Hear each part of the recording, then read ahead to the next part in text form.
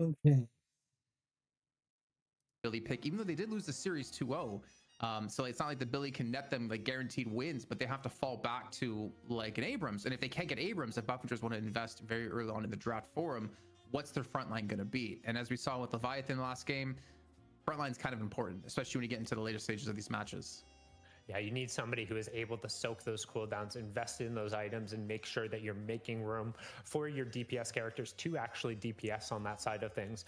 One thing for a potential contested pick on this side, I think Abrahams has to prior Lash. I think you need to take Lash away from Buff Enjoyers, especially after the game Arzo just had, going 9-1 and 8 and facilitating almost every single one of those early trades off of the Drifter kills that Leviathan was able to get. I would be shocked if that's not first picked or frankly banned away in some of the circumstances with just how strong Lash has been for, frankly, I think there's like 4 people in this game who could play Lash at a very high level. And just thinking about it, so Abrahams get choice of first pick or second. I want to assume they're going to take first pick because they want to grab the Lash. But Buff Enjoyers have shown that they're not afraid of playing against Pocket. So I'm more curious about, like, the first pick of Abrahams is important, but I'm more curious about what is Buff Enjoyers going to ban away first, or ban away, because they could take away Lash if they don't feel like they're going to be able to get him in the first pick. If they, is that important? Maybe they'll let Abrahams pick it up. I think that's gonna be actually the really interesting part of it as we're loading to the draft now to see what the bans will be. And Abrahams, they did indeed taste first pick. So for me, this is probably gonna be, I would want to assume like a Pocket out of them or a Doorman. And then Buff Enjoyers, I'm assuming you respond with a Doorman, but if it's a Doorman ban, what do you go for? Yeah, I'm very curious to see what the bans actually end up being here, as Abrahams is going to be the one who takes the Pocket away. I wouldn't be shocked if Buff Enjoyers here then eats the What the hell is going on? Doorman ban simply because they don't want to play against it on their side of things. And it's something that EU in particular likes to get out of the game, and also the fact that the first pick is on the other side, and there it goes. Damn, I was really hoping for them to ban something different, honestly. I wanted to see like a mix-up and really throw Abrahams like off their footing. So we're expecting a Lash as a first pick, maybe becoming the new first pick here, the new Billy, I guess we could say it, across EU. You're under my protection now. No, they'll go Mirage, really. So they're going to allow Buff Enjoyers to play with Lash. I mean, and you could slam the Lash Billy picks here right now, and Buff Enjoyers would be happy. That gives you your front line. That gives you your Lash Billy or Lash Abrams? Frankly, either or. The fact that all 3 of those are up right now are a little bit scary. There comes the Lash going through, which we could almost I think he's right about the Billy. Billy has round. something that's really good. I would probably lean towards the Billy just because of a little bit better potential to start fights. I think it's better into the Mirage as well. Needing to be reactive in a lot of circumstances, it gives you a little bit more variety and engage. But instead, we get the sleepy little rat. I think you actually just take Billy Abrams here. For the second series, then they have no front line. And they did, unless they really know about Moon. They ran Rem as a third pick in the second game of the series, which was piloted. Or they don't mind Shiv. The fat rat that he'll become eventually when he's getting ridiculous amount of golden statue buffs. But that leaves Abrams to be picked up by Abrahams. So I wonder, will Buff Enjoyers actually go for a Billy pick here in top 3 to have some sort of like semblance of front line to help assist into these pulls? Yeah, but I don't think you take the Billy here. Maybe retreated to a last pick. Okay, McGinnis is okay. No, McGinnis is still very strong. Coming out with the success they had, but I feel like the Billy is still really good. We saw their pick rotation last time. Immediately, you just want to start them out of any picking front up line. McGinnis and Abrams together, it gives you such a strong front line and 2 core areas to just really fight around. Because as soon as you slam that Calico, wall in, you have the turrets down. You're not fighting. I want to say it's a Billy ban, but I don't know if teams actually prioritize Billy now after the nerfs. It's the Calico, so definitely a little bit of a these are some interesting picks. Securing those sewers effectively, unless Abrahams wants to again put Shark on Mo and Krill duty. Oh, okay. So they're like, you know, we had enough of it. We saw what you did last game. Yeah. We're not going to see you last pick it, since I believe they will get the choice of last pick at the very end. That is that's I think that's respectable, considering I don't think there's anything else that Buff Enjoyers could be too worried about to be picked, because obviously OC's probably has his hero of McGinnis. Maybe that's like Geist, something to think about that might be picked up later on, but we can expect probably Rake to be piloting the Calico. But you need a counter for this right now. Sure, it could be Hoop. You don't have a counter for that. Could be Zergy. I mean, again, you have the Lash. Lash. Flexibility what this team has, but what are they go for next here?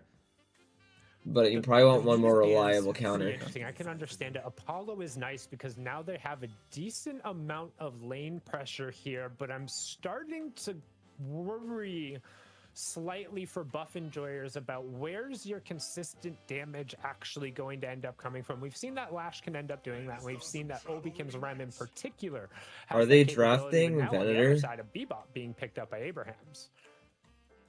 Yeah, buff enjoyers have shown us that For cosmetical? they can run some really interesting compositions where they don't necessarily need like a front line. They can run very bursty, really like high damage compositions, which is what we're seeing at the moment, and not worry too much. I think the one scary thing though is you're up against a Mo and Krill, so you're already up against some really good pressure. You have the Bebop to back it up with, plus the walls. Let's give listing Abraham's- Billy, and then I would funny say enough, it Billy seems like Van they or kind of actually something. swapped like their styles, because like Abraham's maybe like a month and a half ago used to run comps like buff enjoyers are running, very aggressive, very like high tempo kind of teams, and buff enjoyers are playing more towards like team oriented compositions. So it's really cool to see they've kind of flipped the script on each other. But ability comes through, so they have the grouping, they have the front line, they have the tankability as well with the change. I mean, to the Geist Rising is also Ram now. fine. Also, let's beat 8-0 on it. Okay. It's pretty damn good. I'm right about that one. And then Cosmetical is gonna get a Venator at the end of the day. Yeah, so that'll answer the question of where your consistent And then damage ends up here, coming through. you can But kind of pick whatever. my one big let me issue pick with Buff whatever. Enjoyers comp is the slowing hex values. I would probably coming expect a out from Viscous. Abrahams are going to be absolutely insane, right? So you need to be very aware of that, and it looks like they're going to end up picking up the Celeste on that side of things. So that'll be very interesting. We'll see if Tass ends But yeah, up you can pick highlighting anything that there. one again. Because you have the There's a lot Mo of and Krill for comfort from Saint, characters. Tass. They were just You have the double operating carries, 2 unless this seconds is ago. I think Saint. this is 4 on McGinnis, of and it's the more 6 support being Guinness. the same, so 2/3 of them will likely be executing on those same heroes, but then rounding it out with the Because it's Bebop and together, Mirage Tass. definitely doesn't have as much team fight potential as Oh. they were looking at before. It's going to be OC's Arzo. So I'm sitting here And then thinking, is it going to Sharik be Saint. Tass on Celeste? Or is it going to be Tass on Bebop? But then who would pilot the Celeste? Because together's probably going to be on Abrams. I would assume Saint's going to be Unless on it's- Mo. No, sorry, Shark would be on the it's Mo. So what would Saint.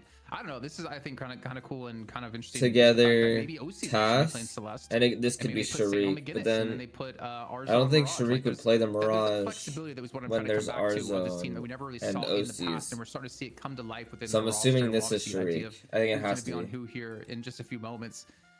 But damn, I'm afraid of Buffinger's comp, honestly. Like this looks like exactly what they want. Super comfortable heroes across the board. The Rem is the only really weird one to me, but you know what? It's gonna work in this composition for sure. It looks Having a lot so many different better. targets you can jump to. Like With the 4 drop now, different that it targets looks a kind of lot in better range, maybe because they 3 do if you take have out the some Lash, extra like Billy, bulk. Calico, Apollo.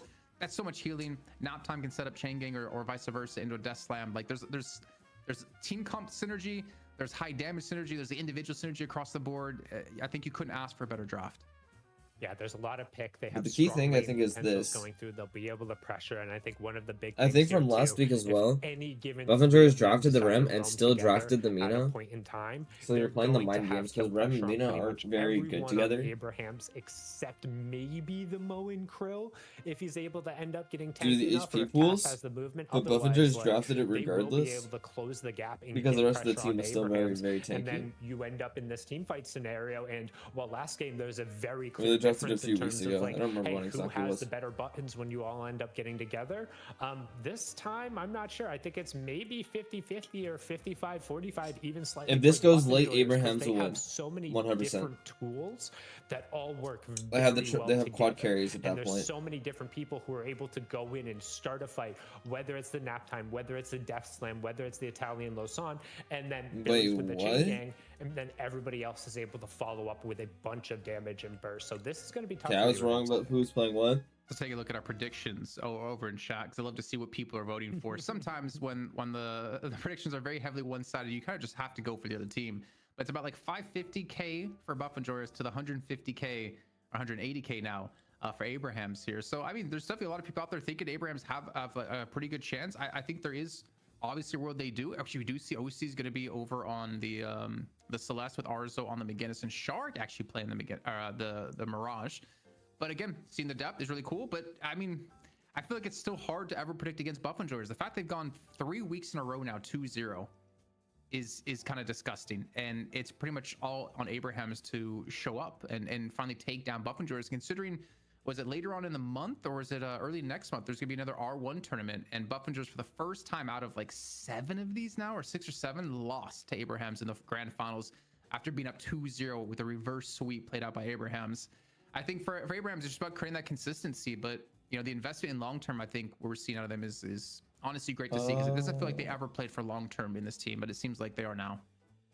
Yeah, and I think it's coming up with a complete game plan about how you want to play as a team, right? Looking at the match and figuring out, hey, what sets us up for success most against this particular opponent. Oh, yeah. And it feels like lately they had kind of slipped in that regard, but will they be able to get it back on track? Will they be able to find the style and the picks that end up working for them and being able to execute on it? Because you can see again that there tends to be a little bit of comfort in trends that are coming through. And if there is anything that I believe Abrahams really has on their side, it's that pretty much everybody on their team is deceptively tanky with like a decent amount of self-peel. So they do have some execution kind of like leeway on their side, where if they do make a mistake, if they do get caught just a little bit and Buff Enjoyers isn't 100% on top of their game, they could potentially outplay themselves. They have room to be able to hand stiff their I'm looking forward to seeing some Celeste. The problem is, when you look across the screen and the people you're playing against, hand stiffing Buff Enjoyers is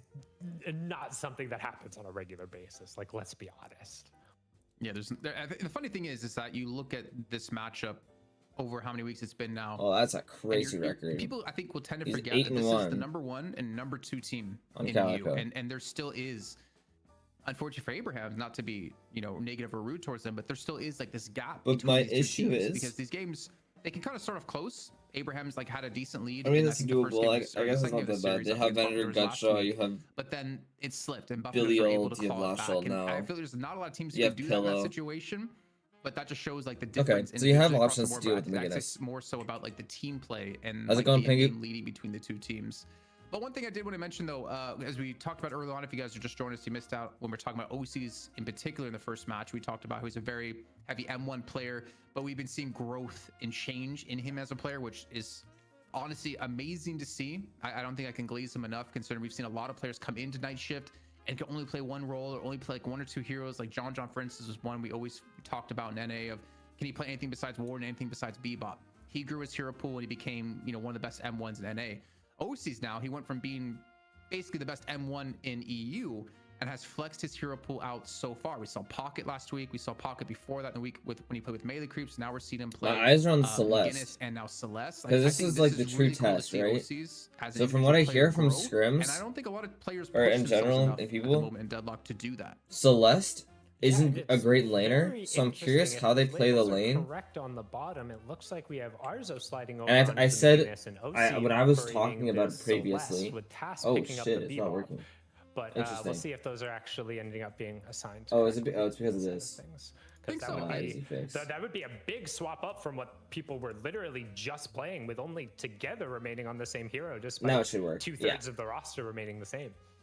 Yeah, I think this So, kind of makes sense. So I think like people OC were showed in- McGinnis can be viable. And here scrims were with saying that Guts the still, and I Celeste had a think bad Arzo's gonna lane. pick that up. I think So, and fact I is previously that said would the you best wanna way to see do it OCs is on to Bebop? avoid If you your were to kinda lane. put people back on heroes they were To on, would avoid you the wanna see lane. that? Probably not. No. Yeah, let's be probably honest. not. Yeah. And by doing this, you would do I like don't think he box wants that routes, you either. would He's do, probably a dang good Bebop if we you would do see it, ganking, like but you would get I cold think front put him on early or some something, more and you just playmaking for roam sure, around the again, map, go into and the then just flexibility help of your the team other and what they lanes. can provide us. If you guys are wondering why we're still talking here, we're still waiting for the teams to ready up and Because get going and chat. because of Like your we have a movement, big you can button do next to us box that we routes can pretty hit, quickly, and we just want to which talk can about help you get ourselves and rich talk really about the early, teams really until we can go fast, live into and then this you can game. use that But the fact tempo, is, we got similar to intro like a game readiness 7. going on right now until But your September tempo 13th. They're in the here with early us game for is a little 4 bit weeks. better We're because currently of into it. week 2, and they bumped our price pool up from a normal 2K up to 4K every single week. So these two teams right now are playing for 2K. As we So that split was it like across kind of my both thought regions, they'll be process here with up until Celeste. I guess it's And then the they were 13th of like, September. no, You the type lane is IGD, too shit, you're just gonna get IGD in punished. the chat and actually learn about all But the you can deals, lane the it great with deals like that are something like coming a your way here Bebop. within the Intel Gamer So you days. can do Celeste Even get Bebop, some, and then 2 games the with Bebop qualifying makes up purposes for it, as so well. they We get saw some Tomb pushed, they Raiders, get a some pod hook. racing action. I was The completely Celeste is with you gonna on have pod enough racing. burst I to played that deal back in with the it day. as I got well. really like frustrated at it because I was So they can not just the kill. greatest player then. Let's be honest, not the greatest player now, but that was definitely my jam, even though I did play a lot of Tomb Raider back then as well. But hopefully people But the aren't playing lanes that at Abraham's because are a we little want bit some weak, Deadlock. We want so to watch some it's Night a little Shift. It looks sus. like we're finally ready to go here, Sundown. Yeah, and I'm super excited to see it. The question is, can Abrahams climb up the mountain that is Buff Enjoyers and push them from the top of that hill? The past 3 nights have been 2-0, 2-0, 2-0, and they've been cleaning up here on the night shift. And right now, honestly, with how Abrahams looked against Leviathan in that team fight strategy, like, I think they could possibly do it. If there was ever going to be a night, tonight feels pretty good for them. It does. It started off on a high note. And honestly, if you're Abrahams, you kind of get like nicely warmed up going into the series. So it actually does kind of favor you, I would say, in that sense.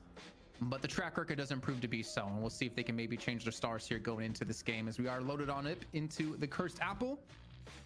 And I'm excited, man. It's been a joy getting a cast with you here. I'm excited to see how these two teams are going to play out. I'm going to keep glazing them. I want to see how OC's plays right now, if he indeed is going to be on Celeste, which I have no doubt production nailed that perfectly. Yeah, they nailed it. More of the question was myself being like, oh, I had talked up so big how like 4 of the 6 are the same. They're uncomfort heroes. And you're like, well, maybe we'll see if they're flexible. And then boom, they pull a full swap on almost all of those 4 heroes together. Now we'll still be on that Abrams, but looking at the lane assignments, again, some really good pressure coming out here in the mid lane. Slightly surprised to not see so they did exactly what I said they would do. They put the Bebop Celeste in mid. Before, right? Bebop, so now this Celeste can look to roam on either side lane. McGinnis playing by OCs. Overseas and OCs just should never be on the same team, just FYI, even though they have in the past. The McGinnis could be in the left lane instead of the mid lane, whereas played previously. So some subtle switches happening within Abrahams beyond the hero switches.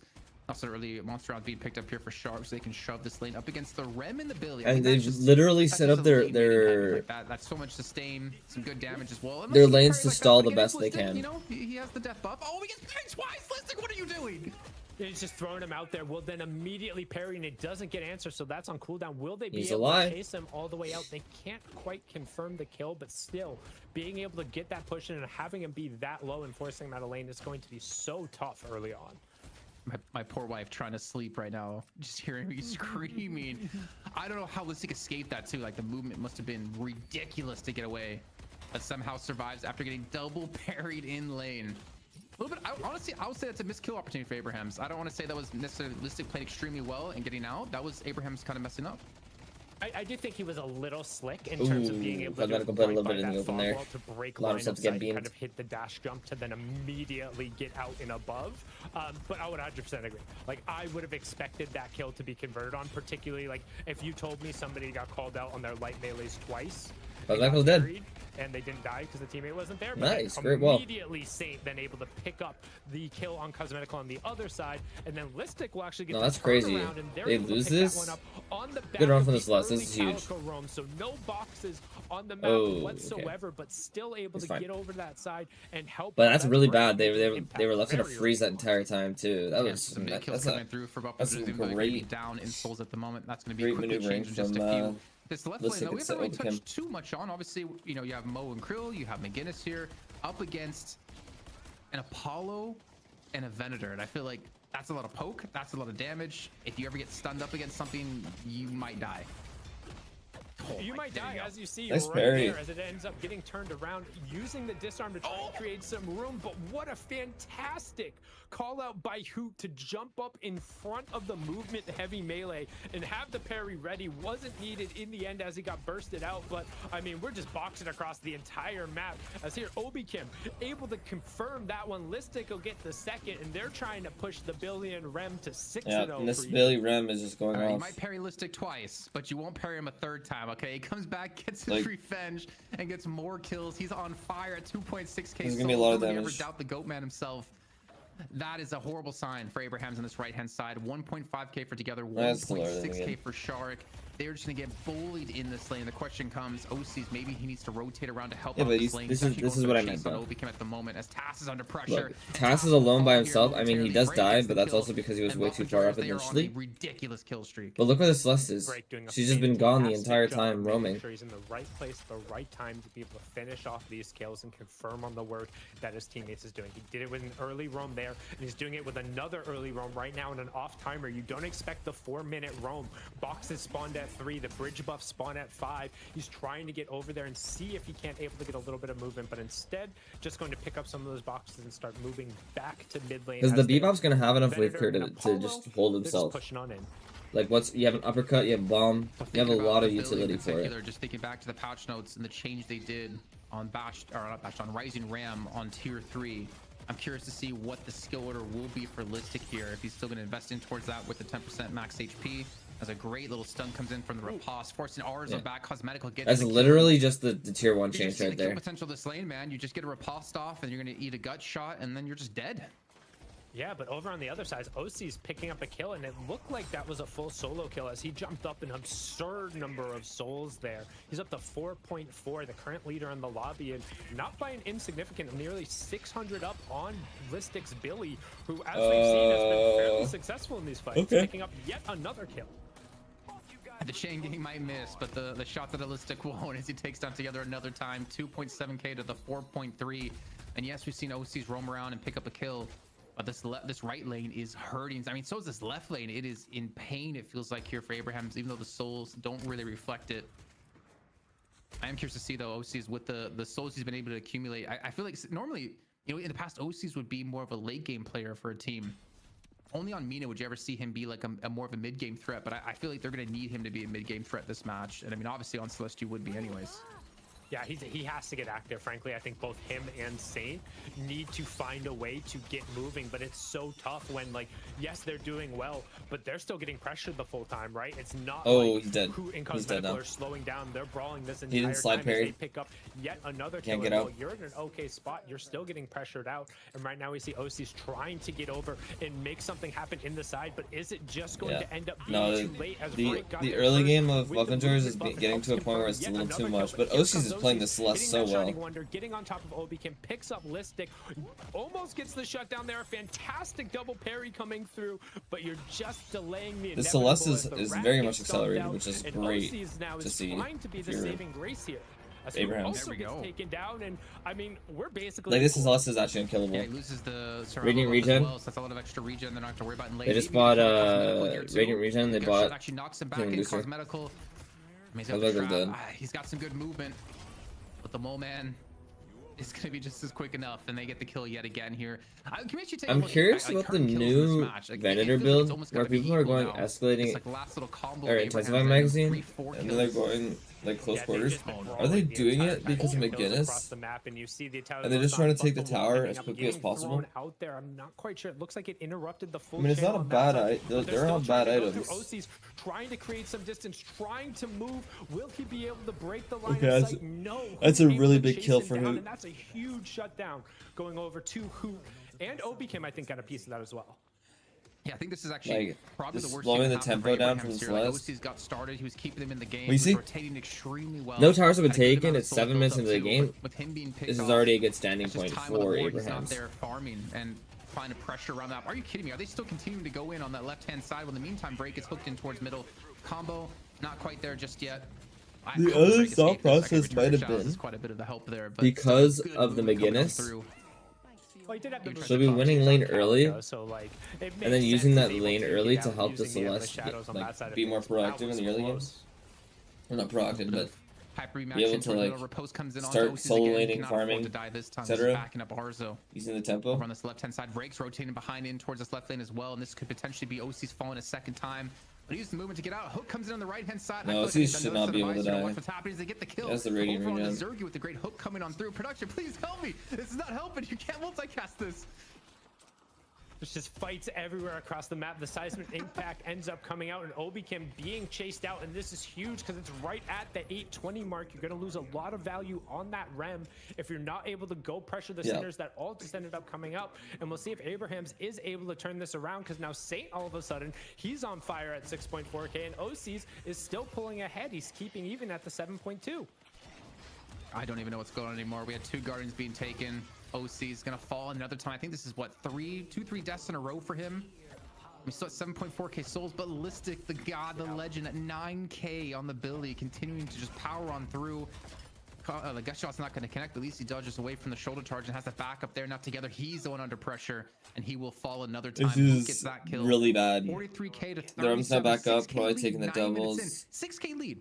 This was like the most Leviathan could get up against Abrahams with a comp really well suited for early game. Buff Enjoyers, like OC's just trying to take it right now before the Rim gets there, but it's gonna be just so hard. Yeah, and I mean, we were just even at 33, and then there was a massive explosion. The Guardians going down, the rest of the control of the map happening. He tried waiting there. The Sinners end up spawning through, and OBK just able to run around and able to actually get to those despite the death that happened right at 8:20, and who with a fantastic Italian. Yeah, that's the bag. You need to get rid of. You need to collect that bag. I feel like I want to say as many minutes, but I think it's been less than that. He spent more time dead than alive lately. There's a combo coming on through on the cosmetical. The time is a world he actually escapes this when the nap time comes on through to actually silence him off. Who is still here fighting? I mean, who's not gonna be able to die? Like these Apollo changes are insane. Like especially with the rim around too. Around the vicinity. They've invaded to take away the double buffs yet again. Zergy gets the right hand side. We haven't talked about Zergy whatsoever. He's just been farming constantly in this game at 8.4. The Shining Warriors connected onto Obicam and Listic. Yeah. And just they're constantly fighting over the doubles. Finding that extra support they need to keep them away as the urn is picked up for Vrayek. And Buffalo are showing no signs of stopping. But I will give credit to Abrahams, man, to continue to battle out like this and to not just give up ground. I think has kept the game a lot closer than it could have been if they weren't able to get these rotations and kills. Yeah, but we got a major problem with the fact that Listic right now almost has double the income of Together. Like, and you're looking at those roughly occupying the same space of being the front line, trying to create some room. And I mean, we can even throw in Together plus Saint. What did that saying does kind of make sense. He picked up 7 but kills it's not exactly true. And he's now turning that into a bunch of farm and pressure on they're the the same quote-unquote role on the team. To be able to just solo farm that mid lane, pick up whatever camps and But boxes the difference is, and he's doing a fantastic Abrams doesn't job really need putting the himself in the right spot to keep farming while also making it to the fights he needs to be at. But Billy uses we money have better some calm here. than Abrams does. Finally, a bit of reprieve from all the fighting, though I can see them. So getting him like solo and letting him solo farm is always going to be very good.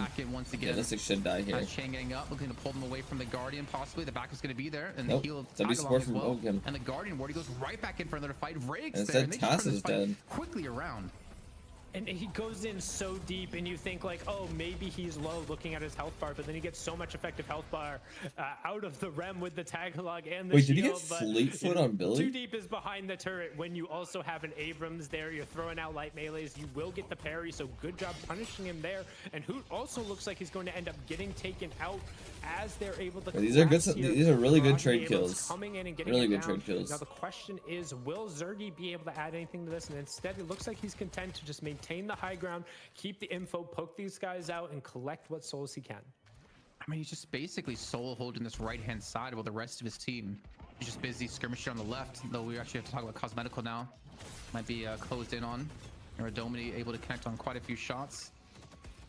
He's just trying to buy time. I mean, if he escapes this one, I think it's comes back. Yeah, makes sense. Considering so much was invested, he just got to throw Celeste away too. And he will survive. He pulls 2 players to the left-hand side, allows the rest of Buffalo to contest this right-hand side for the unstable rift. Oh no. And prevent Abrahams from getting it. I mean, yeah, the Death Slam, it doesn't work out too well, but honestly, it's Zergy. You don't need the Death Slam. Yeah, the Death Slam. No, you don't. You're a flyer, you just slide this guy, make sure you can't get hit. Okay, you need to be punching there. To get that engage off and throw him back in, but it doesn't matter. Still able to follow up, and they take Together out almost instantly. And now here comes the charge. Listic just so strong. The Behemoth putting himself in the middle of the fight, able to get these light melees down. They just lose the fight. They just grouped up for the rim. From being able to escape. Get parry. Get some rebuttal parry too. It's a big one. Through, which I think is the 5th time we've seen Listic. And the Celeste ball's going ham. He's now going to end up getting. Okay, now it's gone. But it pushes them off, and now they should be able to get a rift. He has the Shining Wonder on him, and a really good job of creating space. But Drake right now, they lose the minions. That was really good from Drake. He stalled it out just enough. The lead has now closed to just 2K for Buff Enjoyers. They get the Guardians. And while this happening, I don't think it's the worst thing to lose out on that rift and to pull players in that direction, because you've allowed Cosmetical to get a lot of damage onto this walker on the left-hand side. He's been hooked in. He's been charged in. Cosmetical should die. From this, and in no world he escapes. Someone finish off this man. Someone kill him. He requires the rest to lock, and he will go down. Even pulls over Saint to help deal with him. He buys a lot of time here, but at the end of the day, Abrahams have been able to take. It's still a really big kill because now they can just play for the Guardian. But for the first time, it's an even game. Yeah, and honestly, which is the most key thing. Good job. And if it wasn't for Drake stalling that out, When you're playing 4 late game scaling like Abraham's is doing with all of this, would have had the rift as well. with all of this, would have been able to push. And one of the things to note is there's making it a neutral game is like the best thing you can do. On the map, if you manage to get ahead, obviously that's better. To end up falling down, and when all things are considered, but it's just so good to have in the current moment. We have bridge buffs coming up in 30 a neutral seconds, game at this point. Being able to equalize at this current phase with their team comp, they are more. Because that means Buffingers weren't able to capitalize on mistakes something else that I want to or know, on if things you take a look when in the top right-hand corner, they had the opportunity to be strong. Obinkim's starting to fall off a little bit. Like with these next round of Sinners going up, if he's not really able to get on the other side of the map and take some away, he's going to have a tough time maintaining his economy in order to keep up and pump out the heals and the utility that Buff Enjoyers needs. Oh god, we're gonna see a big fight break out on this right-hand side. Yep. Buff up on the right, buff on the left as well. Buff Enjoyers gonna secure both of them. It feels like they've done that this entire game so far. And then they're relying on Tass to hit a hook here. I said he backs away. Okay, so Abrahams, they set up for the potential contest, but instead realized we're not really gonna be able to take this fight. And you know, fights is something we should talk about here. Buff Enjoyers, they do have a technically more suited. I like this a decent amount. He goes this over slowing hex just because of the fact that there's not as much movement on the enemy team. There's really just the Abrams and OCs, maybe Sharik and Sharik as well. But again, if you so there's not really too much. Maybe more utility-wise, maybe go for. So there's not really a reason to go slowing hex. You just go with the extra damage item instead. Get that spike. During combo, maybe you can make something happen. Yeah, let me see some Majestic Leap or go take on a Magic Kidnapper build. Right, a whole new world, show him. But then one thing to note too, we talk about Mo's utility and scaling in the late game. He's on fire right now. He's been a part of a lot of these kill involvements. He has some stacks coming off of that combo. In fact, I think that's one of the first combos we've seen not result in a takedown for him. So he's going to be a little bit tankier than you'd anticipate from a usual Mo and Krill. Just because of how much boxing has been going on. Like the brawling only benefits Mo in terms of getting that passive off, because you're gonna get combo value somewhere. Headed to Broadway. I think one thing Buffenders have been doing extremely well with the comp they have is the mobility to try to get around two of these combos when they can. Oh my god, Tass can't get a break. Tass is having a rough time. But it's just a matter of the fact that they're all immobile. And Tass is the easiest target to go for. Not quite the finish on the same, but the team is going to be there. Listic comes on through to take down. There's going to be a mid boss. If Saint dies, this mid boss. Yeah, and we see just how much damage comes out of Buff Enjoyers in this mid-game fight. Will Hoot be able to chase him down? You see, trying to use all of the movement, but not quite able to get in there. If Saint dies, they have 15 seconds or so to do mid, and they have Calico. So they're going to be able to shred. Yeah, it is. And also Cosmetical gets a walker for free on the left-hand side. Oh my god, Tass. It's immediately jumped on. And that one play was so really good. It's just so clean with his movement here on the Apollo. That could have been game ending. But again, who probably has the biggest hero pool out of anyone in Deadlock right now. Size of Impact going to be coming on through, looking to focus down Listic. And does get the connection. And he is probably dead here. Having the entire team swarming over him, but somehow he's alive. 60 HP. Do not tell me he gets away from this. Someone must certainly have to come around this corner and kill him. There it is. No, but they have the tag along. Okay, well he's dead, but there's no way like Together doesn't die now. Wait, they're playing this really well. Cosmetical's dead too. Yeah, no, this is mid. No, yeah, GG's. You go mid? Yeah. They should immediately be able to sprint down and you have McGinnis too. This is gonna get shredded. This should be just GG's. Like that was a big turnaround. Kind of low. You just stalled out the game so much. To stop them, so they're gonna look for the early game damage here. They both chime in at the exact same time, trying to take down Tass. Mid boss is still alive and kicking right now. If Prick and Zergy end up getting one, but they're still continuing to hammer out. This is insane. The problem is they just cannot convert these into kills. Can they get the Death Slam away from the crystals? He gets a Wait, they got 4. Who's gonna get the crystals? Ray gets 1. They got 2. They misplayed that so hard. 2 of these rejuve takes as Saint secures 1, and they force the pop on it. Do not tell me they get away from this one. Abraham's misplayed that so hard. You can't be all in pit there. And get a kill into Arzo. What is happening? Obicam came in and managed to get the tag along. I mean, this is okay because you still win the fight afterwards, or at least you should. But like, no, but they're losing it too. Show up, indeed they did. There's both of the rejuves popped, but the fight is still on. The damage is no, coming that was actually just they actually just threw the game there. They misplayed that so hard. Zergy going to track down the Celeste. She's going to fall, and that's 4 taken down, 5 taken down when all is said and done. And I mean, that is. But Zergy played that really well too. A very, very, very good job. Like he played it patient, made sure that they didn't have any abilities to cancel his ultimate. A chance to be able to steal 2 of that's why he went it early. Because they force out any CC or anything to like cancel. And buy them enough time with the rejuves for the rest of the team to show up. But they can't all be playing in pit absurd and because the Lash is just going to ult them away, which is what they did. Production, I might need to see a replay of that chat. My lord, that was insane. It plays like the other thing is, they just won a fight beforehand. One of them should have bought counterspell. Get around, but they bought so much time. The delay that they were able to pop. But like they definitely could have at least had one counterspell. Take away 2 of the first crystals from Abraham's, and then also get a kill. That stuff like that should not happen. And right now, I mean, the game is neutral still to an extent. The contest initially, can they lead? They have. It's not enough really to, I think, make it. So they have to. This is a better fight for Abraham's. It's come back around the corner. Urn's being run across. They have the ultimates. They took too long to help out, but he wants to get this guard initially. Ray gets the Urn while all this is happening. Big nap time coming up from Ram. Sleep on the backside, but a fantastic job by Together, putting the whole enemy team together.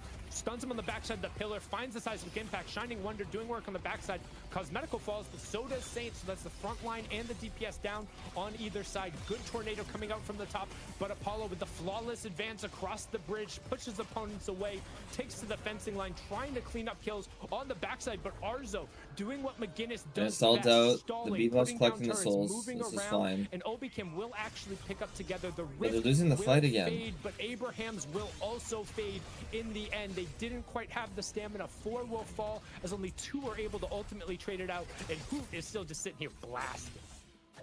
I mean, what are you gonna do about that? Was smart from Hoot. These fights extremely well. Gets the repose, doesn't use it right away.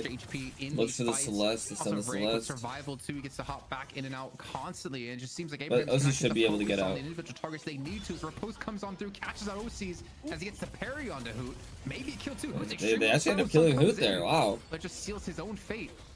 And OC's getting out, even just 1 kill from this. It should not happen. And if he OC should just be able to get out. Like, he's super tanky. This is feeling like a little bit of an overcommit and an overstay. Something we saw a lot coming from Leviathan, where they ended up getting. Yeah, Clipper. I don't know what they're doing. Like they were doing there. Trying to get that next one. Let's get that next kill.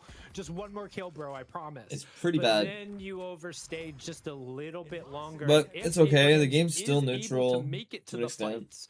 We've seen they're capable of taking them, right? It's interesting. He still went Tank Buster. The fact that Buff Enjoyers is just there a little bit earlier. They have a little bit more mobility, and they're just a little bit. And he still doesn't have his green spike either. Now we're gonna get a replay of that mid boss fight, because this was just insane from Vrake. Like, my lord, look at the damage coming out, and then look what he's able to do. So what happens on the backside is Lash gets an angle to get above and past the McGinnis wall. They did counterspell. They did have it, but they used it too early. Mistimes the parry.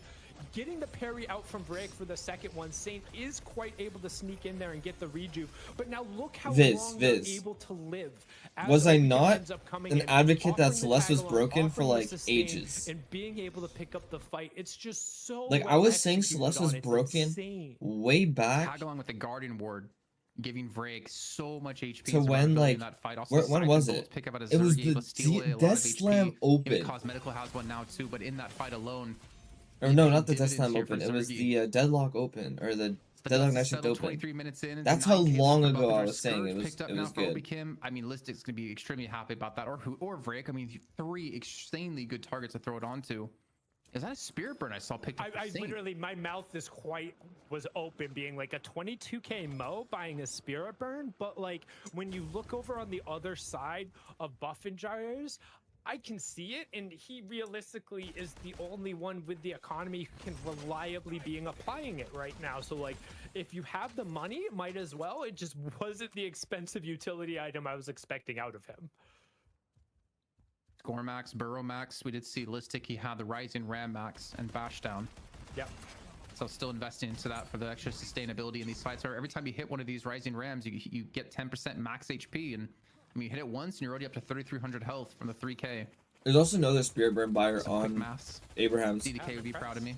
Yeah, that was really good. And normally we're told not to do math on Steam, and generally I have a pretty good one, and I just avoid it in all circumstances. So, but now sometimes I lean into it, you know, just keep the expectations low for when I do actually get it right. People are like, wow, good job, Jason.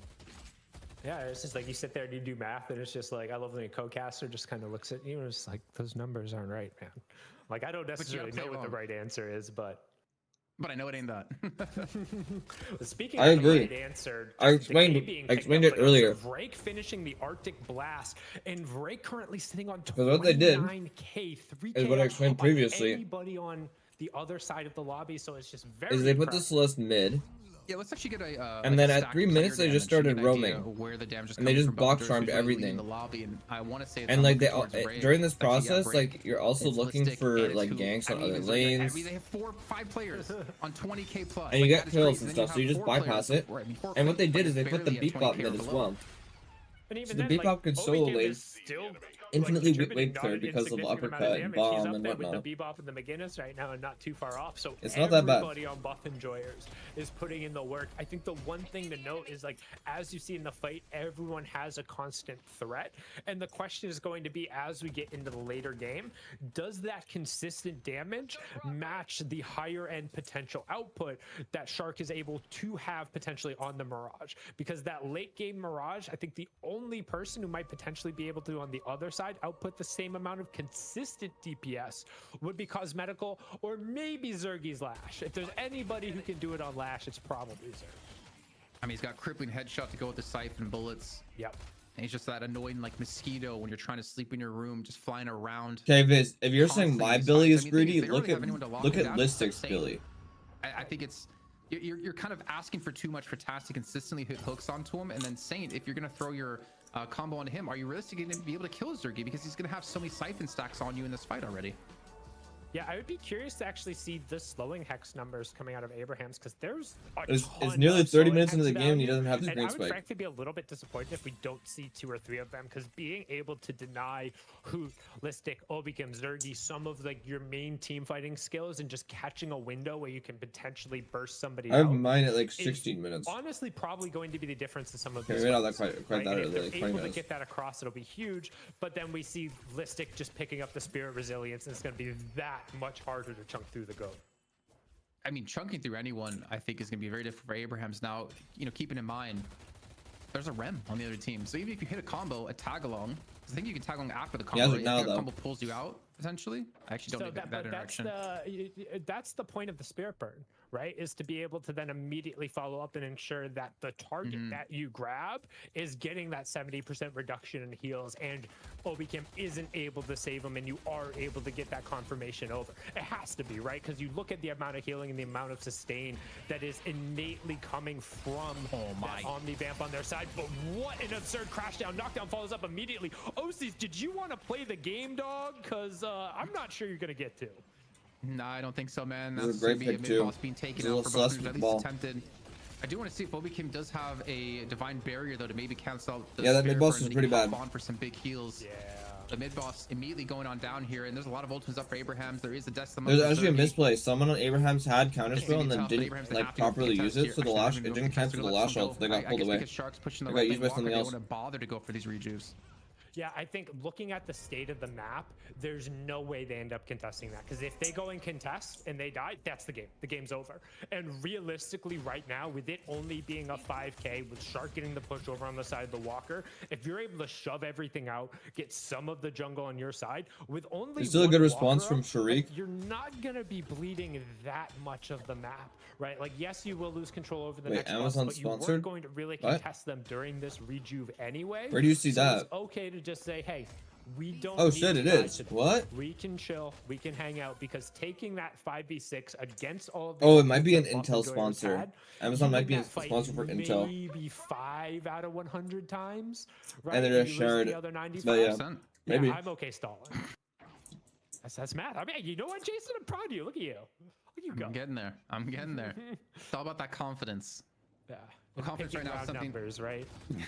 Exactly. But confidence. Oh, there's a divine barrier for Obi Kim. So there we go. There's the answer when it comes to the spirit burn. That's the response of Obi Kim. So even if you combo someone, it's not going to matter anymore. As they have the confidence to push that right lane walker and look for kills. Saint, that's the combo master down. Buff Enjoyers with the man advantage.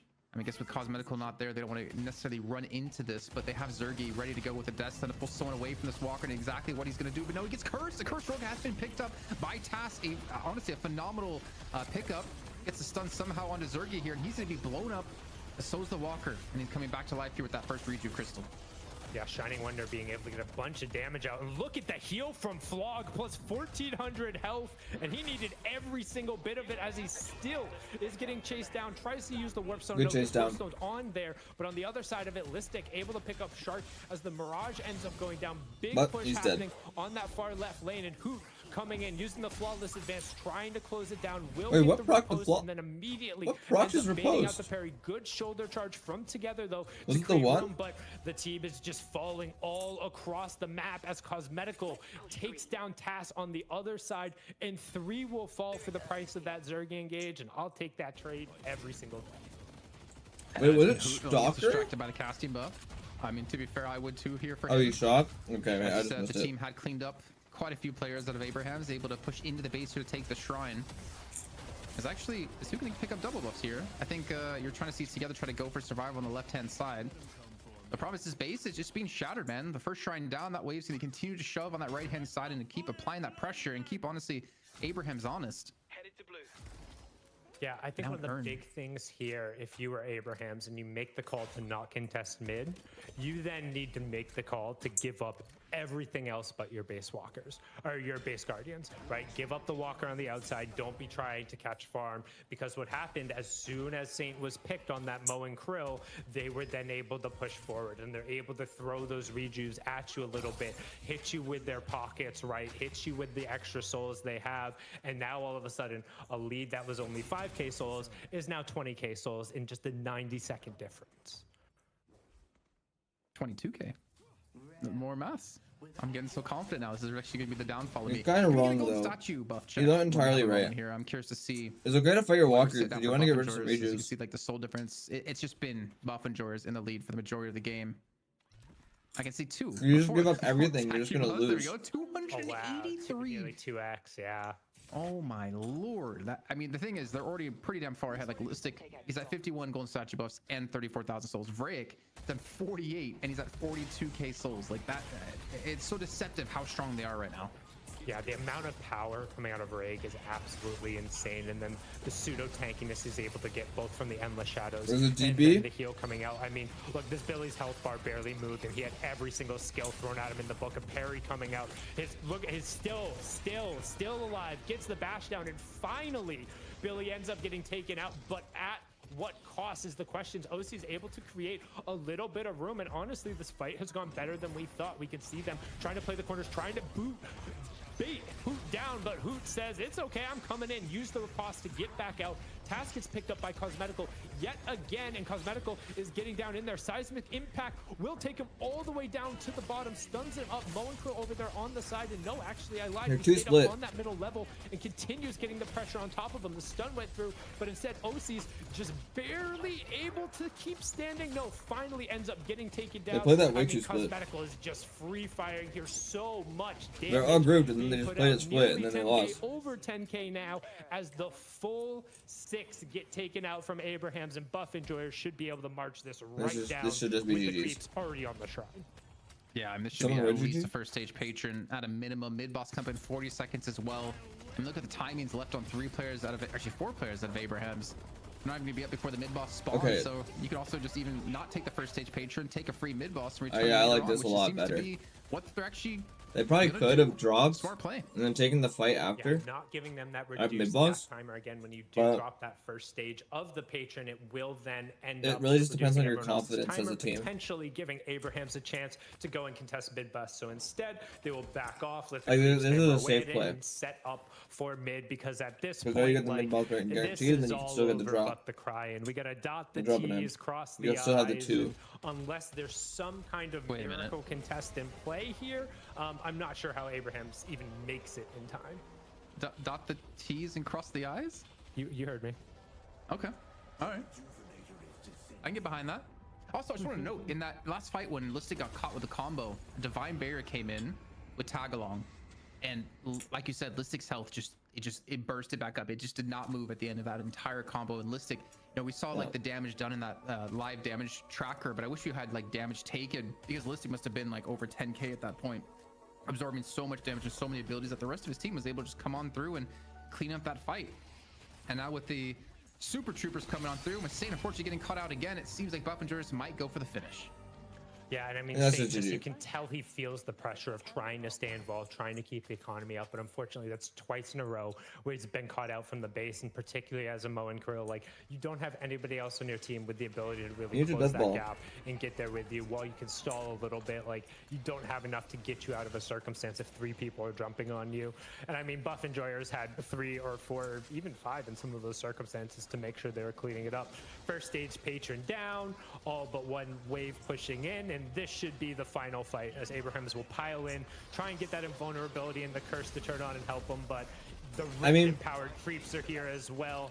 Task goes down. I think it's like one of those things where it's just a matter of time. The character's strong, but the team is just so different. Like Drake picks up another kill, and the way they play as a team is just so different. Abrahams can do about this, but this game, which causes so well done from the beginning, but so action-packed from the get-go. So it's not like a draft. Like a lot of these things aren't necessarily like draft. Right-hand side, and Cosmetico was just farming away up to 46,000 souls, is putting out most of the damage here at the very end of the game, and Abrahams, they will fall. I think it's just the way that they play these fights. Have the chance to go just so much different. To back-to-back 2-0s if they can pull off another victory this next match. Yeah, they're looking to get the 4x 2-0, but that was a great start of it. I'll also note, though, that it came on some amazing individual efforts from Vrake and Zergia. Then also we'll throw Obi Kim in there. The way they were able to execute on that mid-boss fight, stalling, getting the damage down, putting pressure to force Abrahams to make a call, being, do we peel off and try and kill them, or do we just finish it and get it through? And then ultimately comboing the Endless Shadow with the Death Slam to get a window to allow Vrake to secure 2 of them. It turned the game, right? Because immediately before that, Abrahams had gotten a huge fight, taking down 4 members and pushed them out, and it looked like they were going to blow the top off of the game. And then came Buff Enjoyer's hand stiff.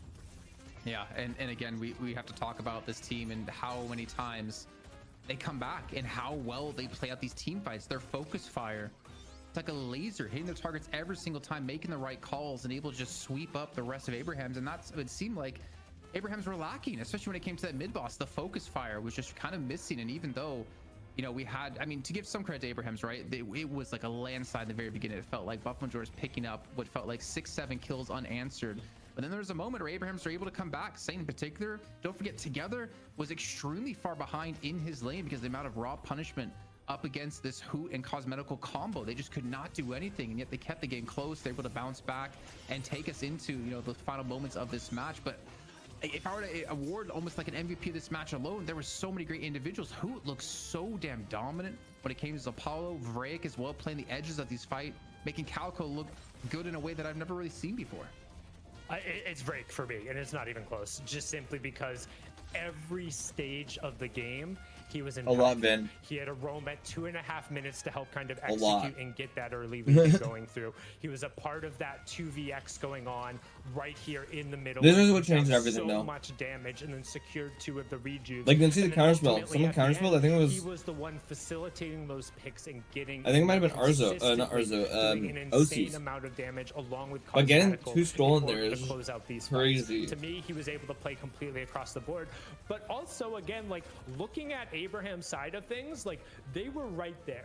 If you had told me at the start of the game that Listic would get 7 kills in less than 7 minutes and be able to like have a 5k plus lead, I would say like, oh, then Abraham's just straight up rolled the game over and it wasn't even close. But we were tied at 33k. Like, they ended up getting that mid boss. They were making good calls to keep themselves close.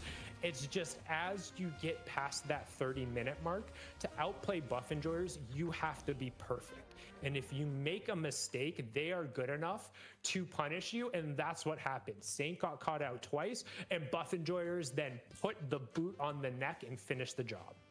I mean, we have to talk about one player in particular because we were wondering how things would play out for him going into this game. OCs. We cannot forget. I'm pretty sure he was the Vincer. There was a counter spell into that turnaround. I believe it was actually OCs who had it. The Buff Enjoyers were starting to have like a landslide. OCs rotates into the right lane to deal with OCs had rotate into some of these other lanes counter to deal with spell. some other players as well. I think that was, and then it got used on something else.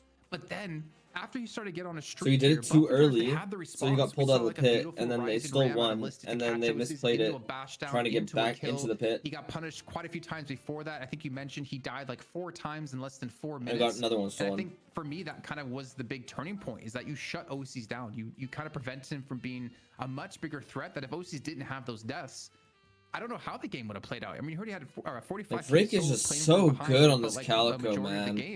Player damage done playing from behind a majority of the game, and he was just gapping the rest of his team. Like Arzu couldn't keep up. Look at these stats. Didn't really have the support he needed as like in terms of front line. So I think OCs in general played well, but Buff Enjoyers just realized where the threat was and was able to deal with them. Yeah, they were able to put the damage down, and I think one of the big things too, there were 61 kills in this game.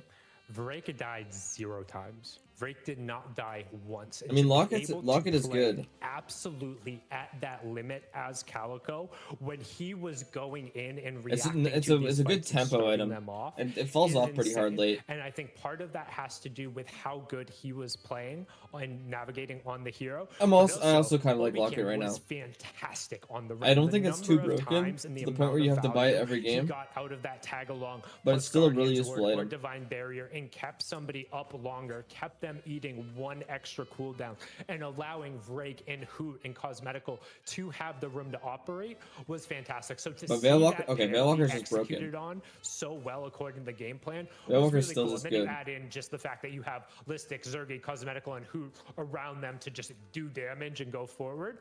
Yeah, for sure.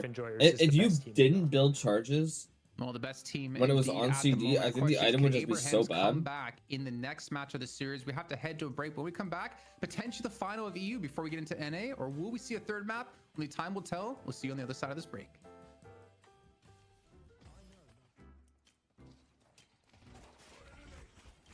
But a big thing is, Toss was getting picked off a lot early.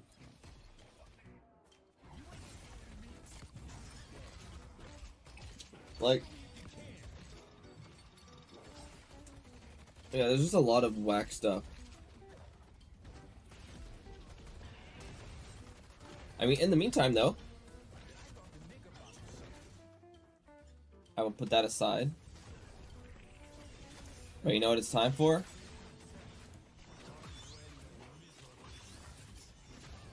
Item tier list. Let's go. Item tier list.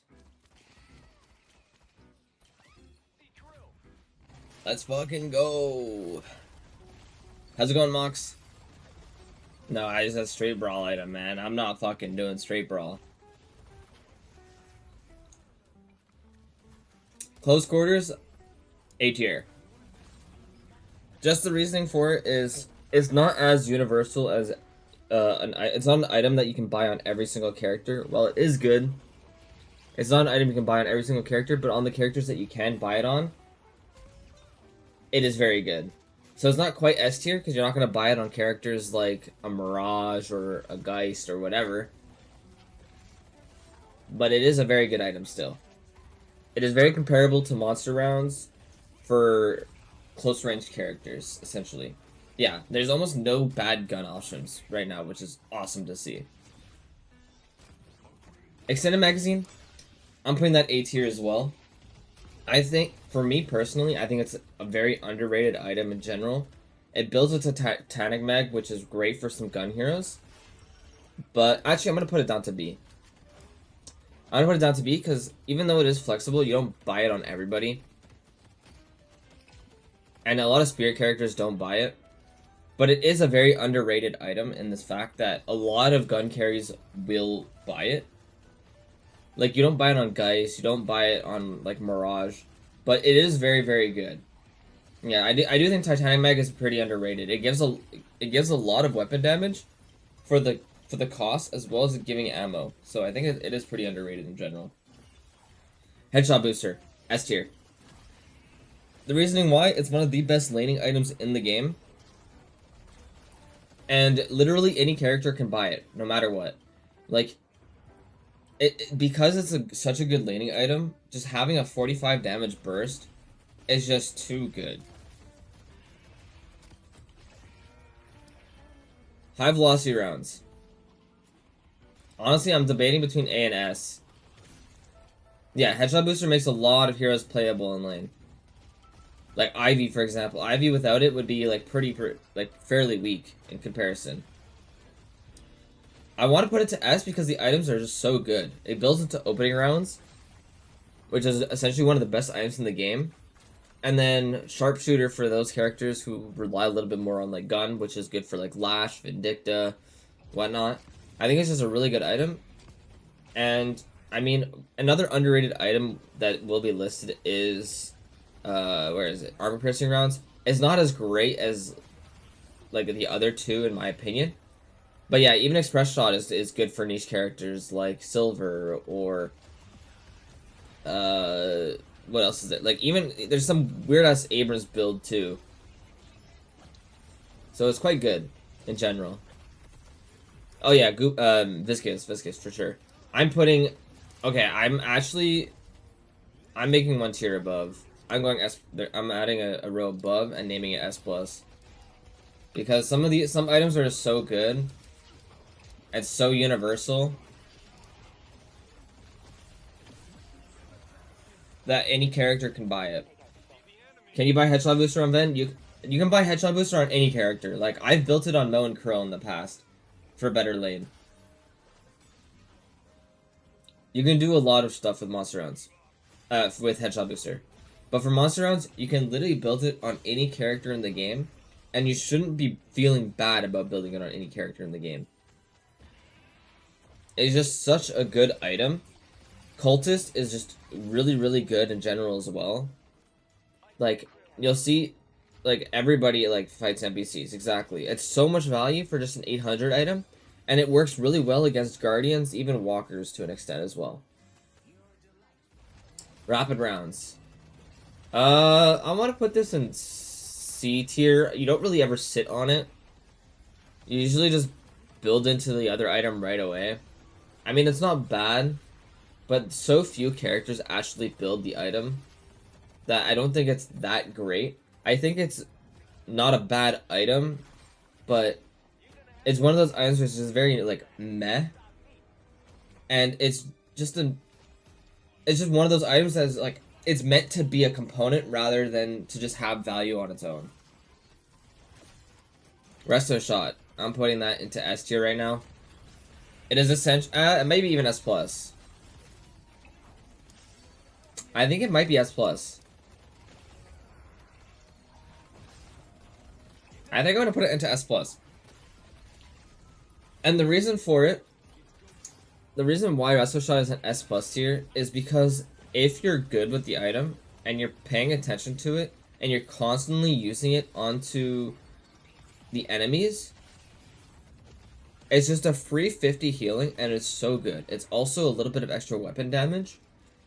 Because if you're just buying it first item, it's I think 16 no, it's 14 weapon damage if you're buying it first item, which is honestly like really, really good for just having one item. And it's better sustained than extra regen in the early game. Active reload. I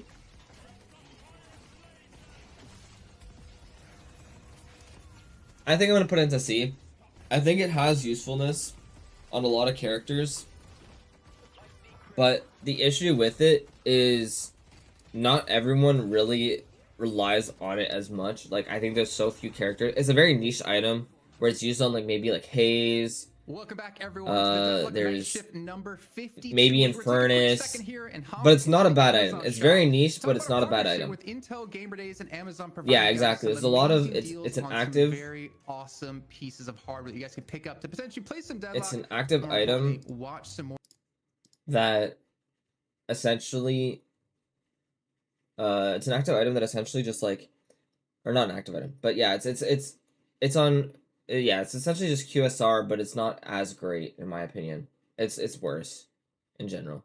Backstabber, I'm putting that to S2. I think this is another undervalued item, but it's still very, very good. It's a great laning option for most heroes in general. Dealing, what is it, 17 times 5, which is like somewhere in the 80s, I think, if I remember off the top of my head. I think it's 80s or 90s, but it's a very, very good item in general. Gives some shred, it gives vision through walls. Very, very useful. Especially on characters who like to get close.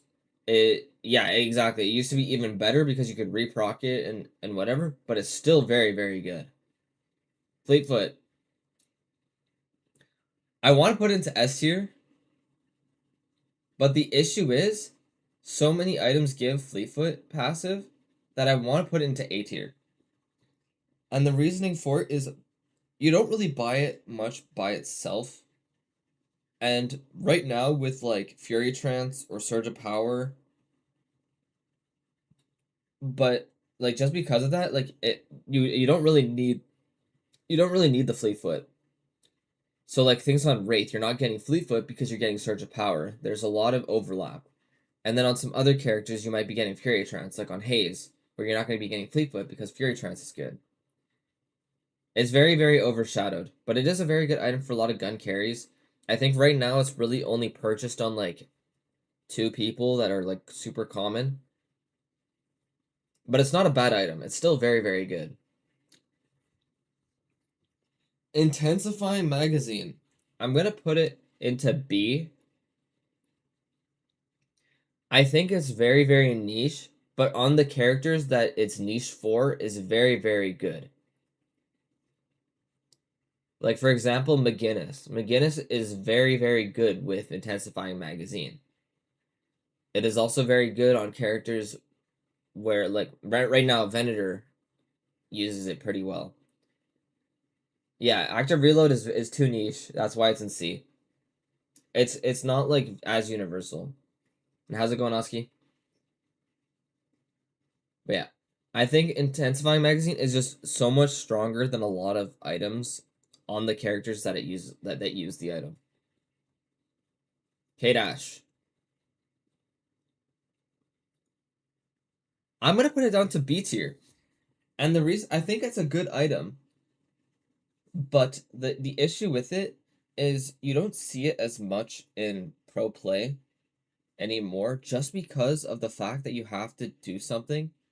Yeah, you don't see it as much, but I think it's still a decent item in general. I think the only character that really uses it is Geist right now. But the issue with the item is you're compromising your positioning. It's almost like a compromise. Like, the stats on it are pretty good, but you're compromising your positioning in your play to get more ammo and more fire rate. So it hurts a lot. But I think it is a very good item still. I don't think it's necessary on every character, but it's not great. Long range. I'm gonna put them to B tier. It's a niche item, but it's very, very good. I think very few characters actually build it. For example, some of the more popular builders are like Sinclair, Vindicta. I mean, Lash is building it now. So it's not the most common item, and it's not needed on every character. But the character, the use for it is there. It's a very good item for those niche characters. And I think that makes it a pretty well-deserved spot to be. The other issue with it is the fact that its upgrade is quite a bit worse. I mean, Sharpshooter has gotten better now with like the inclusion of high velocity rounds and whatnot.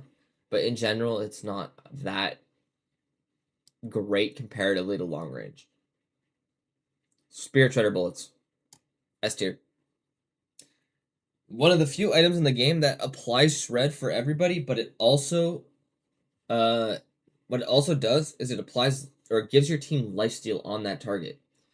So just giving your team global lifesteal is always going to be very, very good. So it's an S tier item for sure. And it's very, very cheap, very good for spirit carries in general. Amazing item. Slowing bullets. After the nerf, actually, I might even put it down to D. I think the nerf hit it too hard. Just because I think it's still a good item, but it's so niche now that not many even, yeah, like I almost never see it now. I wouldn't put it down to F because I think it's still a very good item and its upgrade is still very, very good. But the item itself is pretty bad. I don't think like people build it as their gunspike now. You'll just kind of wait until later into the game, and then if you need debuff resist, you get weighted. And weighted is an amazing item. Like it's just it's a ball of stats that's really good. Recharging Rush. I'm putting that into A tier. Again, it's another niche item. But the case, I think, is one of the best in its niche. It's good on a lot of spirit characters because you can pair it well with like Headhunter or Headshot Booster, get a free charge, and like for characters like Dynamo, Holiday, yeah, like a lot of characters which have charges, so it's a great option for like spirit characters who rely on their charges a lot. So there's a lot of niches going around with it. So Recharging Rush is just a great item. I don't think it puts itself in S tier because the item itself isn't that great. It pairs well with a lot of items and you use it just in general. So I think it's very solid, but I don't think it's broken. Yeah, it's essentially an item that everyone can get usage out of is what makes an item balanced. Yeah, exactly. Weak stats, strong effect, and that's good. I think that's a balanced item. Reliably put into A tier. I don't think if there's a nerf coming, a recharging rush, I have no idea what you would do to it. It'd be too shit of an item if you nerf it.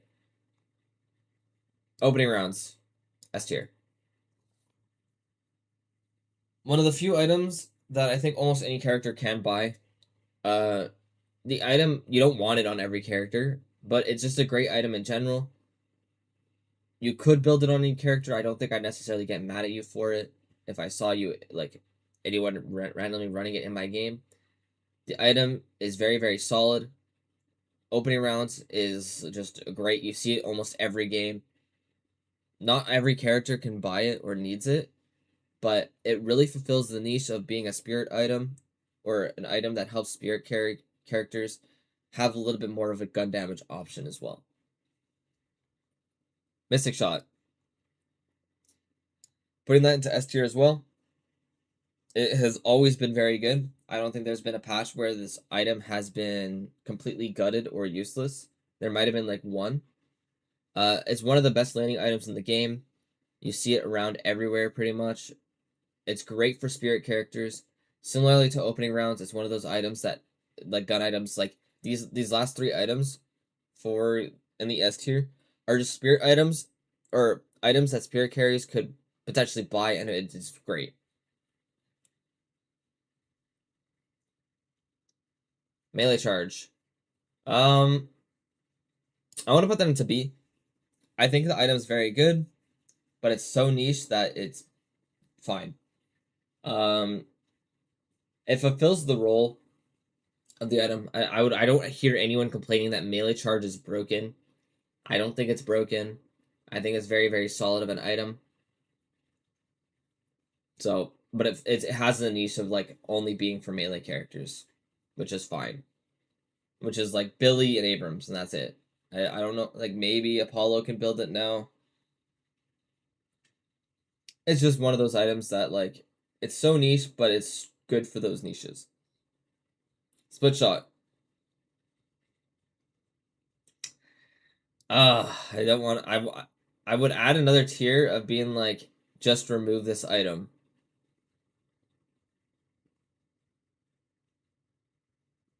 Okay, I'm doing that in F. F/ just remove the item. Actually, yeah, no, I'm just gonna. There's gonna be no F tier. It's just gonna be just remove the item. Split shot is too buggy for its own for its own existence. I mean, it's getting better, but like it's so gimmicky that like it's not really that healthy for the game in general.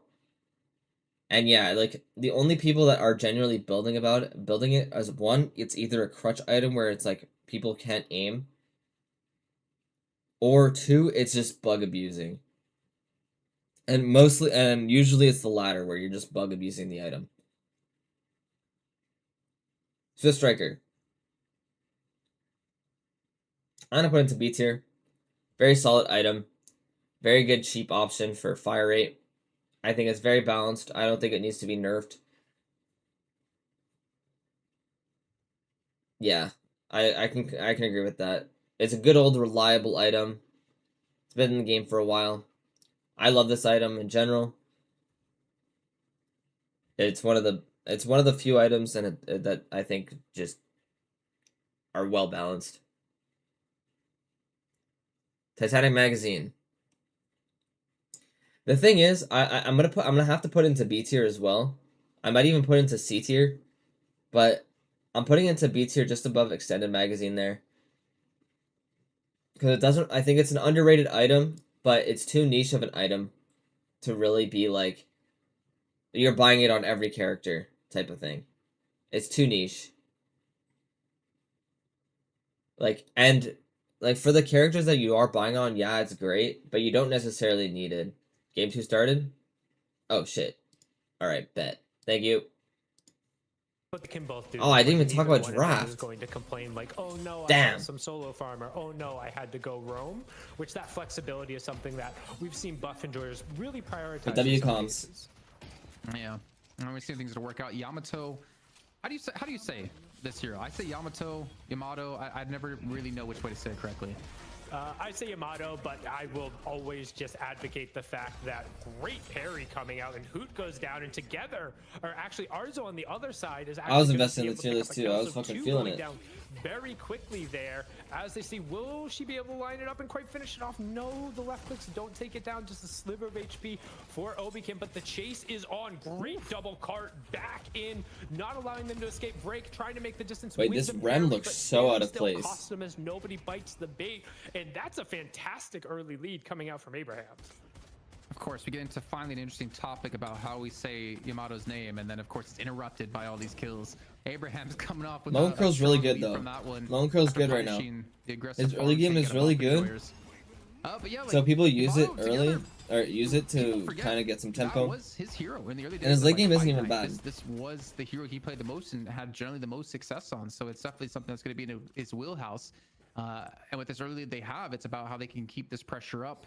But like, who does like the issue with I have with the Rem in this game I do worry, though, is like you don't really have an HP pool. Like you have pseudo HP pools with like these people. Even though they were able to pick up kills, I feel like it's like who like this Rem is just like a little bit more sustained. It just seems like a deny pick. The poke and like one shoulder charge can be the death of either of them.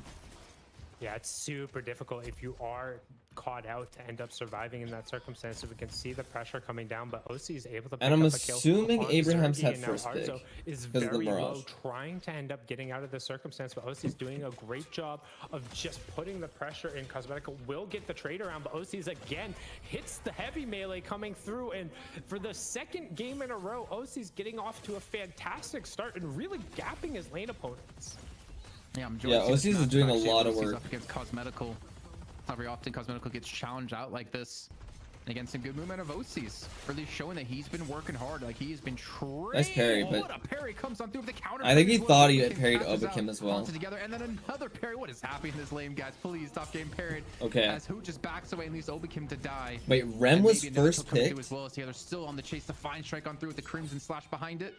Not going to connect it, of course. And he's gonna escape.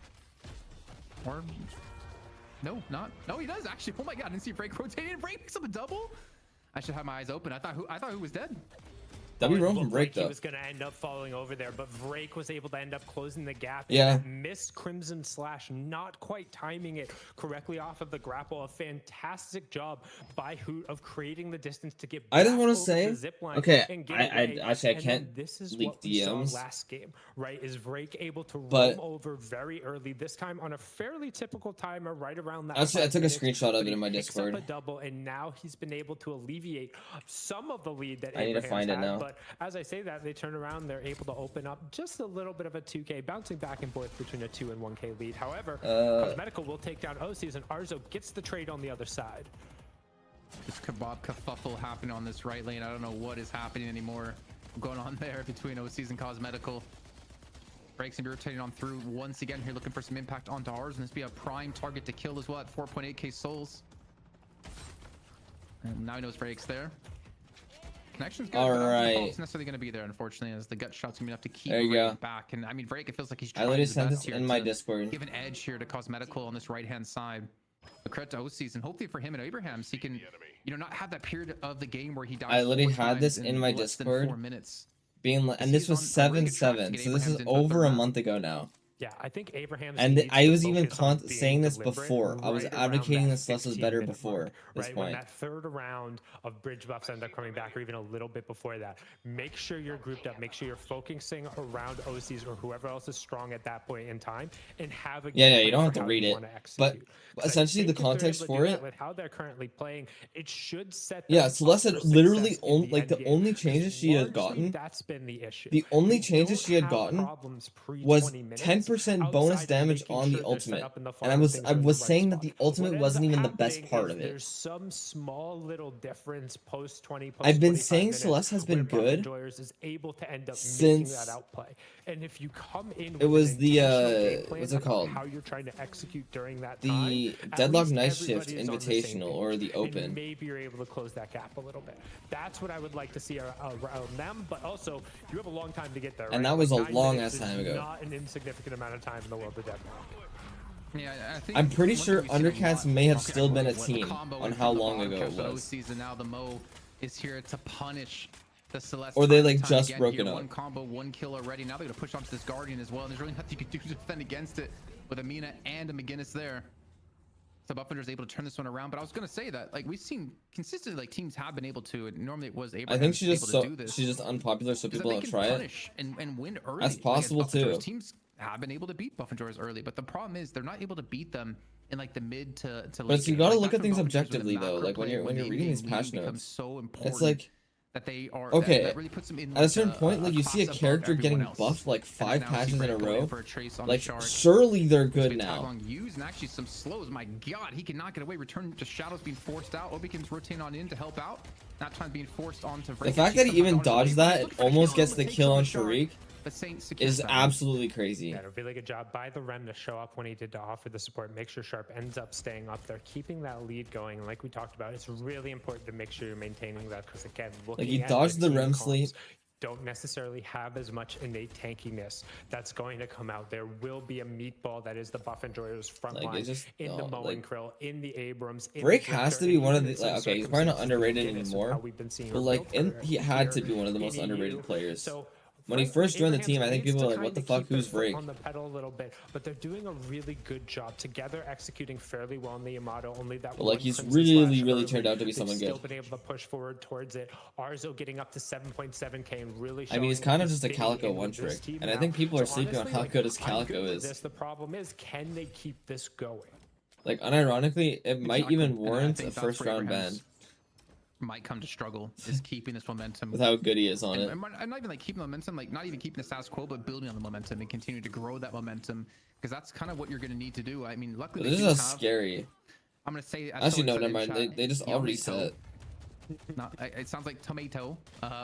You have stretch transformation, so like mid boss, it's not really something Buff Enjoyers can take so lightly for free. You have to respect together when he has stretch transformation up.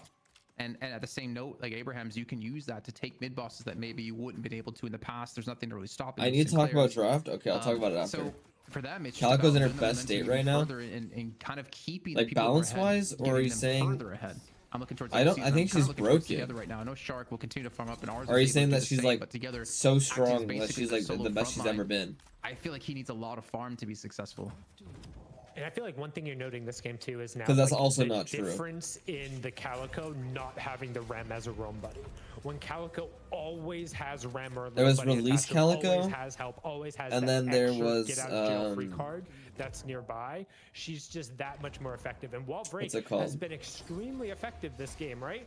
He's not the same soul lead we saw before, and if anything, he's actually falling off the pace here.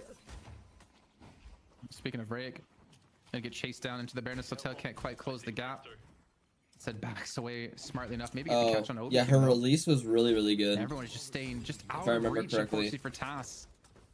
Like I'm pretty sure it was just straight up one-shotting. Like the moment you got the ult, you just one-shot and you just die. I mean, I think like there was no contesting her in lane. Like 1v1s or 2v2s that you normally wouldn't be able to pull off. If I remember correctly. But with the urn in the hands of Listic, trying to shuttle it across this map. Yeah, because I remember. No okay, yeah, because release Calico, people were like, "What the fuck? She's so bad." Yeah, mathematically. And then people started playing her, and they were like, "What the fuck? She's broken." I thought you were making fun of me there. MOBAs. No. I'm saying like literally mathematically, absolutely like any broken. MOBA, because like buying attack speed, buying fire rate. Ava used to be better. One of the you could just walk things through for boxes damage before. calculations, and that's part of the reason why And Rusty then, Barrel ends up feeling so good in these situations. Wait, this is crazy. There's a lot of who just rushed on that. You feel a lot more confident in those trades. Not only Hunter's does it Aura. feel good, just math-wise, it is a very strong item. Like I am a huge advocate of like a lot of those 1600, 3200 spirit utility items are just insanely valuable. The rusted barrels of the world, the knockdowns, the slowing hexes, like you're able to get so much utility at such a cheap cost. Especially when you get into a level of gameplay like this, it's really easy to make best use of it. Listic was able to secure the urn and didn't get a pair into OCs.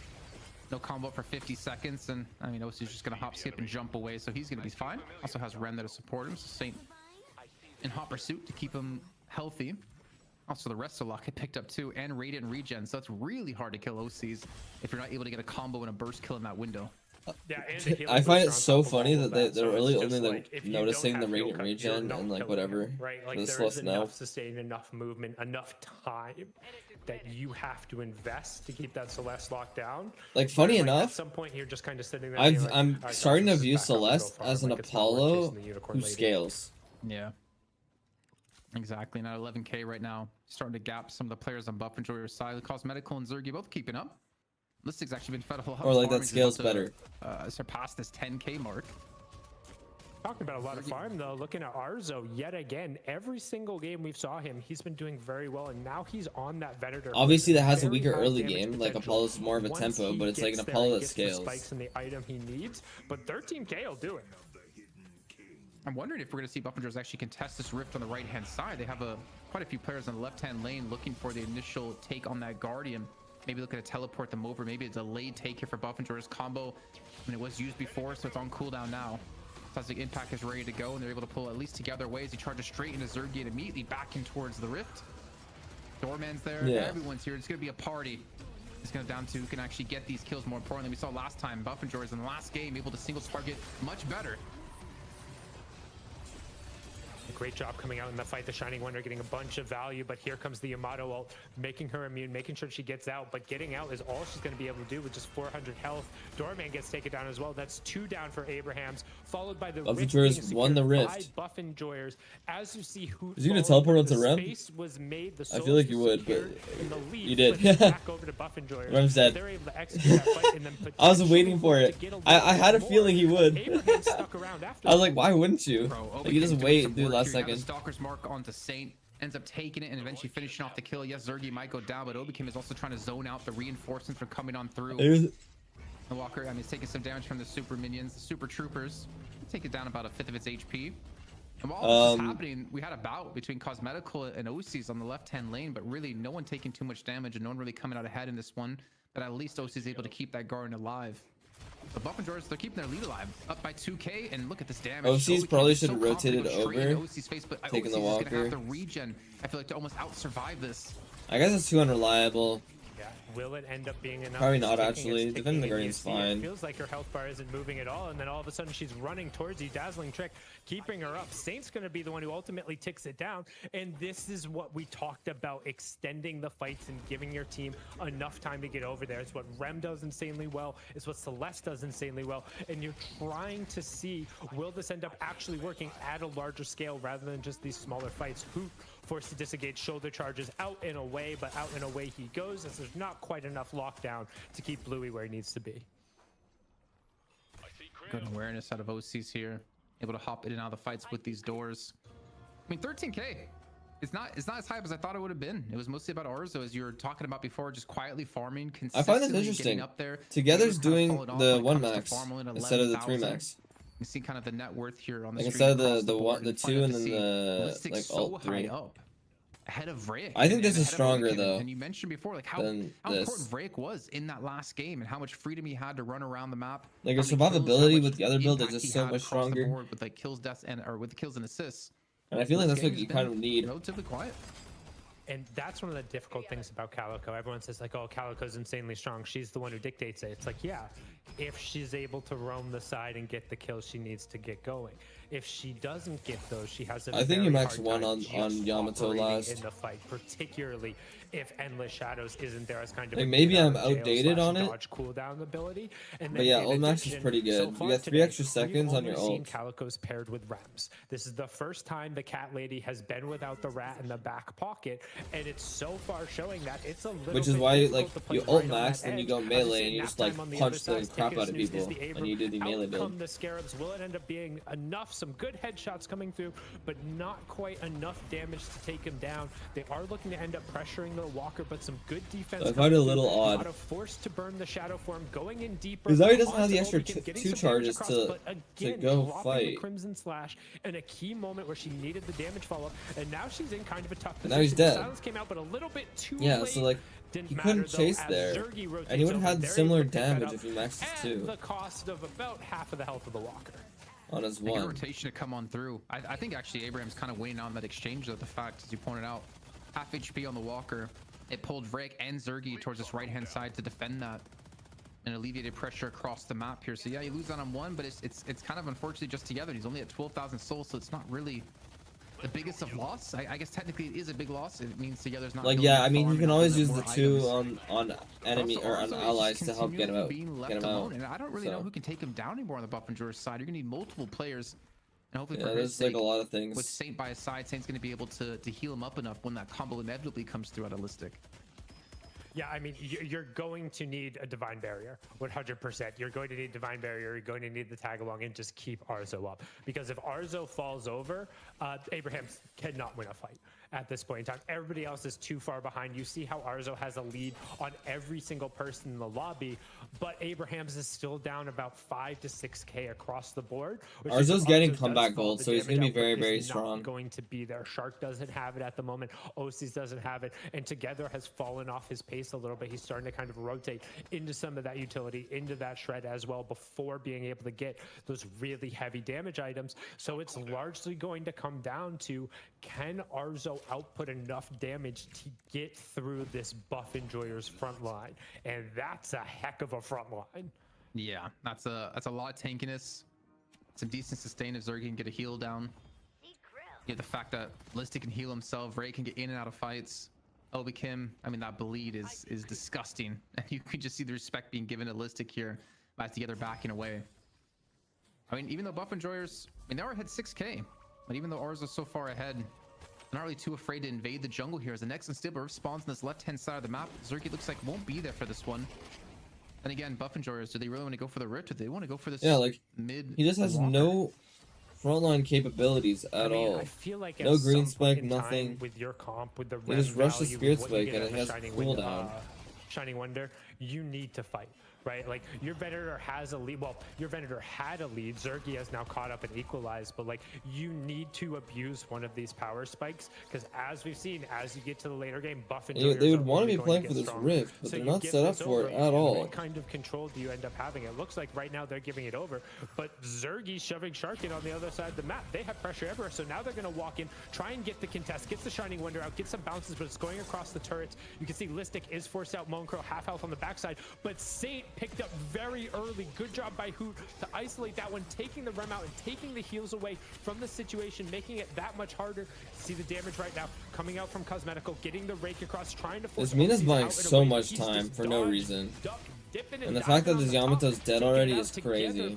Will finally fall there as Vrake is able to clean it up, and the 12k like, this is lead, they're just kind of hitting him with the pockets. And then Zergy's just split pushing, trying to stall, trying to make this rift just bail and go out so the souls don't go anywhere. There it is. And now they get away, so like, great job. what? He's just barely living, but I mean, the lead. And now if they wanted to, they could just go mid too. 14k, so they still have the Abrams on well. Yeah, I don't think Beginner's, well, I guess all doesn't really matter. Because they got quite a but few like, kills. they only have like the Rem ult to cancel anything. Yeah, that's what they're doing. There, so he couldn't just teleport in to have an like, advantage in that fight. He takes the Walker from this Shark. This is so weird. He kills Shark and forces him back to base.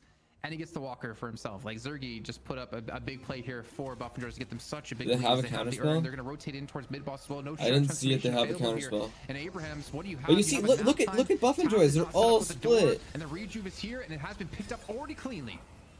And the nap time just coming in too late, weren't in time to be able to get in there. Should have expected they'd go straight for that because Buff and Joyers. Like that's how you play a mid boss. When they have the lead, they put Abraham's had everybody in pit. They got lash ulted. Just trying to keep it going. And like we talked about right before, you needed to be deliberate with that game plan between the 15 and the 20-minute mark and make it happen. And unfortunately, it wasn't there. They weren't able to execute. Tengu, I had someone in my MM lobby say gun lash was bad. They lose the Walker on the other side.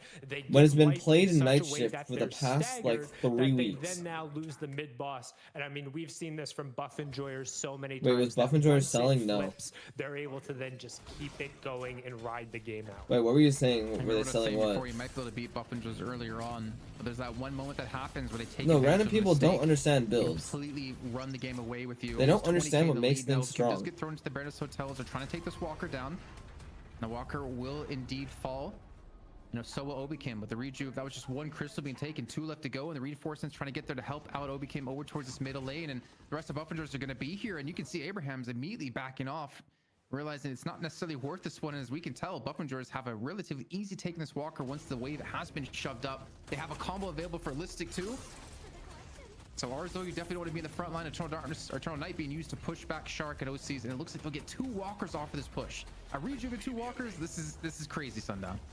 Yeah, I mean, it's just snowballing further again. This is as Buff and Joyers putting on a masterclass over them. Keep opening up, but more importantly, you lose all map control. Yeah, the DLNS nerf changed nothing. It's time to stop. They're going it just changes like. Going to harass these Guardians. They sure, she's weaker early. Vrake did get pressured out a sizable amount, down to just about 300 health. Sure, she's weaker early, but like that doesn't mean you don't scale into the game. Like you're still fine. Plenty of time, and then look in the bottom right-hand corner.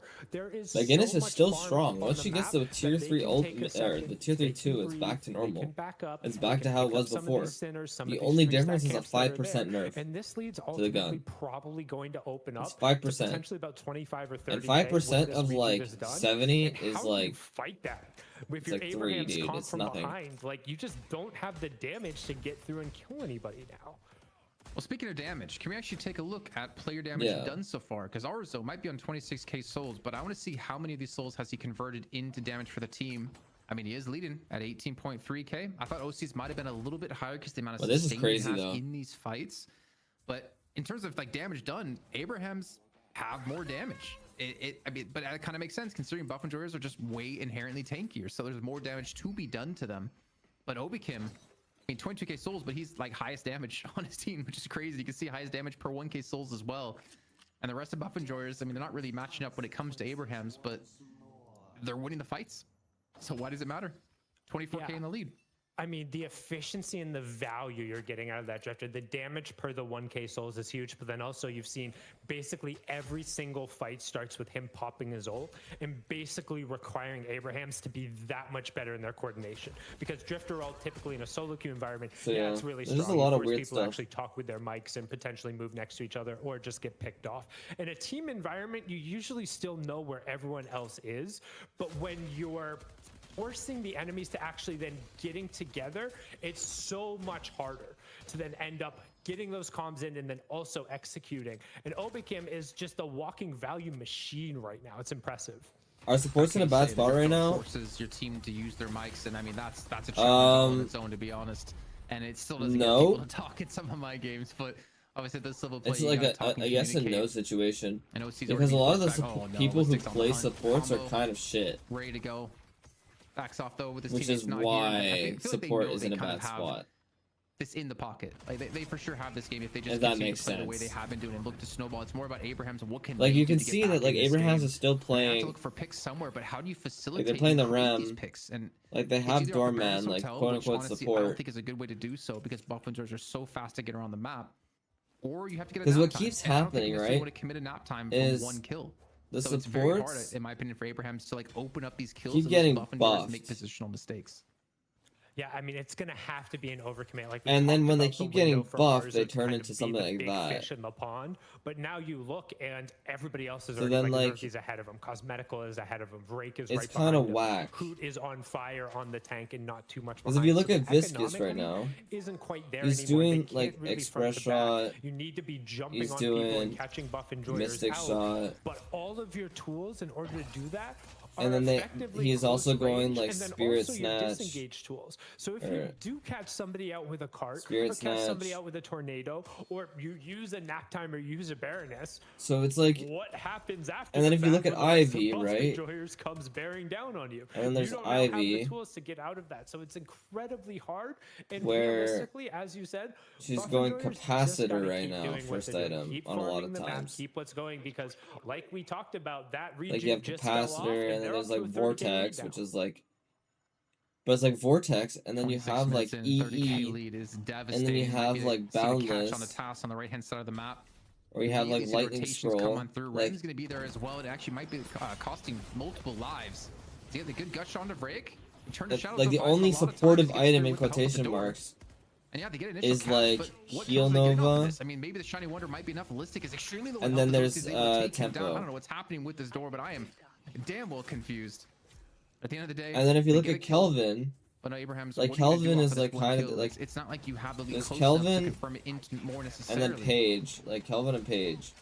Yeah, and also like, too, looking at the map, you see what I'm doing on Page is like I'm going gun now. The only thing that they could really be pushing for that would make a realistic difference is going and getting one I'm of those going walkers, gun on Page. But you don't really have the tools. And then I use that to tempo 5v6. I think win. now, luckily, with the rift timing coming up, they will get a window to potentially Kelvin, force a fight over there. They'll have a decent amount of resistances. Kelvin is kind of the same, where you're going gun, it would be in the rift pit, and then you have like your nades. I'm not sure it's and going dome. to end up being enough. You see them trying to get the and you pressure over skirmish. there. And additionally, too, there's no walker in that lane either. So worst case scenario for buff enjoyers, so it's like just give it and then clear supports it are just like going to look like it. They're tempo, not going to fall for the like trap support is just like into that resistances and tempo maybe giving damage Abraham's a kind of chance right now. because they can just keep farming the map out. So it's like they're not really building counter items. Yep. Transformations up for together. I mean, to be fair, if they steal away like one which or is two why you don't really crystals, see them not that big like of a deal, being played. they have the position and the damage to punish the rest of Abraham's, but here we go. But the crazy thing is the supporting tools are just so good. Clean take. Two Reju's immediately coming on through as the parries are followed up with, but Task falls before they have a chance to get a single one together. Is able to secure the one Reju crystal, and it might be popped onto Arzo right off the bat. Breaker immediately closes the gap, and Arzo, he needs to put in the damage, he needs to put in the work here, going up against Zergy. I mean, he can't die. The Reju crystal's gone, but he will. And yeah, like I agree, it happens a lot in games where like the supports will just get buffed and kind of turn into DPS. Together, like look at Overwatch. If you win this one, I don't know if you survive this, but he's like, sure as hell gonna try and break. Just like supports do more damage. Cleans him up, and that's 4 clean kills like, coming from Buff and Jordan. Yes, they might lose the Reju. Do more damage than DPS, which is crazy. In most cases. Yeah, Shark trying to just like get isn't like something, Ana trying to push this like Walker Ana down, doing able to more than potentially like Cassidy right unslot now themselves. If they have boosts and get back, they might be able in some to put some cases. kind of pressure on him. They do have the Shining Baptiste Wonder, might go with the could get a fake tornado, support, yeah. try and block somebody up and Like hit, you'll have the see like first hit as well cheaters and burst the or target like out, but it's Smurfs, so risky in this like situation. Kiriana If Bop. you do end up getting picked out at this point in time, the death timers are long enough where it could then end up causing you to lose that. Yeah, they gave her a patron perk that literally and allows her a likely end up, headshot. blocking up the rest of the game. And even then, it's taken OCs a very long time to get back. We'll try and get the Doorman Kidnap coming through.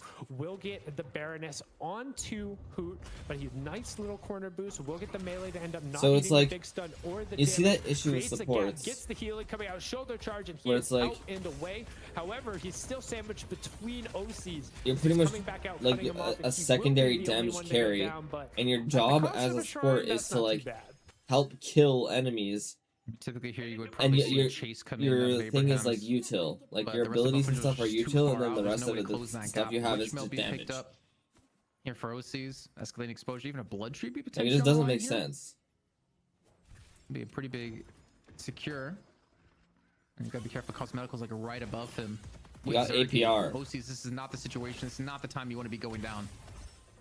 Yeah, does he have the movement? Will get the Shining Wonder off. Some great bounces coming through. The turrets will end up helping him. Their wall kind of hurt Zergy in this circumstance. And OC says, fine, I'll do it myself to the best of my ability. But that's not too much when everybody else is showing up trying to OC create doesn't have distance. EE yet, We'll so, use the like dispel without that gets EE, a huge heal he's not gonna do any damage to the ultimately McGinnis keep him standing up, right but, now. I mean, again, you gotta He has no wait, shred. that's awesome, but it's still He might still want down Soul Shredder. 30K. That's tough. And not to keep glazing Buffingers, but I think you're seeing it really well in this game that they're never in situations they don't where, have any one Soul player's Shredder builds right picked now. off and there's no one there to back them up. Like as in, you're never gonna get engaged on one player with them alone. Buffingers play around Yeah, each yeah, other, exactly. play, It's in like close proximity so damn well. like supports Pairing with are the fact fun that when they're like insanely skilled when it comes to movement. They're always there to support each other. Like you see the initial Yeah. on the Zergy, but immediately Obikim, Cosmetical are going to be there to help him out when needed. but if you make every support a And heal for bot, Abraham's, I mean, then it's like the one thing about Doorman that provides there's you is not really this- like a real this zone of, support. like, So do it's not fine enter. to The think fact that I your think door's to down have like a this, util you have the support. ability to kidnap people. We've seen But you Abraham better, do this in the like, past. They better get is how past the make those Veilwalker, heal they push supports him up heal towards a the front lot. ends of these doors, and they look That's for kinda the what it cart is. back. But he's not really been able to do that Like, in this game, and right now you he's need just to looking for adjust an the return. value. So it's Yeah, I like think he if just they doesn't do a wanna lot get of caught here in enemy DPS, lines when they have a Mo and Krill. the heal And plus Drifter obviously gives away your position needs if to you're be anywhere near down. Drifter too. Yeah, being able to get those heartbeats in, you can see like he's Like, as spec DPS almost up, heal needs to be completely for down. the utility to be able if to heal get that is set up, But I want to kind of the pose a DPS question need to be here, down. Jason. So it's like, does Buff Enjoyers have the necessary range? So it's like to be Kelvin, able to push this for down example, right? without getting a pick first. Because So I'm Kelvin, not sure if the answer issue is was- yes. I think that Buff Enjoyers is if Abraham's just decides, hey, we are going to give Yeah, up Rivals and half Overwatch the just give full both turtle now. and play Like around Rivals is like kidnapping you and do play a lot of defense on the damage and you shrine. heal a crap ton. I So think nobody Buff Enjoyers dies if might like legitimately have a hard whoever the time support's shooting it, actually like you're not closing going to that be able to gap kill them. make it work. See, I think that's why maybe we're waiting for a rejuve to come. And that was again, kind of the right? issue But with yeah, Kelvin because you have the previously, ability right? To just throw away So one of those Kelvin, deaths, and Kelvin that kidnap Dome won't be as clean. Oh my God, who was just that's a jump scare insane. and a half. You're trying to push him back to the But you doors, need they to can make burn this people sort with of the rest healing, the mini-map like, current for Buff and Joy is trying to immediately get this worse, position, but I because think he Kelvin popped the Dome stop, or had signs of impact possible inside, so he could be carted back in. Gets a huge shoulder charge Used on through. to, Cosmetical confirms the one kill, and what's it called? It was Abraham's Used to helping cleanse Buff and Joy debuffs get as the pick well. Cosmetical picks up two and looking for the third. I mean, Cosmeticals is No, popping it off was here in these fights. disgusting. That was gross. So yeah, Kelvin That was Dome so used good. to The way cleanse to have debuffs the as well, seismic impact prep which was just so that he crazy. was able to follow it up into the immediate shoulder charge is the epitome of the I'm not So stuck in when you here with cleanse the you, debuffs, you're stuck in anyone here with inside the me, dome whatever usually you wanna didn't call have it, any call an ambulance, but not for anything me. to really cancel the Just put healing. them So all on everybody a would get platter, healed locked like a them crap up, ton. threw away the key, and now they're pushing that shrine down. They said, hey, we don't need So the the only range. You option throw was our to play like tanky Pocket engage or like directly on Ivy. top of your best members. Maybe we can get a replay of that just to see it one more time, because it looks like we will have Buffingers back away to go for mid boss. Yeah, like Kelvin Beam had a like 40K Kelvin now. was super overtuned with Yeah, some I mean, stuff. I think it's Like in the my Kelvin opinion, Beam he's the Disarm best was player like in the world. is so I old thought that it I was wasn't Beam even Up in playing 2025, back but then. Back 2026 then, alone I has don't proven think. that who it's like the year of who. Look at this. Seismic impact right when he comes out, goes onto the other side of the door, so he's not carded. That yeah, But the issue is with Kelvin back then, he had like literally everything. He did a crap ton of healing, he did a crap ton of like debuffing, and then he also did a crap ton of damage. And you've seen it before with Infernus ultimates coming through as well, but the seismic impact from Abrams. Well, you can kind of see it in Dynamo right now, right? It was just timed so Dynamo's kind of like the best, or like the most well-balanced support right now, because he doesn't do a crap ton of DPS. His DPS is good, but his do that much damage that quickly. They're able to get the pick. They're gonna but get the mid box. The thing is with Dynamo going forward with the Nox is he's kind of a shred bot. Well. He's shred, heal, and CC. But this also does mean his DPS is kind of down. But that's not always true because DPS goes to that. So they play hand in hand, which is why I think he's so well balanced. More feastings on the platter, joined by Vreg. Like his innate damage is pretty weak, but once you hit your abilities, do your job as a support, your damage, like your damage goes up. But honestly, is the Shining Wonder going to do enough damage? Hits quite a few different targets, but OC's has already gone down. And there we go, together going on through with the Shadow Transformation. But it's just so it's like, for example, his death back into like a way that you can balance Kelvin maybe is on the beam. It's almost a build-up of damage where it's like, hey, I've been beaming you for a while.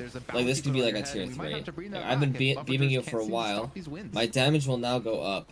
8-0 in the past 4 weeks, and at the 1 year or it could be like the Deadlock Night Shift, I don't know. there is no question. It's like Symmetra top. kind of like if you play for the Overwatch players. The winner's buff the whole time, and as Cosmetical is on a 7-kill streak, Zergy is opening up nearly because it's as if you're giving someone like hypothermia. On most of the lobby. But yeah, no, this was just like I wouldn't say like a masterclass, but this is a pretty solid game from Buff and Joyers. For the 50-second Deadlock Night Shift, and that was so much fun to watch. Okay, time to look at the draft, because apparently, like you said, the draft is fucking crazy. Wave, so totally fine, right? Like back into that. Wait, who was first pick? Abrahams was first pick.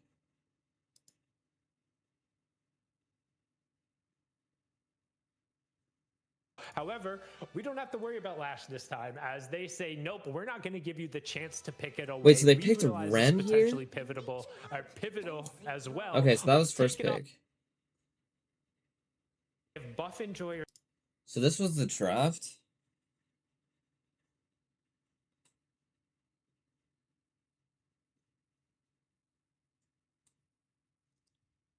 My question is, you're picking Rem, where's your tankiness in the top 3? Like, your tank is not Mirage here.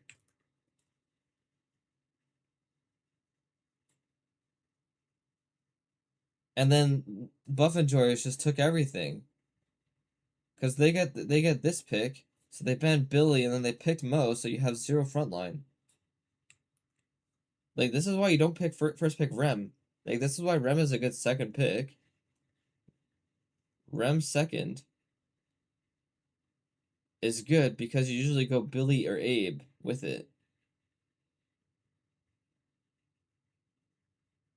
And then you banned Apollo, which is kind of another pseudo.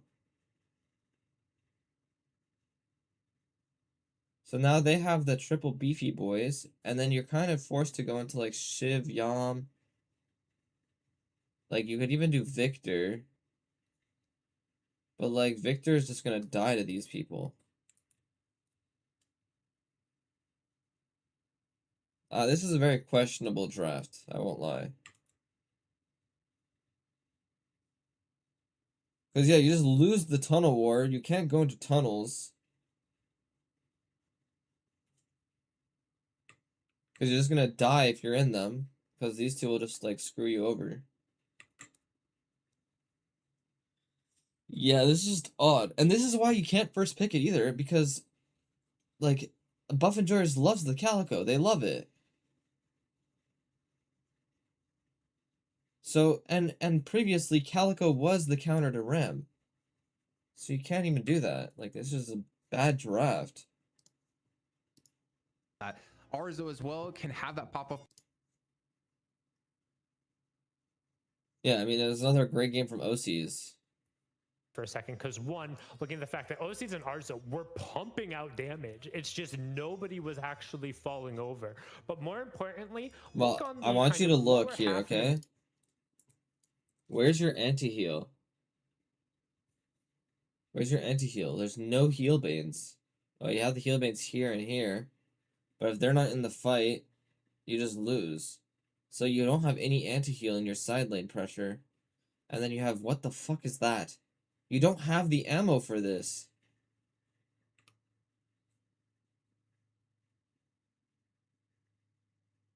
I mean, like, the debuff resist is good, I guess, but just get DPR.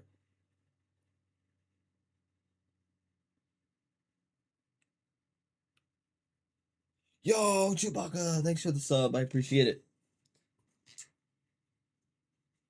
Oh, actually, I don't think I'm technically allowed to show alerts.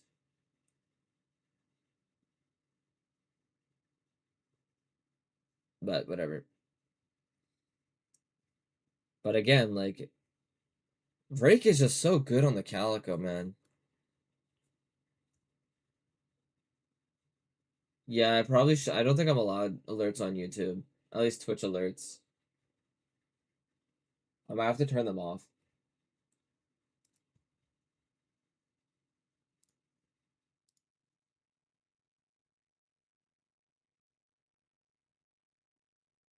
Yeah, same with YouTube chat on Twitch. I'm not allowed that. But I'm allowed Twitch chat on YouTube. I'm allowed that. I know that. I'm pretty sure. As long as it doesn't show what platform they're on, I think it's fine. That's what it was. You can, but it's kind of hard to set up. I just have the Twitch chat showing. But, like, that's fine because it doesn't show the Twitch platform. I think it's like you can't show what like is being seen between the platforms. It's like something weird.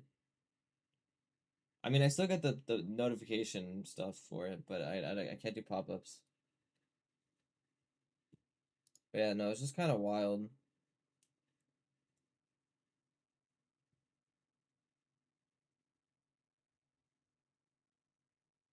They just use the door against them. Wow, I didn't even notice that.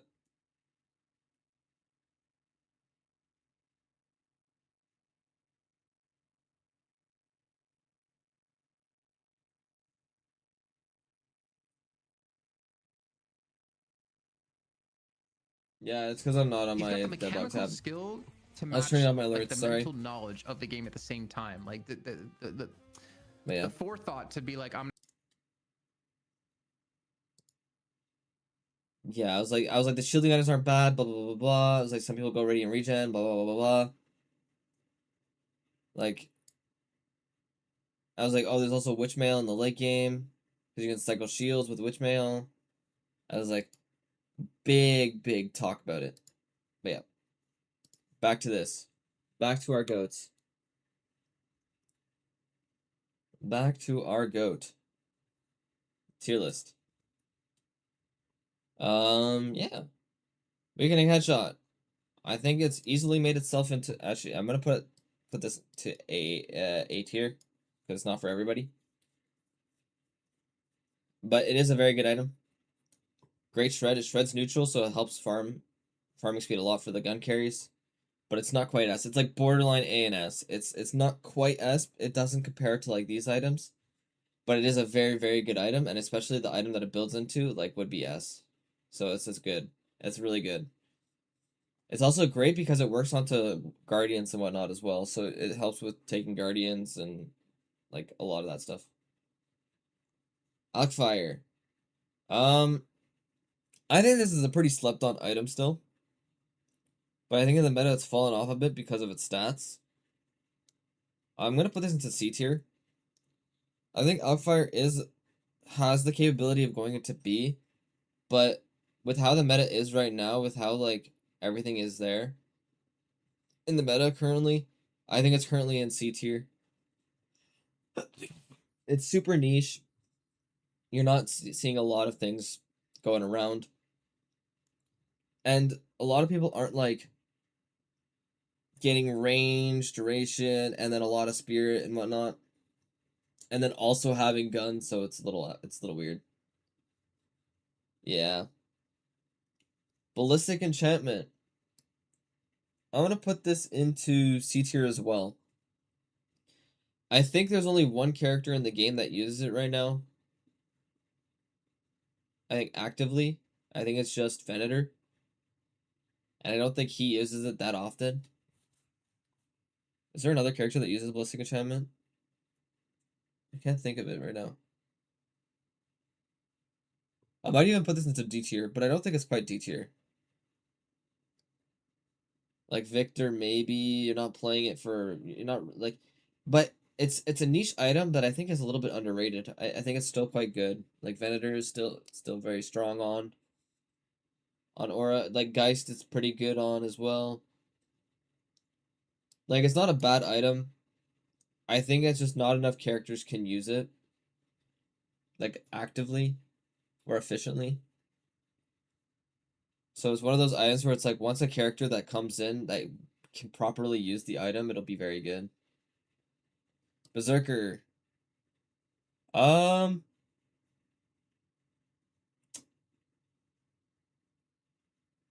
gonna put this into B tier. It's either low A or solid B. But I think it's B tier. Actually, no, it's A tier. It's A tier for sure. Wait, what am I saying? Like, it's just such a good item in general. Pairs well with a lot of other items like Radiant Regen for like Geist. It's also great into a lot of frontliner builds that like you're gonna be like Abrams, for example. Like it's good for the punch builds. Like it gives you a little bit of resistance as well. But the damage on it can get pretty high. Like Blood Tribute combo as well. Like there's a lot of good combos around with this item that just benefited a lot. So I'm putting it into A tier. I think it's one of those. It is more of a combo item. So by itself, it's not great. But in general, like the item is quite good. And the stats on it, I think it's what 70 damage, and then I think it's more than 70. No, it might be more than 70, but it's pretty solid, pretty damn solid for it because it gives you defensive stats, and then you can kind of just screw people up. Blood Tribute. Very slept on item. I'm putting that into A tier. Great debuff resist. And it's not even that bad on tanks who are already generally tanky. Just having that debuff resist can change a lot in a fight. In general, pairs very well with Berserker. These two combo together just insane, can output insane amounts of damage. Like even for characters who rely a little bit more on fire rate, like Blood Tribute's fantastic. And if you're healing enough, it's perfectly fine because it used to be worse because it would cut your healing, but now it doesn't. So it's a lot better. Burst Fire.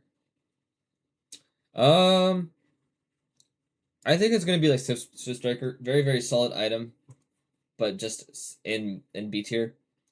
The issue with the item is sometimes you need ammo for it to work. And this is like why you would pair it oftenly with like a Titanium magazine. I think there's very few characters that actively use Burst Fire right now. I think it's like Vindicta, maybe Wraith. That's kind of it. Just because of the fact that you'll chew through a lot of ammo really quickly. So if you're not a character that can slide... Oh, there's also like Haze. So you kind of need that ammo to counterbalance Burst Fire. So I think it's pretty solid, pretty well balanced item. If a character ever comes into existence with a lot of ammo, it is very good. Yeah, it also doesn't help with farming speed, so it hurts that as well. Cultist Sacrifice.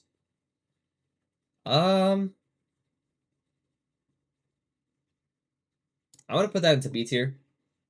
I don't think it's quite A, because you're not buying it on like a lot of characters. But it's not bad for those like tempo buyers who just kind of need something, want a little bit of range, want a little bit of gun damage. Like it works pretty well. Because the stats on it aren't too great, but you're really only using it to like steal farm or whatever. So it's one of those niche items, and there's also downtime on the item where I think it's like 90 seconds. Like if you don't have any duration or like cooldown on it, then there's like a downtime of like 90 seconds or something. I can't remember off the top of my head. Of the item, so you're not actually getting any value from it besides like the monster rounds. The monster rounds. Escalating resilience. I want to put this into A tier. I think it's a very underrated item. But it's super niche. I might go into B with the other ones.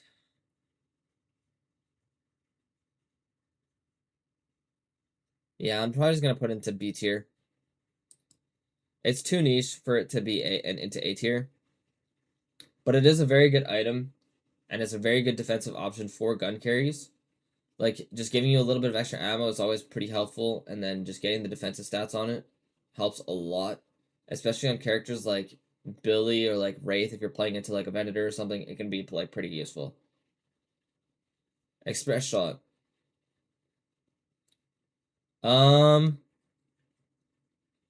Express Shot's one of those gimmicky characters, or gimmicky items, where it's really, really good on some characters, but really bad. Actually, I'm putting this into B tier.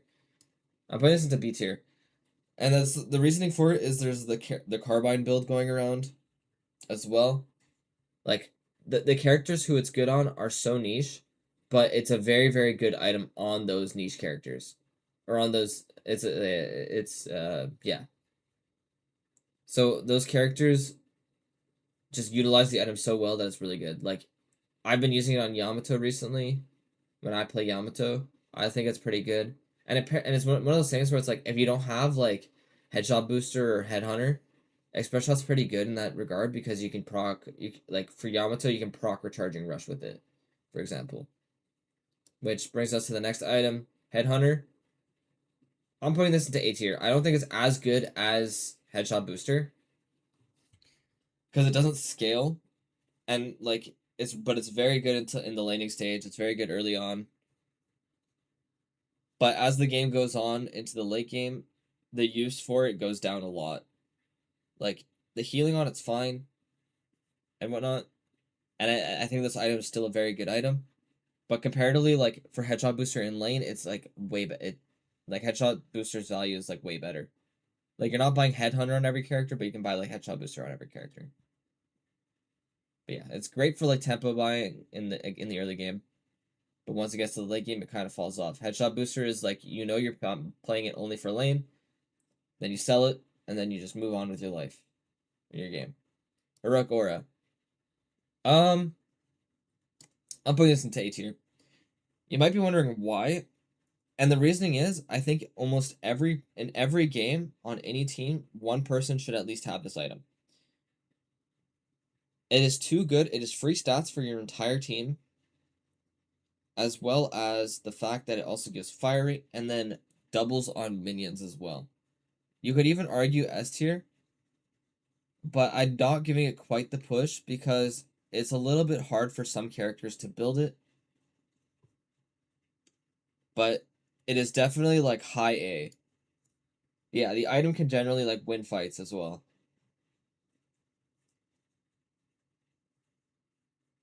But it's a very good item. In general, it's fantastic. Actually, you know what? I'll put an A. I'll put an S, sorry. It is very, very good.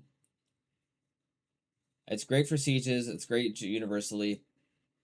One person in every game should have the item. You don't want to overstack it because of like the fact that it doesn't work like that, but it is generally a very, very good item. I think it's very underrated. Hollow Point Ward. I'm putting that into C tier. Hollow Point isn't a bad item in general. The issue that I have with Hollow Point is a lot of the time you're not like the people who are using it are still gonna be in the middle of the fights, and you really only get value of it when you're over 65% HP. So once you're out of that, you're literally down 3,200. So it's not that great. The fall off is too crazy. Yeah, like it used to be. I think it used to be 50%, and it was an 800 item. But it's like one of those items where you start in, you want to like end the fight early, with like the shred that you get from it and whatnot. but I think it's a pretty meh item. I don't think it's bad. I think it's just the fall off on the item itself is too harsh. Hunter's Aura. I'm putting this into S tier as well, for the same reason of Heroic Aura. One person in almost every game should have this item. It's a great, fantastic shred item that just increases a lot of damage in general. It's also a very supportive item. Just being around people, it's great for 1v1s because it doubles in stats with that. So it's one of those things that it's a very good item in general. It's not enough to push it into S+ tier. I might actually put Spirit Shredder Bullets into S+. Low key. Point Blank. C tier. Yeah, it used to triple its stats in 1v1s. Point Blank into C tier. I think it's just overshadowed by one of the next few items. There's not really a point to getting this because if you are, like, you can get something else entirely. You're usually getting weighted shots. If you're gonna be getting Point Blank, like, the characters who would like, quote unquote want Point Blank would get weighted shots just because it's a better stat pool, and then get like something else like Heroic Aura for like the resistance, because bullet resistance is affected or affects melees as well. So there's not really a point in having this item. The slow is like okay, but again, might as well get weighted shots instead. Shadow Weave. It's too niche of an item. I think it's a very underrated item, but like it's so niche that nobody, like, you'd much rather buy other items. Like, you could go Veil Walker. Like, the duration is also very short on the buff. So, but you'd rather go like Veil Walker. You could go the Veil Walker itself is just a better item. It heals, it gives you not similar, but like spirit power innately. Like, yeah, it's just not a great item. And it's super easy to cancel it as well. So it's like you lose the bonus in general. So it's pretty bad. Sharpshooter. I'm gonna put this into C tier. But it would be like high C tier. Actually, no, I'm putting it into B tier. I'm putting it into B tier. Yeah, no, yeah, C tier. Yeah, never mind. It is too niche. You're right. You're right. It is too niche. Like, only like 2 characters in the game really, or 3 characters in the game really buy it. No, you know what? No, I'm putting it into B tier. It's 3 heroes, but those 3 heroes use the item so well. It's too strong an item. GT, Vin, and Lash. Like, similarly to long range, like, it's gotten the buff. It's B tier. Like, the item is still is quite good now. It's not bad. It gives you bullet velocity now. It makes those characters work a lot better. In general, I think it is a good item. Spirit Rend. This is an item I'm putting to S+. Spirit Shredder Bullets is S. Spirit Rend is S+. The thing with Spirit Rend is it's the item that gives you the most shred in the game for a 3200 item. It can go up to 34%, I believe currently. It's 34% shred after, I think, what is it, 8 seconds? But even after your second shot, you're already at 15% shred, which is already, like, I'm going to use Hollow Point as the example here. It's already better than Hollow Point. Plus, it gives your team full lifesteal. Like, it gives your team lifesteal. It is a very, very good item. Great for...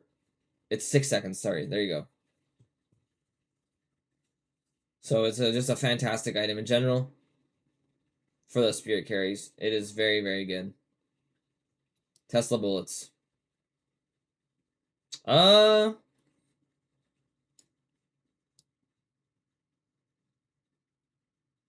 putting it in B tier. It's great for farming.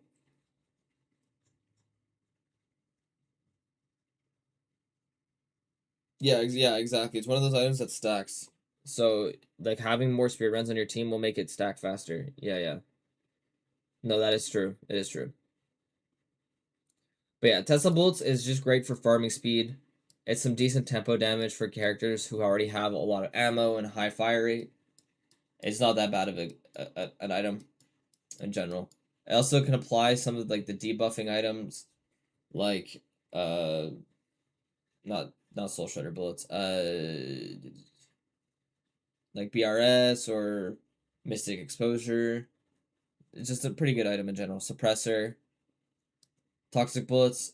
I'm putting that into A tier. One of the better anti-heal items in the game.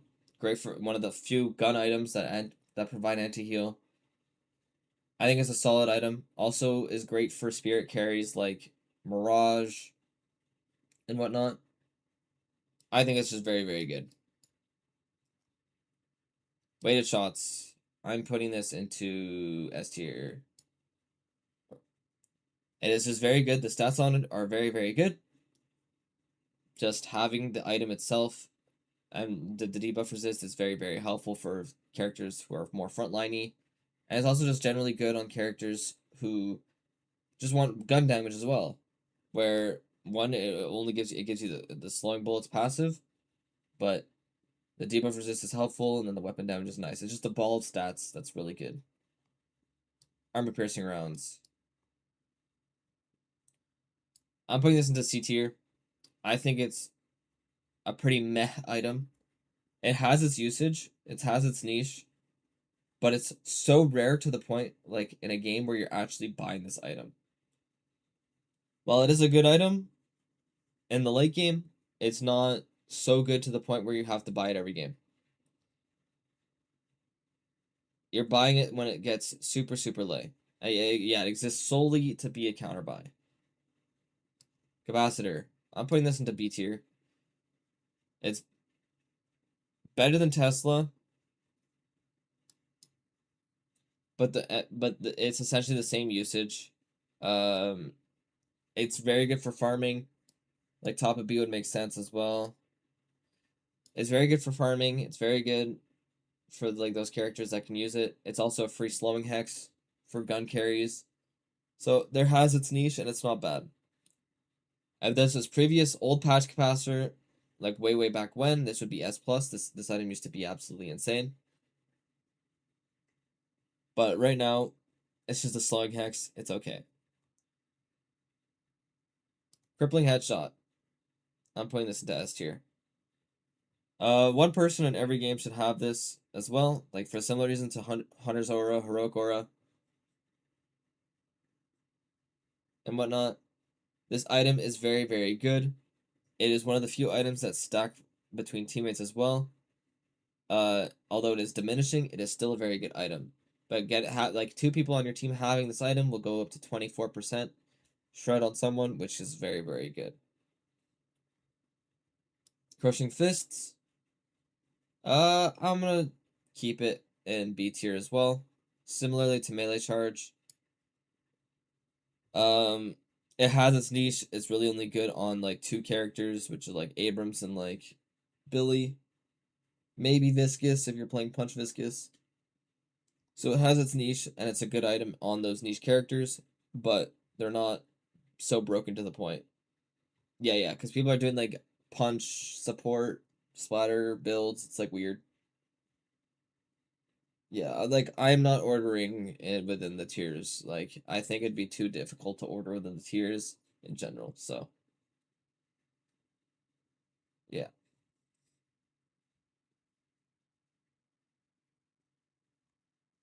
Frenzy. I think this is a very underrated item. I can easily see this going into A tier. But it is super, super slept on. But it's so niche as well. You know what? I'm putting it into A tier. I think it's just so slept on. The issue with it is it's kind of hard to buy. There's better items out there, but the item itself is very, very good.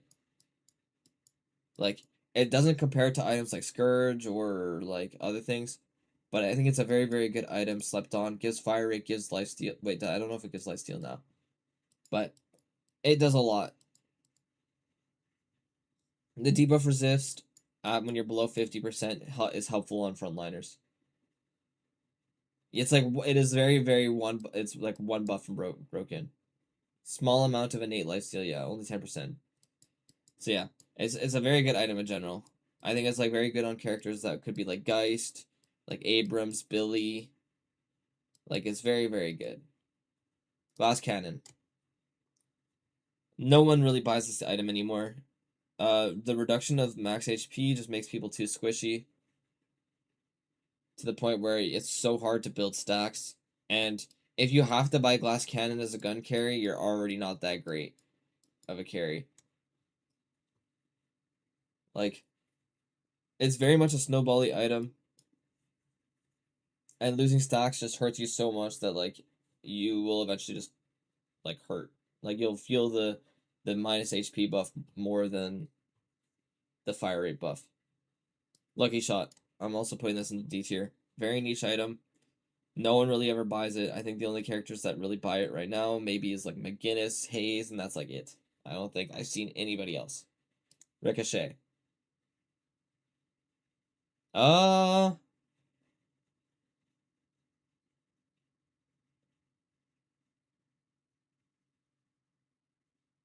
It's either A or S.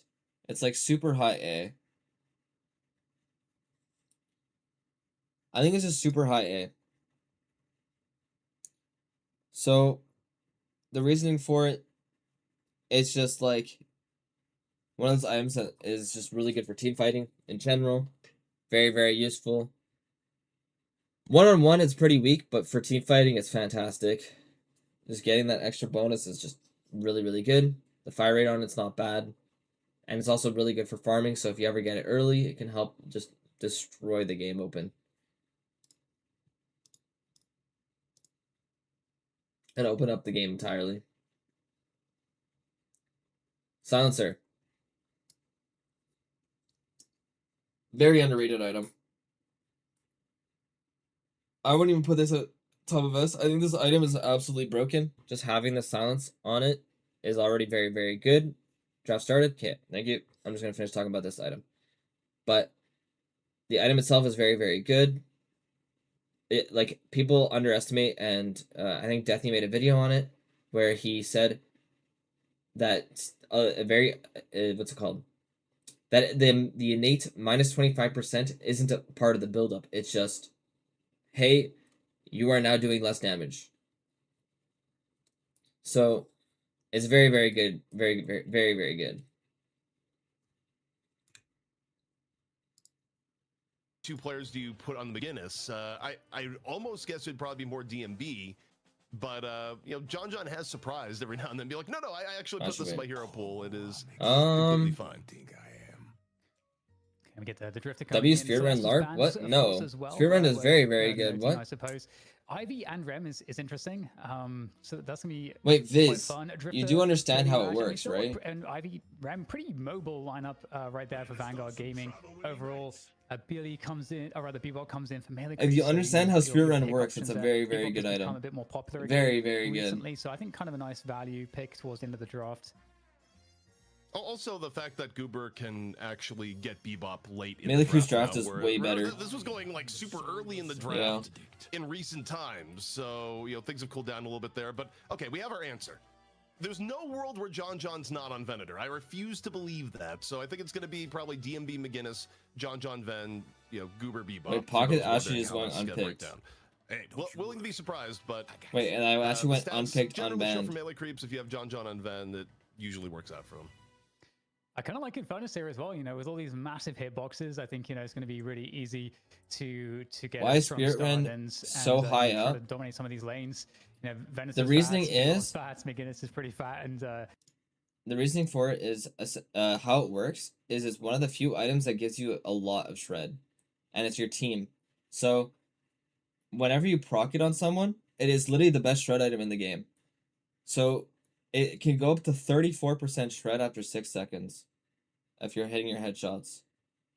So it's literally the best spirit shred item in the game. And it's also lifesteal for your entire team.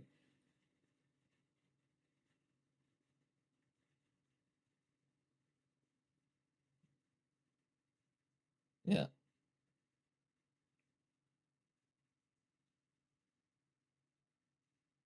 So it's very, very good. You look at the last. Would it be worth buying on Shiv? It's possible.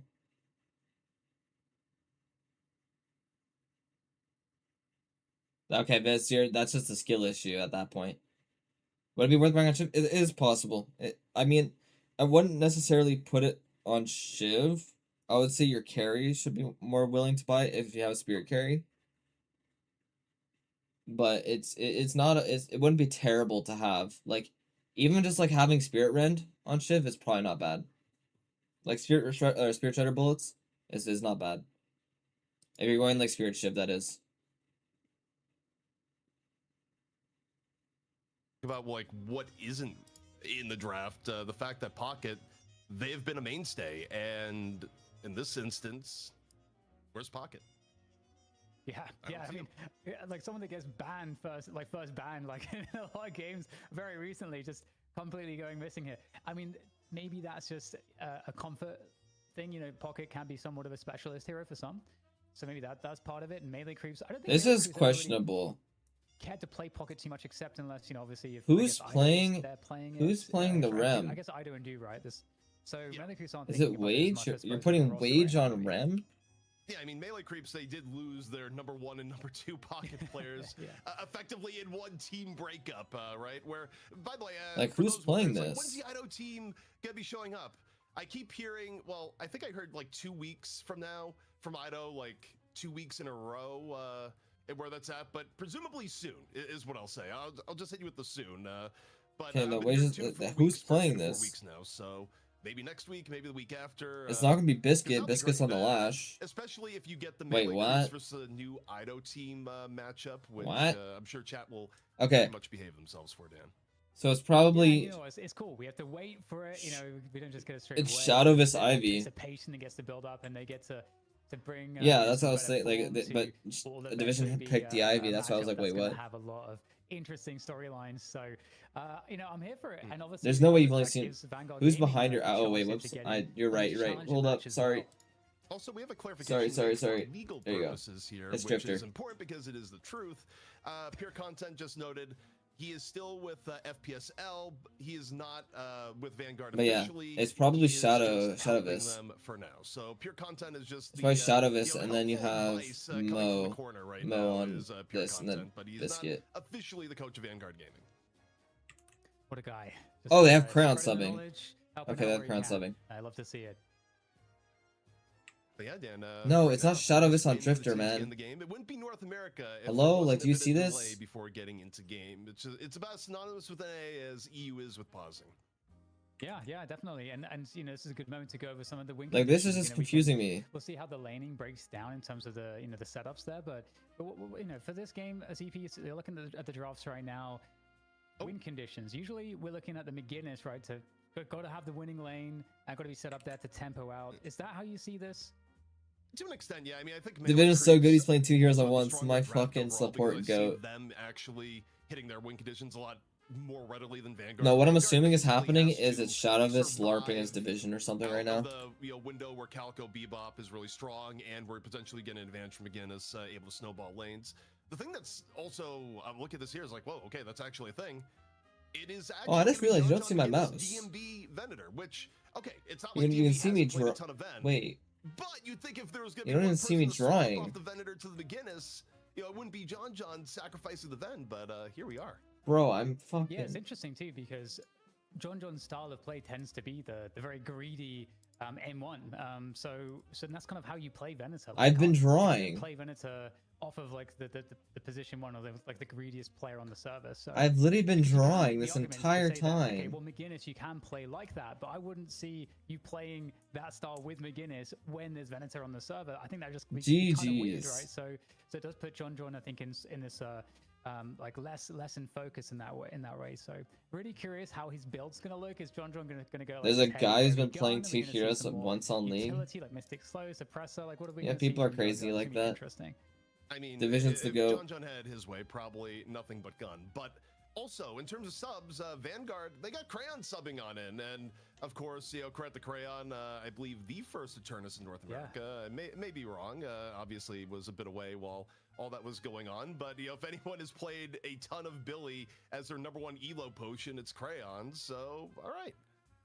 Wait, he played in bot lane Thresh Draven? Yeah, I think it's played two characters at once. Wait, no, that guy's crazy. Lineup, I think I definitely feel like Vanguard Gaming have a good shot at this one. I think when I've seen Melee Creeps, it's been a couple of weeks. Wait, I'll be back. I'm gonna go get some water, go to the bathroom. But, you guys do it too. Last I casted them, I saw there's some issues here and there with respect to, let's say, getting Goober into the positions on the map on the Bebop when he needed to be there. Just getting stuck on a mid lane or something. So like if they were losing the early laning phase, kind of understanding how to better kind of come back from that kind of position. So there are definitely some areas I think to exploit for Melee Creeps as they rebuild this team. They find all these various holes that are going to exist and start to plug them. There's a good moment here for Vanguard Gaming to catch them off balance. All right, the wait is over. Melee Creeps versus Vanguard Gaming. First match of the day here in North America. Coming up now during Intel Gamer Days. Dan, we'll see just what Vanguard Gaming has to offer. Also, I gotta get something out here before the match begins. People mentioning glasses this, glasses that. So normally I wear a combination of like contacts and glasses for broadcast because my prescription is too strong.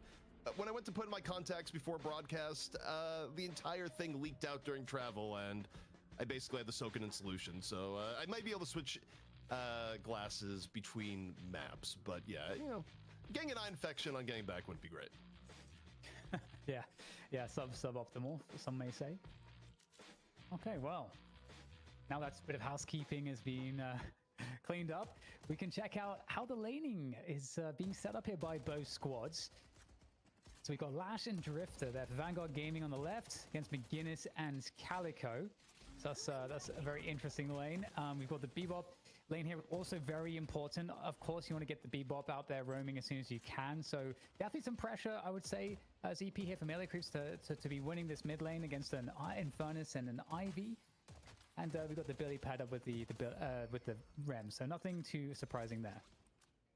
It is a little bit surprising. Banana Boy coming in with the $100 donation in Canadian. I believe that's what that is. It'd be weird if it was $100 in California. It's like, no, it's still USD. But nice. The potassium is overflowing. As I'm looking at the lanes here, Dan, things are getting really frisky on the left already. Taking a look at the beginners and Calico, like, on the mini map, things maybe more intense than they look off the main map. We'll see. Yeah, so how do you look at this, ZP, in terms of like who needs to win which lane? You've got the McGinnis Calico. I feel like that's definitely a pretty strong lane. I think the way that the Rangers play, I think matches up decently well against a Drifter. He wants to be close and alrighty. Well, so it feels like there's definitely some good potential there. I'm curious if we'll get like intensifying straight away for just the fastest pressure possible from John. I think in general there's pretty high pressure. Are they going Ether? To win lane. Wait, Ether hates deadlock? Wait, what? If they don't, then the fact that their team comp is actually probably worse at team fighting is going to come back to bite them and then some. It's being bitten right now, Saya. Oh shit! Super low on the right. Oh, that guy's the goat. Continue to heat up a little bit.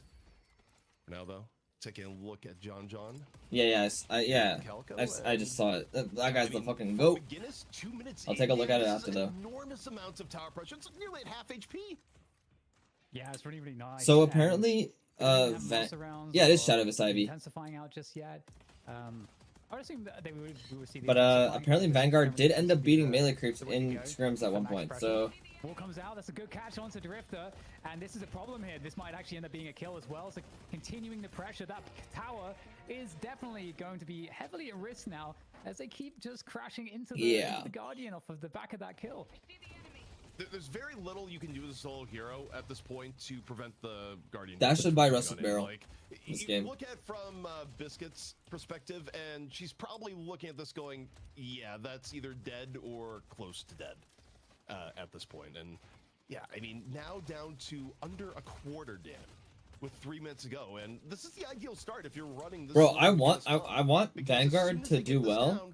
John John's gonna be able to rotate over and help because they're ex-UDC members. So early, Dan, I almost wonder if the Shadowvis was a rotation will be UDC slower member, this time. Division was a UDC member. Yeah, and We've also, trialed on top of that Biscuit, as we've well, you know, the way asked to Dash play if he is wanted to to, trial. you know, Like, have your this is character go almost around, you know, start essentially, trying to assassinate people, play for the lanes that way as well. this is almost Is what another could have really been. good option, because Calico will get also unlocked if that's what Braden wants It's to do. almost, this is almost what could have So been for lots of options there, and for I think that mid Undercats. lane, unlocking Goober on the Bebop is kind of a great next objective if they are to take that Guardian down, which it looks like, as you say, like they will be able to do pretty soon. And honestly, it's going to be record pace. I'm actually curious how fast. Oh wow, 4 minutes flat. That's crazy fast.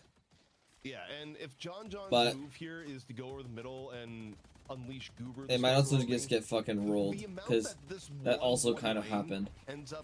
The game that they won was a close game, so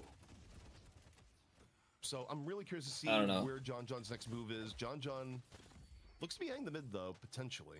I mean, they have Pierre as a coach now, so I'm it'll just, be interesting. Staring at the minimap, the one thing against it is that it's a little bit early. Like a lot of rotations will usually come like 6-7 minutes, but you know we also don't really see Guardians die that early, Dan. Here comes Braden though on the Calico, looking to pressure this mid lane. So getting freed up here for this, and there's the dive coming on through, getting the bomb there onto the Ivy, but gonna be able to escape that one, it looks like. But this tower is gonna take a lot of damage, so this is really the objective, you know, get this Guardian down. And then Also, something I find Bebops don't do enough either is uppercutting the minion into the tower, so it melees the minion to kill it faster, so you can play for the deny. Oh, who gets caught on the hyper line? That is horrendous. The hyperline. I mean, this lane is just going atrociously bad. Dash is dead now too. Shadow and yeah, Dash nowhere to go. Goes for the Good job, emergency Braden. but that Not was a ripping. Hail Mary and a Is half, Pierre so not under FPSL? Bloodblade No, he still is. continuing to be problematic for Vanguard Gaming, and He still is. So I don't know. I don't know how his John contract John works be the specifically. one to roam. And But it kind of makes sense because it's what Calco do anyways. It's been more Braden's gonna roam. And yeah, John John is just I think gonna they get had really, they really still large stated here that in Pierre the was front under FPSL. Yeah, and it's definitely something that I think. I think he was just asked to help be out. Quite successful. Nice hook. Good catch there from Goober, although that will actually get blocked, I think, by the pillar. But still, the pressure is on here. This mid Guardian still an objective. Yeah, I don't know, but I think part of it was also the group that, like, it might have been also something with the team dynamic. Maybe like Pauper's Peoples didn't want like Pierre as their coach anymore or something. But it didn't seem like they had a bad environment with Pierre, so I don't know. The interesting thing is that didn't even use Death Slam for that, but Braden on the hunt for Biscuit takes her down pretty low HP wise. Elsewhere on the map, Chain Gang gonna come out into just a cube at a birdie on the like, protection. And immediate parry, Crayon. Yeah. Find himself a little bit hurt from the end. Like, it's something that I couldn't really give you an answer on. Elsewhere on the map, Biscuit still just fighting for her life. Interestingly, I'm just looking at the soul value, and it's actually Biscuit that's the highest net worth player on the team for Vanguard Gaming. I wouldn't have expected that, given that Biscuit's had such a difficult lane, and that definitely doesn't bode too well. Well, Karan is an MM player, phase, but you know, like you said, early laning phase is it's expected that Melekus are going to win it. Really, it's about how much do they win it by. I mean, Karan's not bad though. Question. I mean, he just also he just plays a lot more for fun in general. There's a moment where I think if Dash had stayed that position even a little bit longer, Braden probably pulls the trigger, comes on in, and dives in, and still may be the case here. Although at the very least, there's going to be a backup from Biscuit. And Braden just continually looking for opportunities here. He's been scrimming because he's been subbing for Vanguard, but the reason he's subbing is because Geo's gone. Many reasons why Calico for now. Reason in value. So he's just subbing in for Geo until he comes back. So the pressure comes here onto this right side lane. This is, I think, where Vanguard Gaming have had more success in general. And he was also playing a little bit more because he was on Pulsar, and then when he left it, so he just doesn't want to VOD review. Pushed back though, Vanguard Gaming. Gotta be careful. I think that's what it was. The potential catches from Abrams. He doesn't care to do VOD reviews because it takes too much time. I think that's what it was. They'll be conservative. They're not gonna pop those. Oh, nice hook. That's a great catch on the dash back. And there is an uppercut that should seal the fade here ability. Yeah, that's one of those hooks where you just nod your head and be like, I'm dead. Nothing to be done at that point, but a brilliant hook. And I love that Goober has slowing hex. On the map, John. Able to find dash, and the Guardian pressure from melee creeps continuing to be pretty good. One Guardian on the right. Now down. Support warfare in the green lane. Mid Guardian also have.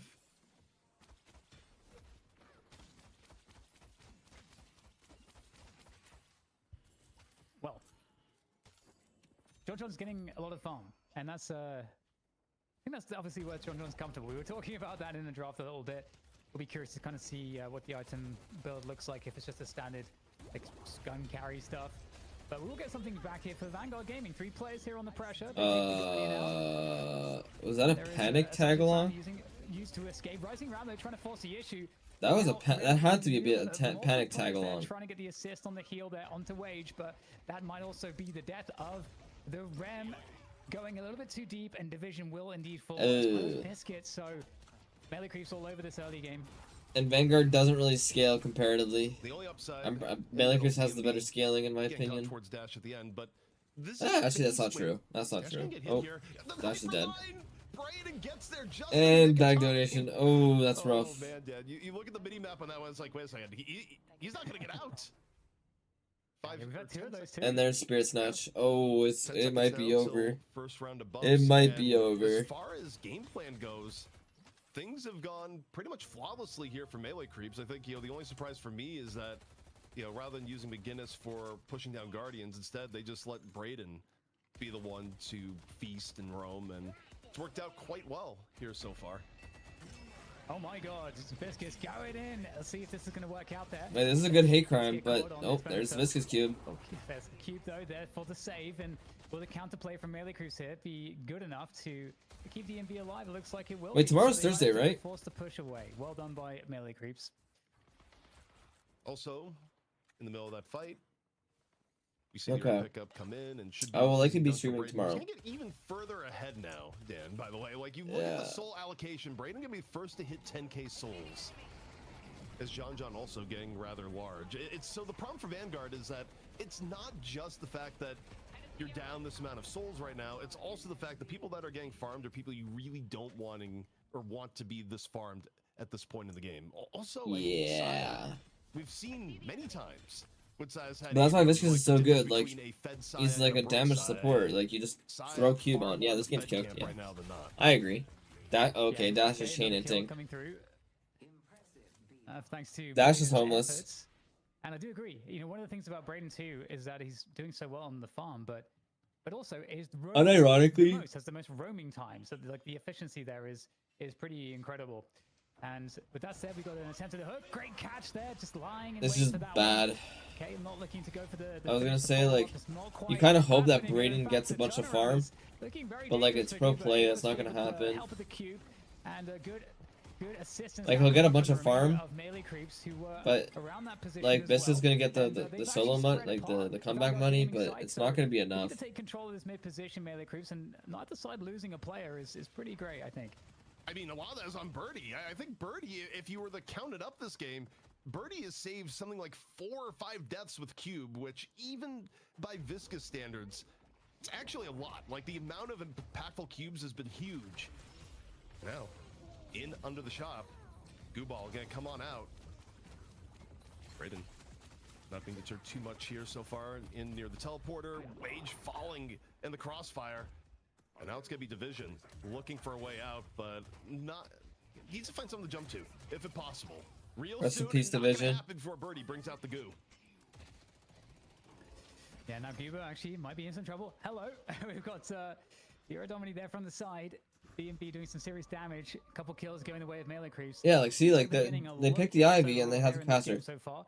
And they've managed to get an 11k advantage with the first rift being on that right side, and very deep position for Crayon over on the left side. Wait, who has the third trophy collector? It's Braden. It's Braden Birdie as a Goober, or is it Saya? What is there to defend against this? Division will make his way I didn't see the third one. For that attempt at the defense, more players coming in. Drifter now. It's probably Goober, right? Dash, potentially trying but those are 3. And but those are 3 items that, like, you get trophy collector on those characters, and then you just have Saya, John, and DMB just take up all the jungle. Like, it's fine. She's gonna go in for the death slam. follow-up stone form. DMB in all sorts of danger, and finally one. I mean, that's a big kill. Going to be over and around to save. However, decent resource investment and the hook from long range. A little bit of bebop versus lash action, enough to take down Biscuit. Yeah, so it's Goober that has it. Yeah, no, but Viz, this is pretty much what I do on bebop. Now and it's Don't tell me. it's quite somewhat actually 6k difference. I think the Rift obviously is definitely helpful for Vanguard Gaming. It's a great comeback at all in that respect. However, the whole map at the moment being in somewhat of an equilibrium creates an interesting opportunity. Of course, Melee Creep's getting the lion's share of a lot of these no, but like Viz, like you will be getting trophy collectors, and it's a good trophy collector game because it's going to be brawly. It does feel very Melee Creep's sided with what Braden and Goober have been doing. Yeah, there you go. How many trophy collectors do they have? I think it's 2 3. right now, right? Just That's on both 3. Goober and Braden, which also makes sense given the fact that they're effectively running a comp where Goober and Braden are generally double roaming here. But okay, we got 2 trophy collectors, and again another quick catch on the Biscuit. Nowhere to go, and there's Biscuit down. Saya there in the follow through. This is so rough. Meantime, there's always constant pressure on that left side lane thanks to John, and you kind of it's something. There's the green spike and the Spirit Snatch next. To gank him, but I think the rest of the team of Melee Creeps are doing a good job pressuring the rest of the map. So you may not ever have quite the numbers or players. This is what you're supposed to do. Like you'll get the lead and then you just shut down the carry and then you just win the game. So it's really like important for like to hover your carry and whatnot.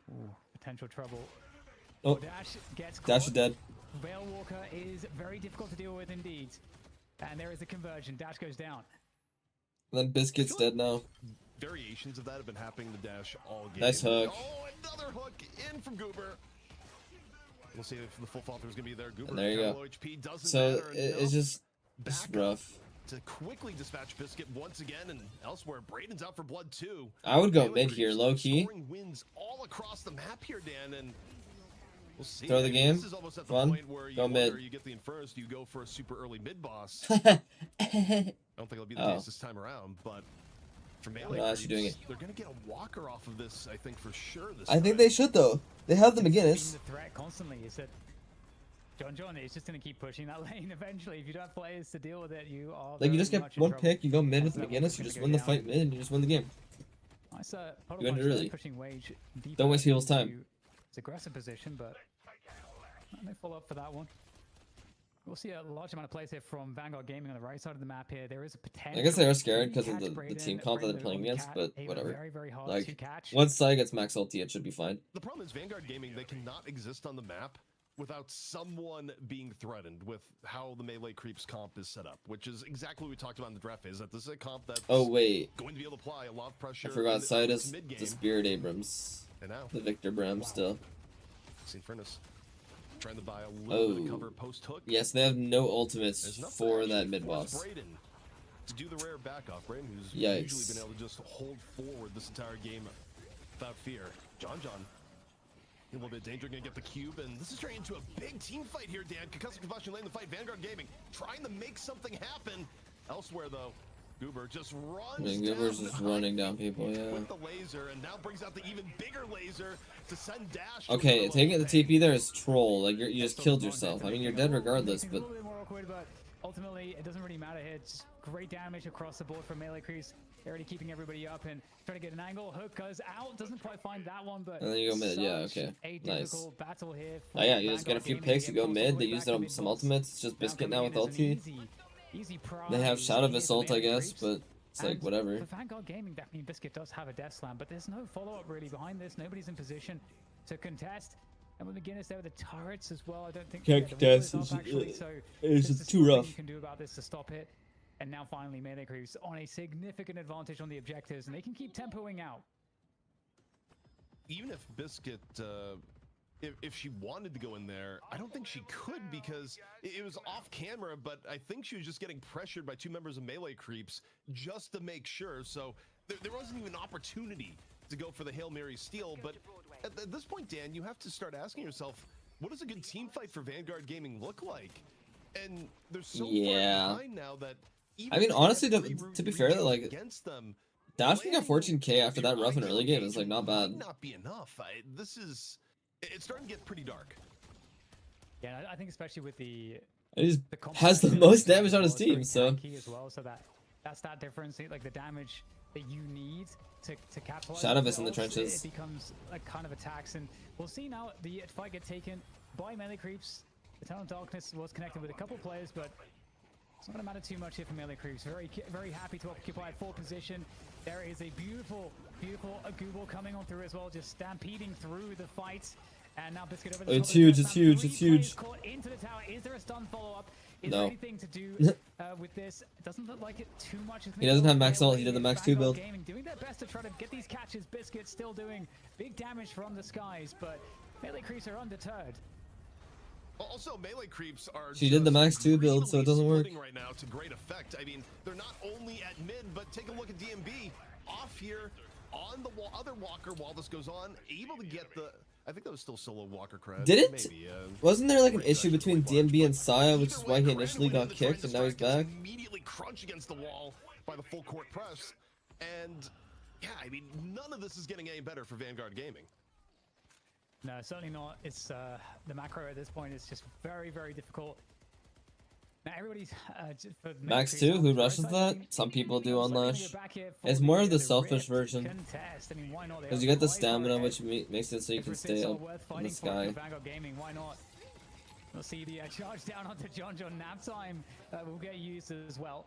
There is a decent chunk of that rejuve left, so no one's really in any danger here from melee creeps. They're going to be the pickup, both the kill and the rift as well, so that's going to crash into that right side base guardian couplet. Is it a couplet? I don't know. I don't think I've ever heard anyone. But yeah, this should just be at least 2 shrines, maybe a drop here. I can't save you here. I think your assessment is correct, unfortunately.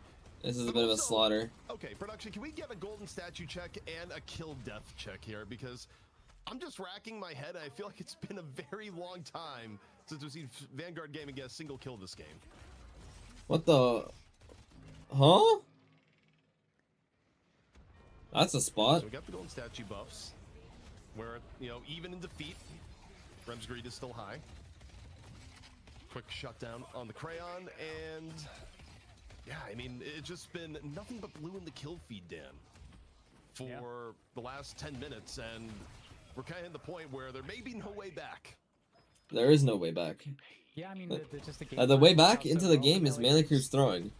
And the potential to get these kills, both with I think Goober and Braden. I think you've really seen a great game from Goober and Braden as we see the hero damage here. Yeah, I guess actually I'm surprised about Birdie, you know, being on the top of the hero damage. I got to say that is actually kind of surprising.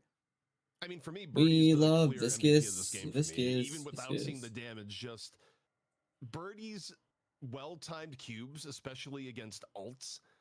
And I'm surprised like EU doesn't play Viscous though. The amount of kills that Birdie denied was very instrumental for melee creeps getting their snowball to the point it is now. It does not happen without Birdie playing. Like EU just doesn't do supports besides like Rem. A good Viscous game. So yeah, the fact that Birdie is also pumping damage on top of it is the cherry on top. Yeah, I mean, I'm with you. I'm with you on that one. I think it makes such a big difference, and especially, again, just getting that initial advantage out of that early game. I mean, obviously, problems started when you had the 4-minute Guardian takedown. I mean, that's record pace, and what is going on? Braden to start getting really aggressive. So I'll see if Division can come back. Div graphics card go shy. Wait, is it saying shy or sky? I don't know. I cannot read that chat bubble. I can read that one though. Sub at TTV lard. Go me? Yeah, it must say lard, right? Div graphics card go me? Something else. No. Wait, what? No. I think we've hit the point here where this actually was planned by both teams. This was the sell out and plug your Twitch channels, act like it's a normal DC, like just do it at a point in the game where it doesn't matter because one team is very clearly in the lead. I mean, okay, we didn't even bring this point up from OBS blew up my PC. My bad. Dan. Interesting. You only see this in a game where you are getting completely run over. It's a Giga Stomps. Yeah. Wait, that was wait, Saya just like mercy saved. And for like 20 plus melee creeps, I imagine. It's been somewhat one-sided in that respect. You know, I had a dream last night where I bought a stream deck. Drop despite that, making the game a bit closer on the souls than you otherwise would expect. Oh. But it's not a Rest good in look at peace, this point. Dash. It's not a good look. Wait, they turned this fight. Well, Okay, DMB thought they were immortal and they weren't. There are still limits even when you're ahead of the game. However, we'll see some of those limits perhaps be tested. Biscuit, this is Death Cube. Slam answered by Cube onto at least one. Slides down the stairs. Brayden getting ready to go in once more. Goober. I don't have a stream deck. Hook up, waiting. That one's gonna miss. Still, Vanguard Gaming probably gonna be a bit of a retreat here because the Cavalry has arrived. The Cavalry is a McGinnis. Gonna slide down the stairs. I had a dream where I had one, and then I just thought of it because Viz said that. Yeah. And what you can do about that. there's a clip of like someone like punching the monitor or whatever, and I was just like, I was just ready to do that. Like the Summit 1G monitor punch or something. As well, but the game perhaps going to be over somewhat soon. The mid-boss is spawning in about 2 minutes. I wonder if the game lasts that long because we're going to get these initial gate-based guardians get taken down. The shrines can go down as well. Big diff on the souls here, and McGinnis can, Jordan can set up turrets. You've got hooks for potential picks as well to keep the siege going if they really, really want to do that. But they're hella nice even if you don't stream. Really? I heard you could have one on your phone. Oh, W hook. But that doesn't mean you can't go fishing for Billy, as Crayon just Rest in gets peace, Crayon. into an instant demise. And once you get 1 or 2 kills, then you absolutely can go back in and get the shrine that you missed out on. This gets down. So They back just in they go. walk in. They can just walk in. John just having some fun here. I guess they're waiting for mid boss. It seems like a very tentative approach, actually. Not looking. I mean, they know mid boss is coming up in a minute, so they can still farm, really guarantee it. You got to respect it, I suppose. How much is one, I think anyways? the reason why you respect it is Because that maybe I buy one if it's cheap. People may look at this and go, "Well, gee, just finish the shrine, and in the game you're so far ahead." The only person to die in the last 20 minutes was DMB in a 1v5. Yes, but if you're the team that throws this sort of lead, that goes down in infamy, and that's not a place you want to be. Goober gonna be taking a nap. See if there's enough follow through this time around. Instead, Dash absolutely fine. Topped off by Rem. Goober goes down, and Vanguard Gaming able to pick up one. I mean, if there's gonna be a comeback, it would start off picks like this. The problem is that for every pick you get, things like this. Rest in peace, Shadowvis. Yeah, definitely. I mean, it's a nice opportunity. Goober was down for 70 seconds. That's a $70. A death timer right there, but okay, I don't need one that badly. Very hard to chain off of that. Mid boss is about to spawn, so I mean, melee creeps even down 5 against. Well, now it's 5 against 5. They can absolutely just force the mid boss if they want to do that. We'll see what they choose to do here. There's mid presence there for them at the moment. There are kills to be had. Biscuit running away. She'll be able to escape unharmed mostly. But melee creeps want to change that. They're operating from a forward position, looking for this bridge buff. Definitely a good way to start off the next the push, whether it's the mid boss push or just trying to pressure the map again. Also, I think for melee creeps, if they were the force mid-boss, it wouldn't be a true force. It would be the make mid-boss roar, then head out. Because one of the few ways remaining that melee creeps could throw the game would be a botched mid-boss attempt. Like, they don't need it to keep an edge, whereas Vanguard Gaming needs them to make a mistake there. Potentially come back in, Saya. In off the Phantom Strike. Oh, this guy's dead, Witch dead. Okay, GG, go mid, end the game. 2 instantly dead. And now melee creeps... For your stream deck, bro. Yeah, they can just end right here if they want to, I think, and big fights for melee creeps where it's a step in the process, I guess. Pretty unfair in terms of the numbers here with those 2 instant picks earlier. Everyone's fighting in the corridor, the burger box, and we'll see exactly if there's any W sub though from Viz. WW, can we get some W's in chat? Kills. They managed to take down Goober. I guess that's something, but with only a drifter left, what's the play here? They're going for the urn. Oh, ooh. They're really definitely playing it safe, falling back out the base, going for the mid boss. picking up the objectives. They're doing all the right Okay, I things. hate this. I actually just hate going this. for the combo play, mid-boss rift, and they should be able to do that. Like, I can't imagine a world where Dash is able to threaten Saya at all here, especially not when you have Brayden coming on in. However, the parry makes things a little bit interesting for half a second before the final punch comes in. Yeah, this game's just chopped. And there's Wage as well trying to get something going. You have all the resists, but now they have rejuves as well. So Then a strike charge, boom, dead. good luck and goodbye. Hello, goodbye. Okay, 3 rejuves and now a 60k lead. We are hitting the point where melee creeps can just flex their advantage and put things to bed. There's playing safe, and then, you know, at this point, just go collect your win. There's a line. There is a threshold. I agree. There's a threshold where it becomes we no longer respect. Yes. you know. The respect, the commentator respect line is just like, just so you know, we're getting close to the line. When they're so bored, they're just spectating minion waves. Stage 1 patron to go down. Of course, go for that. I mean, the second shrine that wasn't grabbed way back when. Goober looking for the hook onto a floating realm, doesn't find it, but John certainly able to just walk forward and find biscuits. And at this point here, Dan, there just really isn't many buttons left to push for Vanguard Gaming to make anything reasonable happen. The difference is just too high, and even if you do get a kill, Rejuve is up. So the likelihood of defending first stage patron is about nil, and melee creep should just stay for the finish here. Jengang into Eternal Night. Last opportunity to do anything for Vanguard Gaming, but all it results in is Crayon going back to spawn for what is likely the final time. Yeah. Yes, so many kills going away melee creeps is kind of gross. We'll see what that tally is going to be. This was a bit of a slaughterhouse. But yeah, finishing things off here, just having some fun with the moment, I think, for melee creeps, as they do indeed finish off the game. Honestly, the expected result that you would think would happen, of course. Honestly, but, deserved. Good fight from Fuck that Vanguard rat. Gaming. But ultimately, ZP, this was a game plan. Division insulted me earlier. Perfectly for melee creeps. A few streams ago, or yeah, I mean, I think the stakes actually, I think I might have been playing off stream. No, I wasn't on stream. He joined. Really big Division insulted me. Tempo, deserved. Particularly with the Bebop Nah, I love Division. and there was an advantage in team fighting for Vanguard Gaming if they could get there. Yeah, rough game. They were not able to get there, Dan. The problem started in lane phase and then got even worse as you just had Goober and Brayden. All right, back to everybody's favorite.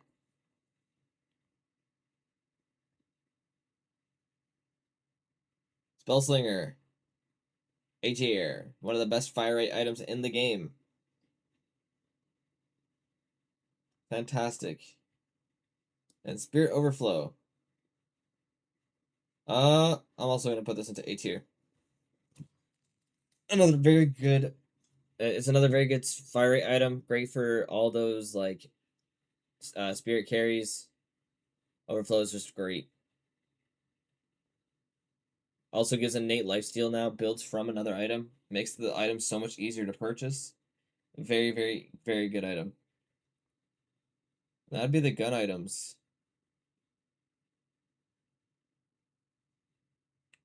The gun items.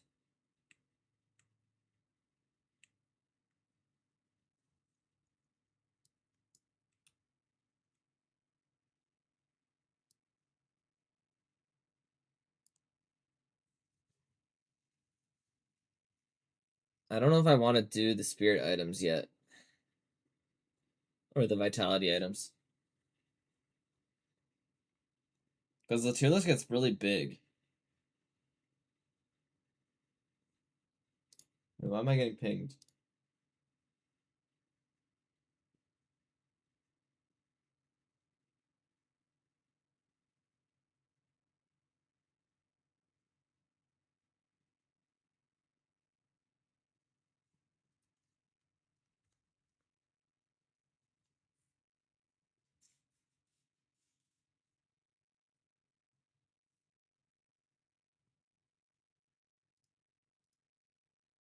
Yo, why is it so far behind? Oh. .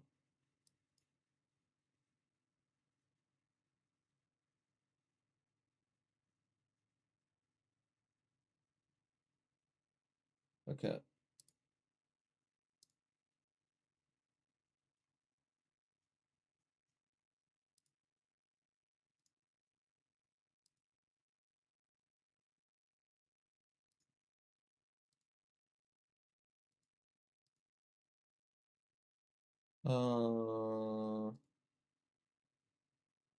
Yeah, I was saying make it separate lists. That's what I'm thinking. As well.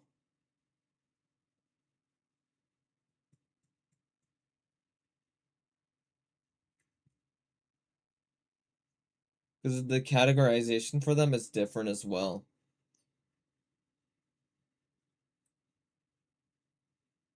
All right. Add row below.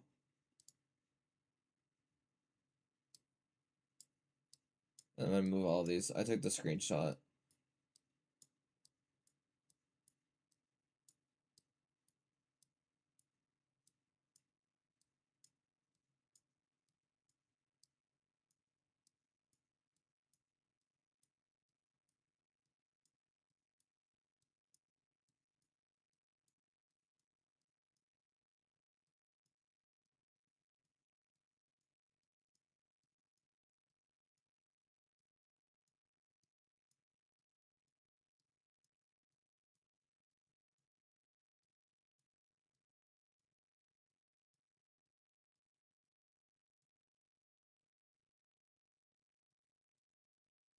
Yeah, I can do that.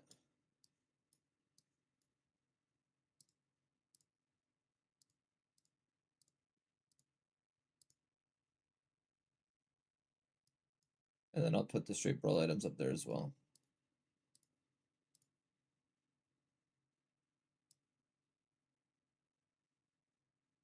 All right.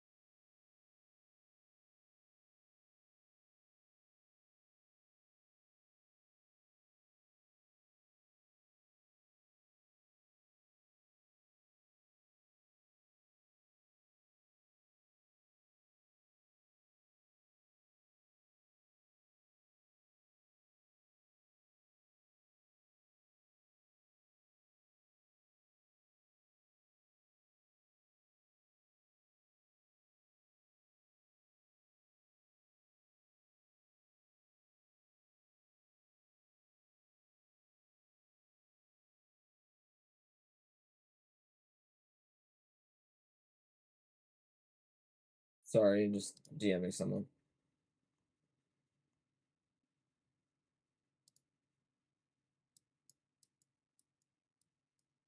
You're right, you're right. WComs.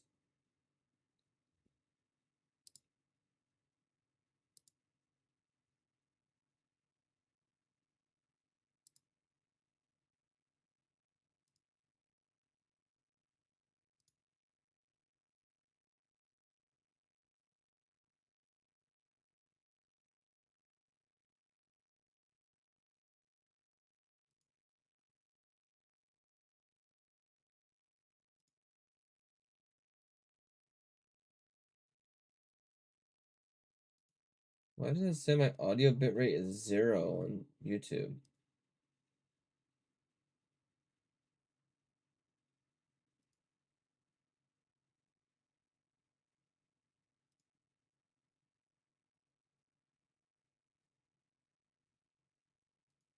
Why does it say my audio bitrate is 0 on YouTube? It's not. Okay. Well, that's fine.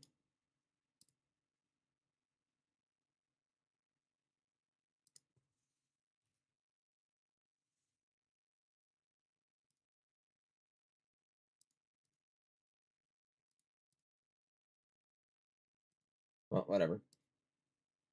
Alrighty. Wait, how long in this? 5 minutes. Okay. So, starting with extra health, I think this is at least S. One of the few items I think... Actually, I'm going to put extra health and extra regen up there together. Just because I think they're both one of the items I would never get mad at anyone buying. I think the items are just too good. Well, not too good, but they're very, very good. To the point where if you're having a rough lane, extra regen is always good. If you have extra health, you have the extra HP pool, which is great for things like the heal minion, giving you more healing as well. Extra stam, A tier. Not every character buys it, but the characters who do buy it, it's very, very good. Very, very useful. Very good for movement in general. Helping out a lot with that.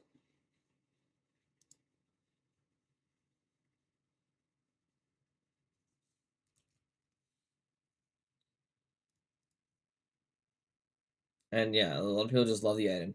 Healing right. I'm putting that into B tier right now. It's great for sustain, but it's really only the supports buying it right now. I think some few other characters will buy it. But it's really the people who are like planning on upgrading the item into like Rescue Beam, or actually I'll put it down to C for that. But it's really only people who are buying it for Rescue Beam or Heal Nova that are buying it. But it is one of the better sustain items in the game. But it gets canceled pretty easily if people are paying attention or if you're getting pressured out. I take upgrades into account as well. I'm taking like as much as I can of the item to actually get value from it. So, like, for example, like Rescue Beam, or I would say like I would take the upgraded item into account, but I would definitely take like well, I guess it's kind of hard to explain. But yeah, I would say I am taking the upgrades into account. Melee lifesteal. I think melee lifesteal is it's great sustain in general for those melee carries. Like it's great for like Calico, great for like Abrams, Billy. It's great for all of them. One of the best sustain items in the early game.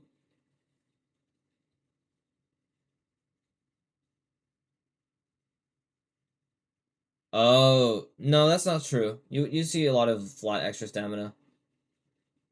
You can see a lot. Usually people who are buying like Stam Mastery will just sit on extra stamina for a while. It's pretty common. But I still think it's a really good item because it builds into like K-Dash, Arcane Surge as well. So there are things like that.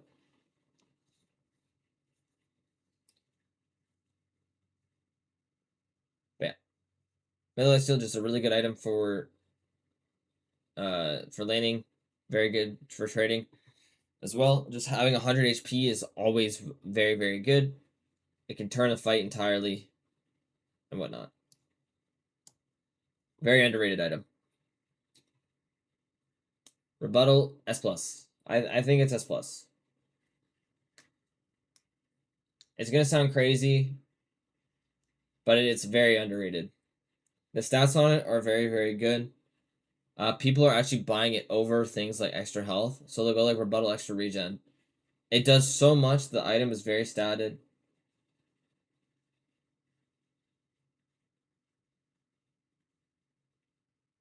And whatnot. So yeah, I think it's a very fair placement in general. Like, it's gonna sound crazy. I think any character can buy it. Especially into Burger Brawl lanes. Like, if you're playing against, like, a Billy Abrams, Calico, whatever. Yeah, like, regardless of the NA team comp, like, it's always just a good item because it can turn anything. And you can bait parries in lane. It makes some things a lot, like, more interesting, I guess you can say. It's also great for, yeah, exactly. People also just throw punches very, very often. Like, it doesn't really matter the comp. Like, it's just a very, very statted item. Talking about items that have good upgrades, I'm putting Sprint Boots. Sprint Boots into A tier. I'm even contemplating S tier. Actually, I'm going to put it into S. I think the items it builds into are just so good as well. But Sprint Boots has really good out-of-combat regen. It's great for roamers. Great for characters like Calico, Mo, Ram, who are just going to be running through tunnels and whatnot. And it has 3 really good items that it builds into. Like, Action Enduring Speed's good. Veil Walker's good. Trophy Collector's good. Very, very good items. Like, people also forget a lot about Juggernaut. Juggernaut, I think, is a pretty underrated item into, like, a lot of gun carry comps. The fire rate slow that it gives is kind of insane. Battle Vest, I'm putting it to B tier. I think it's a good item, but the value from it is hard to get consistent value out of. It's great for, like, farming speed and whatnot, and it's niche, yeah. So it's remove Crushing Fist. What? Crushing Fist is fine. But yeah, Battle Vest is just a good item. It's not bad. It's not great. It's not OP. I think it's pretty balanced in general. Often used to get your health spike in some characters, so it's not bad. For similar reason, I'm putting Bull Lifesteal there. It's often just used to, it's often just used to get, like, your power spike. It's good for farming, staying healthy, but not everybody buys it, so it's mediocre. Debuff Reducer, I'm putting that into S tier. I think Debuff Reducer is one of the most underrated items or components in the game. Just getting a flat 25% debuff resist is insane. It might even be S+. Yeah, low key, I kind of agree with that. I'm putting that into S. Like, S+. Debuff Reducer is just so underrated. Like, the fact that it gives you so much more things to play with, like, as well, the upgrades aren't bad. Like, it builds into Unstop, which is great, into the late game. Like, even Spellbreaker. Spellbreaker's not used as much anymore, but it's still not bad. But yeah. It's great. It's just a great item. But the flat 25% is just so good, especially for so cheap. Like, you just pay a 1600 item. You can use it to get your green spike as well. It's so good. Unlike Battle Vest, I'm putting Enchanter's Emblem in A tier because I think Spirit Resistance is way more valuable than Bullet Resistance. And that is pretty much the sole reason.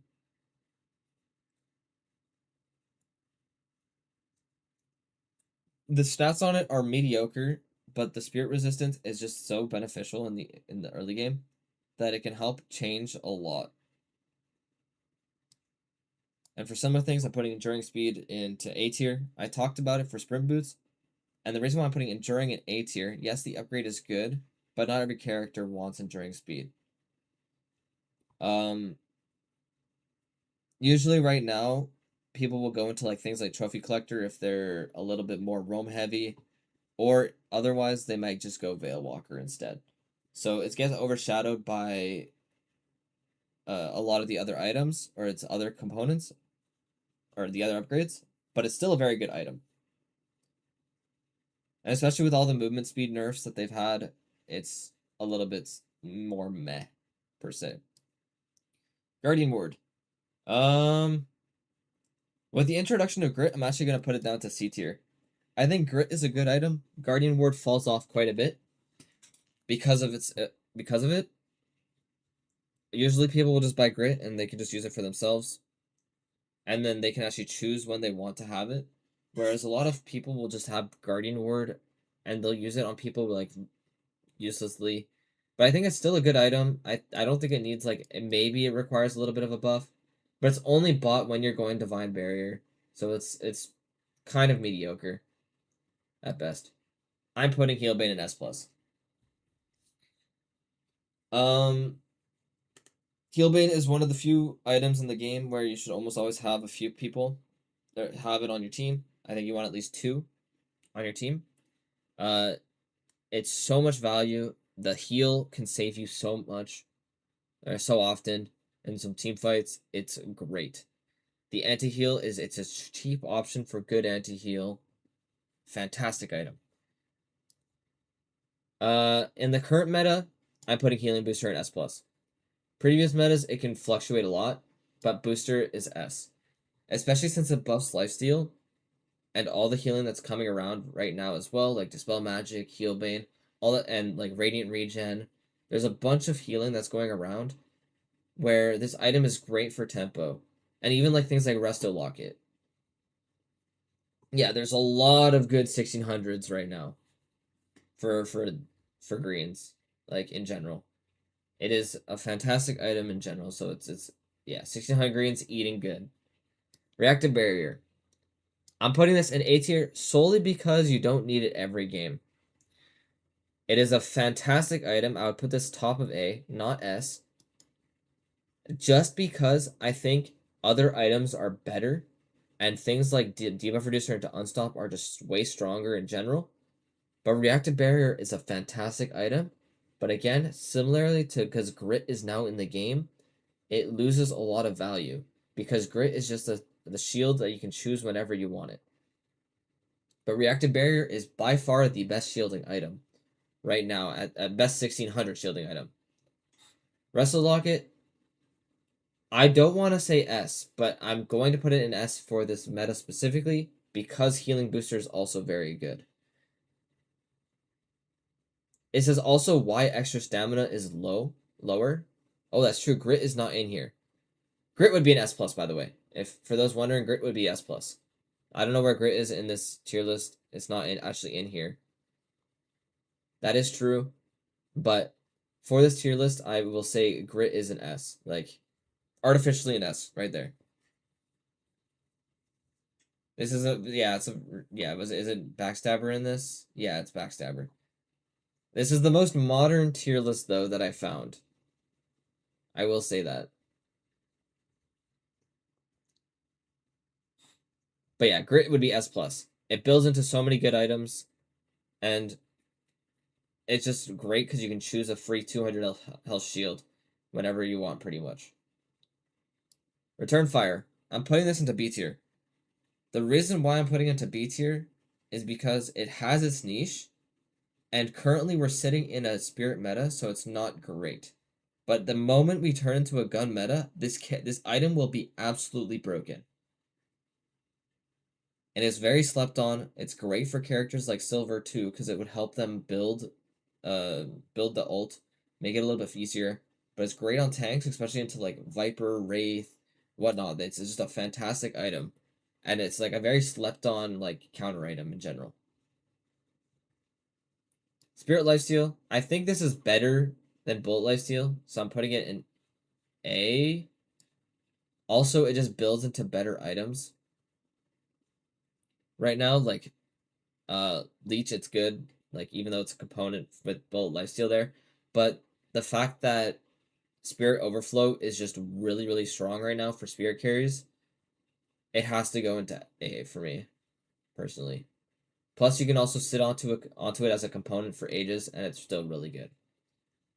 Spirit Shielding. I'm putting this into S. The reason why I'm putting Spirit Shielding into S and not Reactive Barrier, it's a Spirit meta, and Spirit reigns supreme almost throughout the entire game. So you're going to find value with this item no matter what. Plus, a niche interaction that people don't understand about Spirit Shielding is that you actually get the Spirit Resilience that it gives you for the full duration. It's not just for when the shield is up. So, it's quite a good item for that. Draft is starting. W comms. The way I say, why are you saying most value ban? Is that if the second team is banning it, and the first team would go for the first pick on it, that usually means it's Trophy collector top A, low S. Under any circumstances. I would agree. So, I think it's better than Enduring right now. Go first pick Remdan. Is Rem really that powerful that people that's worth first picking? They understand that Rem can be picked. It's not as scary as you think. It's a high value pick. Weapon shielding, yeah. Well, no, I would pick weapon. Yeah, well, weapon shielding is probably C actually. Make use of this because we're also seeing Abrams get picked over like a Billy ZP, or I mean, honestly, a Mirage, or like there's a lot of things that you could. The thing is, that position. Obviously, they get the second pick as well here, but surely, I mean, the thing is, they have to pick Billy. They got Abrams.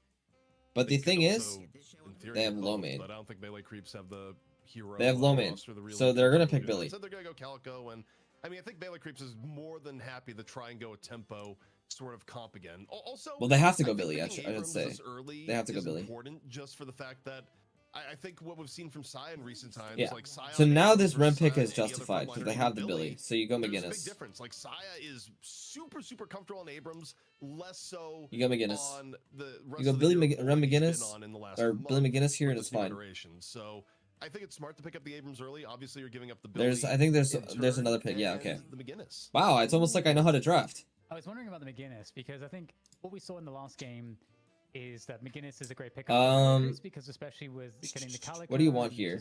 You can kind of pick whatever you want here. Maybe Viscous? Let first lane down early, make it more I think Viscous isn't bad. That really Yeah. can unlock Calico. Let's fucking go, baby. Sometimes I'm smart. Because you got to imagine it would have gotten banned. Sometimes I'm smart. Yeah, I think And now you can especially kind of ban if whatever you Melee want. Creeps Like are you can first probably pick ban out like a of the late-stage pocket. bans, Like you if can your do like Pauper's pocket. pupils- I don't know. The one interesting thing is Like that Apollo's Geist is good. still You available. can kind of You do think back whatever. to game 1, Geist actually got Secretly banned watching pretty VOD early. right now. Thinking Wait, about what? Both John and DMB.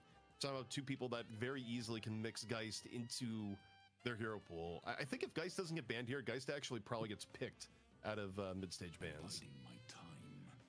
They gave you the script? Like, okay. All right, so let's see if they Wait. they grab the Geist. I think It's that's a Mirage. great Where's call out, Mirage? especially with that Vem ban. Hello? I'm curious, how this game is going to look. Mirage hasn't been picked about yet? the ban on Apollo. I don't think Apollo. Did they just forget about Mirage? Last game, I'm not entirely sure if that's correct, but he definitely didn't get picked, obviously. But there's a guy. So Like this makes hold on sense to that because one. of the team DMB. They have John. Like it makes sense. But where's Mirage? Like I'm pretty sure you just go Mirage +1 and you just fucking go ham. You win the I game. actually think Geist may be higher prio for Melee Creeps of the two. Ooh. But we are going to see Celeste come to play here, NNA here, Dan. Didn't see it in the last game, but now Popper's people saying, yep, we want to play at the Unicorn. Yeah, and I think that's a scary prospect for sure. But yeah, no, looking the great thing at is, moment. top 3 And it's gonna be draft fun is also to see super Celeste easy to back in play pick with the for. movements and Mirage. Okay, yeah, 5th pick Mirage. Yeah, so It I said honestly Mirage feels +1. kind I'm of right. Like a massive steal that deep into the draft. And then now you can just pick whatever you want. Where's Like Pocket? you could Where literally are like it doesn't matter. I don't know. Pocket has. And this will just be a disappeared counter pick to from- whatever from these two space picks are and probably. time. It's completely vanished. Viper coming on through. Okay. I wonder if that's in part to deal with McGinnis, deal with Celeste, like Rem. Like, how do you feel like Viper fits into this? Because we haven't seen Viper pick very much. I mean, I think Viper actually. I'm just thinking about potential lockdown here. Never mind. Ooh, Dynamo's back here. well, two things. One, I think Bola does actually give you more kill potential against both Celeste and I kind of like Yamato here. You might otherwise have. But also the Vin is really interesting because But I actually think Vin is one of The other thing is, heroes like, you that want a displacement under or something that can circumstances test the can actually Vindicta. make things This really makes difficult sense. for Celeste, who otherwise, especially in her current healing build, will be able to get away at lower HP. And we saw in EU times. You where don't enjoy playing is just Celeste into that? running That's around and fine. around and around at, Celeste is strong. She has good You AoE. cannot do that with the Vindicta on the other team. You're simply just If she lands a going to ball, choke. like, So this a lot Viper of the cannot low slide. to mid HP survivability that Celeste gets away with murder on. But the issue is, Is the issue I actually have with this doable draft with right Vin's on the now other team, is they don't so really I have firmly believe this too Vin much. is I mean, they have 100% like this, in response to Celeste pick from Popper's pupils. but the Viper kind of chews It through makes them. sense, and I actually have to say I really like the Viper pick as well for the tempo because Viper is really good at taking down the Guardians. Can get gets a lot of damage output there, and that's something that again melee. Yeah, it does. are gonna Radiant want to Daggers hits prioritize, entire that vertical. you get a lot from winning the early lanes and getting that early tempo, and I guess what Popper's peoples have, I think that's going to be really Like, important. if I'm McGinnis, you have to expect Rem needs, yeah, I agree with you, Pengu. Rem needs some knockdown. Drifter on it to do well in the early game. But the other thing is, a lot of dangerous lanes here for Popper's peoples. So having some the scary thing is if you only get one knockdown, and this is still gonna go ham. Comfort picks here, ZP, with the Calico. Wait, they picked the Vin over Bebop? The Abrams, the Abrams and Vindicta combo is like a historic comfort combo as well. For Goober? Also, Goober on the Vindicta, that is a this is surprising. I think one of the very first times we ever saw Goober. But this is probably influenced from who? I want to say it was Goober was playing with TF2 Boomers. It was back in the Fight Night era. But I also like this because it's the third carry. At the point was a very notorious Viscous one trick. It's the third carry. Actually got to play Viscous, but oh, that's right, it was Hayes. Like once it gets to late game, this is like your late game insurance almost. And was looking ridiculous, but as anyone who watches Night Shift knows, no one actually plays. And Hayes, it counters this. Regularity competitive play nowadays, but the Finn still makes sense. Yeah, I think people are starting to recognize Vin as the counter to McGinnis. Just a classic John hero. So gonna be very interesting to see. I do like Popper's people's lineup here a lot though. ZP, I think they've got strong options for pretty much everything. Yeah, and this is what happens when you pick the Celeste. You have average on the Billy this time. The objective play and tempo from McGinnis is kind of nasty. Celeste with the movement, just best earn runner in the game. Rem as well. Obviously applying a lot of support works well with Billy. Like I feel like you've got a lot of everything. The job of this drifter pretty much is to hunt down these people. And the big potential, like there's a lot of good stuff. I think. Are you in the same camp? And then Birdie has the job to keep these two alive. I think this is a very disparate draft in what both teams are looking for. Melee Creeps, again, they've drafted something that's pretty based on tempo. I mean, anytime you're going to have both Calico... I mean, that's usually what happens to one tricks who get picked up into pro play. They just get counterpicked or counterbanned. Tone of things early on. I actually think, and then forced to develop a hero pool. This comp, like, so long as Goober has at least an okay lane, I actually... That's what's happening with Erebus, right? Here because I like think Erebus is a Bebop one trick. That, some of the things you'd expect to live forever for Popper's people is actually getting. But he developed the paradox. He developed things like the drifter. Actually, still work against the comp that Melee Creeps have here, because you stop and think about executes. It's not just one execute here, Dan. It's two between the Viper and the Vindicta. So a lot of reason why you're playing Celeste is for this, horse doesn't die, forever. This is an insane combo. This is an insane combo. This is an insane combo. The lanes on Melee Creeps are great. Yeah, I think Melee Creeps, a lot's gonna come down to laning phase. So you're gonna have like, where we're at you're gonna have this together probably. I do think that. And then my guess it's this together, and then you have this together. As well as, Popper's so this versus back end of this draft worked. This. Yeah, I can't wait to see. I do like. That's probably the lanes, if I had to guess. Like to me, both teams kind of got what they want, and they got the cores that they want, and both teams are in a place of relative comfort, and they both have drafts that make sense. So the difference is, super curious to see the only thing is, I might see this, or sorry, I might see these two together. That does that. So then the Mirage bunkers down, and then the Celeste helps this lane. First little win con for Popper's peoples over Melee Creeps. Not Cali Viper. Cali Viper's fine. You could do this as well. Cali Viper works. Like Melee Creeps just has great lanes, so they can kind of do whatever they want. Key thing as well, especially with John. So like Cali Viper works. This works. Like you could do that almost as well. So that means that you have to like these four are just super flexible with what you want to do. Maybe on the back end of the tempo in the first 15 minutes. Like even the Vin. But like you wouldn't do this. Like this is the only one that I would say is bad. It kind of dawned on me looking at the heroes. Low main is not on Billy. And I'm not going to say average is a bad Billy by any stretch of the imagination, but also in terms of competitive play. If it ever goes late, this team wins. Average play Billy for this team over they have a lot in a very, very long time. Now, every comp player has a lot of experience on Billy recently because wait, do I have to one of the ultimate save people here for the recent rank up, but we'll see how that one works out. Wait, they removed the have a real chance in game one. They didn't show it. We don't have to speculate for much longer. The teams are ready. And the first match of the money match here in NA about to begin. Yes. Wait. Our beautiful sponsors there. Xeno's not playing? Oh, it's animated. Glorious. as we get the game kicked off. Yeah, we're serious now. No Mina super TF. It's gonna be interesting to see precisely how this is gonna play out. I am curious to see the low main performance. I have grown to respect low main. Oh, they got Zerbzy. Is Zerbzy subbing? And especially I didn't even notice. That's why they have this. That's why they have the RAM. Like, just really gets it. I feel like low main to me, I don't know.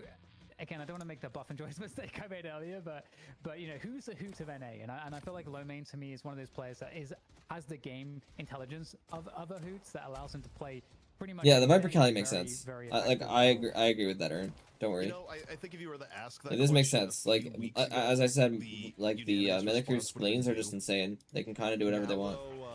But you are right. Low main's a good contender. I think many people would still respond do, but I don't think you're wrong to throw low main into that conversation. But yeah, see, like I did say that I wouldn't be surprised if they do this, and then they have the Celeste in mid, and they can roam to the side lane. You know, again, we gotta state that the pressure very much on melee creeps here. For Poppers Peoples, meanwhile, even if they don't get ahead in the early game, it's actually I wasn't surprised about either of them. Lane win condition, I think, for Poppers Peoples, like it just depends on what they wanted to do.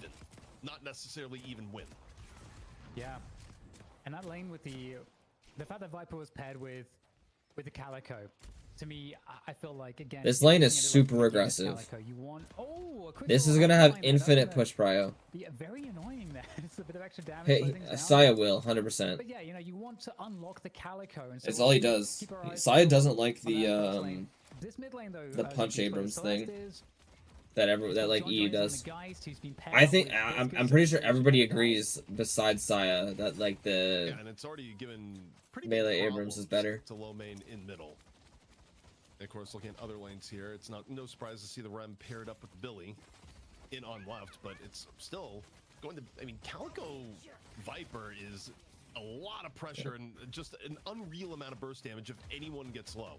Because you're not only gonna have the Calico diving you, you're also gonna have to like this is already super bunker down. The Rem right now, when Rem pops out Billy, is super bunker down. Killable. Hold the fort. Circumstances. that is how ridiculous the burst damage in this. Like I want them to spectate average because I'm sure he has monster runs as well. Very exciting to see because I don't think we really ever see this lane Viper Calico. I mean, when do you see that? So, yeah, Max ult is just way too good early. Looks like on the other end of things, League is gonna go down early on. That you're losing your McGinnis. But the thing is, the McGinnis is good, but they have counters to it. I feel like I should have put more channel points on the melee creeps here because I want to say Poppers needs to live until 20 minutes. This game from just seeing some of the lane phase here. The tempo. I think this is the key timer. What's going on? Currently in the left lane, the Guardian. Close quarters monsters make sense. Problem. 3 minutes, and it's nearly dead. That's kind of crazy. I mean, again, just unlocking Brayden. It's the mission. The game needs to be even at 20 minutes for Poppers Peoples to start winning. Very good indeed. They're heavily relying on these heroes to get early. He's gonna be able to have a similar performance here against Poppers. And this hero is like non-existent until like on the box run. I don't know, like 6K. I mean, is I even noticing the damage that's being done? So it's just like, my back. I think the Mystic Shot / Shredder Bullets is better, but I think Hunters is also fine. I think it's fine to do both. Also, like left lane, like. Unironically, I think for my playstyle, I would do Shredder. This lane, I would do Shred plus Hunters. Got so incredibly low, by the way, Dan. It's just you have to give. I think that's what I would do personally, just because I suck with the Mystic Shot. In on the Poppers, but Poppers in some real danger. League drops the wall for a little bit of safety, but I think Stalker's just too good early, so it's fine. Like you would just replace Stalker for Hunters or later in the game. Yeah, really irritating for Poppers. He's already been out of the fights, doing the box ambush. So that'd be my opinion. Yeah, very annoying, and that's going to mean that lane on the right side. But it's going to be no pressure from. I do understand why people get Mystic Shot. I'm just not like a fan of it because I suck. It's a skill issue. I make up for it in other aspects. And there's no more damage that's been done to the left side Guardian just yet. Oh, he screwed up the movement. Slow down a little bit on the left, which, testament to Poppers Peoples. I love that he's still trying to do it. Because if Brayden was able to start roaming at 3 minutes, like we saw in the previous game, that's where things get very, very tough when Melee Creeps is already playing a comp that's kind of banking on having a good early game. Yeah, the Fleetfoot makes sense because, like, what some people do is they slide a lot. Like Calico has a lot of movement in her kit, so getting the sliding. It usually can survive. Yeah, like look at this, look at this. Like That definitely ends. extra health, sustain, grit. I love getting that Like, first from Billy as well. Just really helps. You get sorry, a I good had to. chance. Speaking of which, we do have some assistance, of course. Just Like look at all these like look at these like A to like S tier items that everyone's buying in lane. And we can see why League Like were everyone's down buying that them. run. It must have been one of the But yeah, challenges. so people will buy So, you know, Fleetfoot, and then you just kind of showing stick on us people, why, shoot your she gun feared on that Abrams. with the Calico. That's why some do it. Well, some people do it. In some real danger. Low HP, dead, low main. Living is Able good. to Big chase shocker. down Yep. In middle.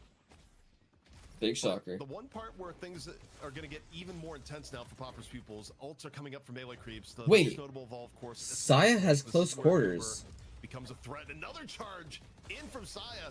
Kidnaps League. Gets the finish into a parry. Saya going wild. Okay, well he just underneath the parried. veil. Okay, well they just threw. Saya's had some insane performance. Oh, I thought you were talking about the Okay, Billy. so I thought you were talking many about impactful Billy's charges. doing it. Wow. Okay, Billy. Okay, we'll get taken down by the bombs, I think. But Did Saya convert? quick, He shot went from the Spirit Zerg build to last take game down though. Brayden, but that That's Guardian why. is standing on the left lane, so very, Whoa, whoa, whoa! Oh, very good ball the at ball, able to ball do the that cube, and ball the be able cube. to, He's dead. He's dead. Brady's dead. You know, make sure you rip the order Like, at the hello- right time, and there's a conversion Bad lane, by the coming way. from Bad lane. Left foot on the Mirage. Naptime comes in as well. This is a very deep position for DMB, in trouble. Very squishy on the Viper. I don't know if he's going to be able to get out of this situation, but it looks like there is some support, so able to scroll away from that one. But that Guardian is Okay, now still we got up. this. Goobers rotate to the left. They've had enough about this Guardian living for this long of a period of time. Oh, I don't know if he hit. I don't know if that was a +5 But now, or whatever, +6. looking at the left. I'm gonna take a ride on the Billy, and enough to find DMB. Ball comes out towards the very end. Chain Gang, enough to pull some people to the ground. Brayden join this fight now on the left. Return the shadow. Yeah, the early melee items are very Out of good. Assassinate charges, and you know what was supposed to be a Goober come over and feast is turned into a Billy Rem versus the world. Yeah, this is really problematic, trying to get the healing trooper. Oh, just able to pop the healing trooper Okay, in Brayden's time, but dead. doesn't really ultimately help at all. And yeah, that tower, that Guardian's still up in this time, and They've sent a lot. This is like sketchy. But the reason why they did that is because I don't want the game to start opening up to this side of the map. It's why they had the Rem Billy there anyways, because they're gonna hold off. Charges on the assassinate, ready to go now. As the lane is A lot of pressure with the slowly, healing. surely being brought back under control.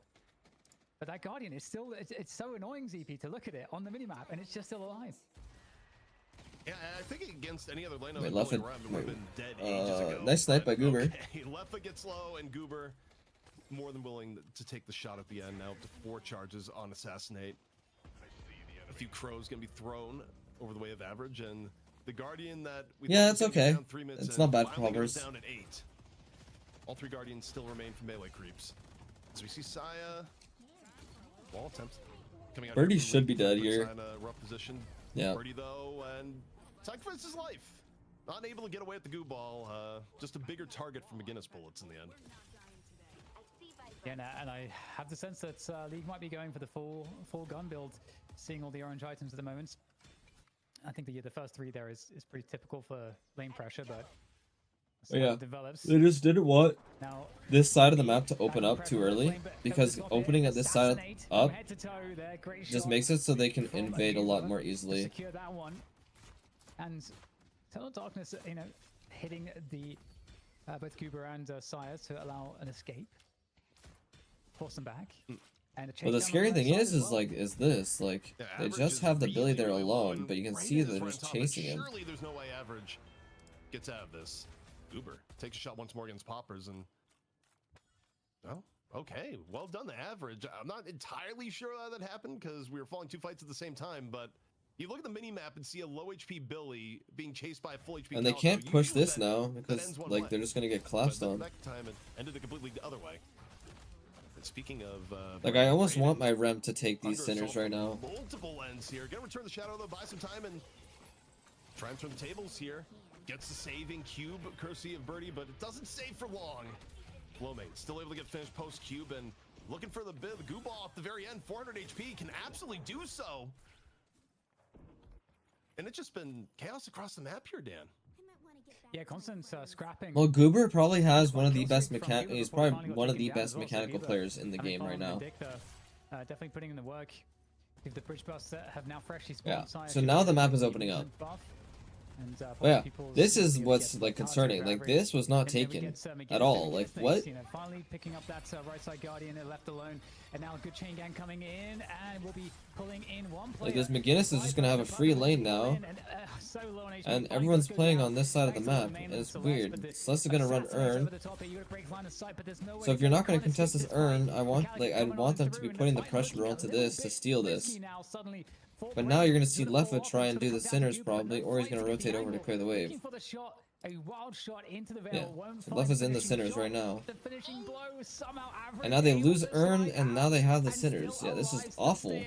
This is great for Pauper's Peoples.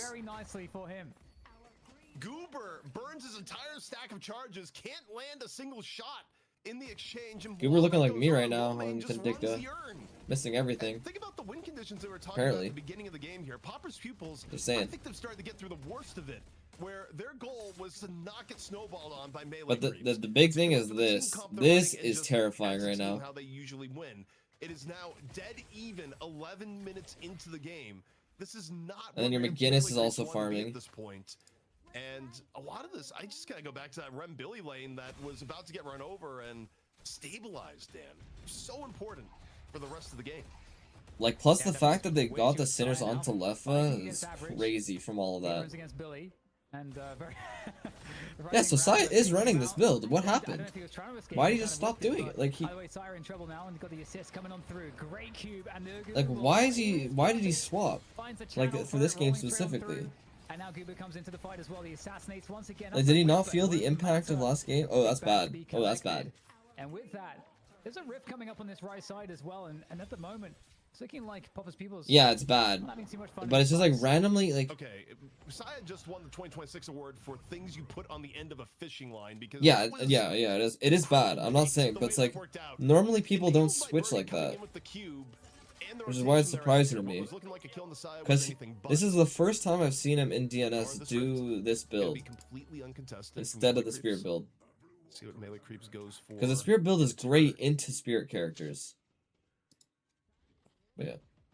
Yeah, really close game here overall in terms of these souls at the moment. And the macro not too far away either, but we're actually at almost 13 minutes CP, and there's still 3 Guardians up across the map. Maybe that's I like this from Average. Try to deal some damage to the mid Guardian. The fight coming on through. Average looking to find the engage with the Rising Ram. Nap time comes. Yeah, because Saya hated it. That's why. Gets insta parry, but there's a lot more behind that one to take down Saya and to claim this Guardian. And in the meantime, there's a fight for that left lane Guardian as well. But it looks like DMB should be able to deal with the defense. As he should say. But again, like this is this is what we're paying attention to. We're paying attention to this in general. The moment this hits 20, this is really good for Pauper's Peoples. Alright, Goober decides to join the fight too, and oh, the tether stops changing. The other key thing to look at is the Vin Snipe stacks. Comes on out, buys a little bit more space. Billy, not at all bothered by the Venom, but while Billy's retreating, Poppers gets in the head by Goober. And now, Leffa in some real danger. The chase down is coming. Birdie and Saya join the fight. And melee creeps find themselves in a very good rotation. It may not be done yet. They want a little bit more. Can they get Average? Last few this was too slow. But Average looks to get the last little bit of clearance needed to get out. Okay, I was gonna say, was that Average? No. That was just Zerbzy taking one to the dome, courtesy of Goober, who, by the 42 way, stacks. Is this? No, this isn't max because it's multiples of 10. Oh yeah. Damn. Okay, yeah, the Vin's scary. That Vin is scary. On the Vindicta, if not more, with definitely lots of extra assists on that too. Yeah, 8 kills. They're definitely doing some good work there as well. Has the extra recharge also. Why don't people get it? The 2400 upgrade. They used to. Now it's not as much value because you're really only using it for your 1. Okay, before you would get it because it would also help your 2. But with the duration nerf to being 0.3 seconds, it like 10% or like whatever it is, like what is it, 30%? 30% of 0.3 is like 0.1 second. It's not worth it. And things work out quite well. Now, Dan, things are even here, which already is in favor of Pauper's Pupils, but you know, let's look at the economy end of the game right now. Overall, that'd be my reasoning for it. I think it's still okay, but you don't really care for it as much. Where you got a pretty fed Celeste, and you I think the stats on the item, like while they're not bad, they don't help you so much to the point where you might want like another item. Yeah, an engagement found here onto Celeste. Low main trying to stay up here. It's definitely hard to lock down the low main. They got some tools, but we'll see if they can find the kills and the follow-up there. At the same time, left side Guardian. So it's like, would you rather have duration or would you rather have like toxic bullets or something, or like I don't know, like K-Dash recharging for some people, or like Headhunter. It's a quick earn turn in. Popper's Pupils now starting to add on to their lead, and if they get John here, it'd be huge again. Another opportunity where I think even if John could swap, I'm not sure he would have thrown it away there. Goober picks off another, but you start running into this issue. It is up to Goober to have a movie of a game. Vindicta, like Goober is doing everything possible to remain relevant into the game, but we're now at 16 minutes. Vindicta does eventually start falling off a bit. Nope. No, what? ZP what? No, Vindicta gets stronger as the game goes on. Yeah, no response. That's a great pickup there to give a big edge. Okay, well, there's going to be an attempt to account. Wait, Goober went Veilwalker? I didn't notice. There is enough to do this. Their melee creeps are forced back pretty early. They do get the Walker down to half HP. So that trade battle does not work out. I mean, it's not bad, but yeah, with a good chase down on that one. And right now it feels like Popper's Peoples, they've got a large stake in the map control. Wait, are they going mid? They have the McGinnis. Well, they could. They actually go for it. It looks like they will. Goddamn. I mean, in terms of threats right now, it's mostly just Saya for the contest. There's no Bolo to worry about.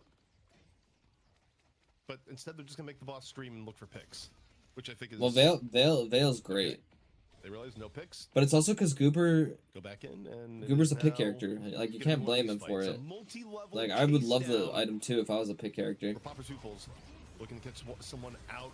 That That was a massive ulti, but he's probably dead regardless. But Saya ends up falling, and not enough damage was done here, Dan. Popper's Pupils still... And that's their one mid-boss contest. They don't have Viper ult anymore? Yeah, that's just okay. GG's.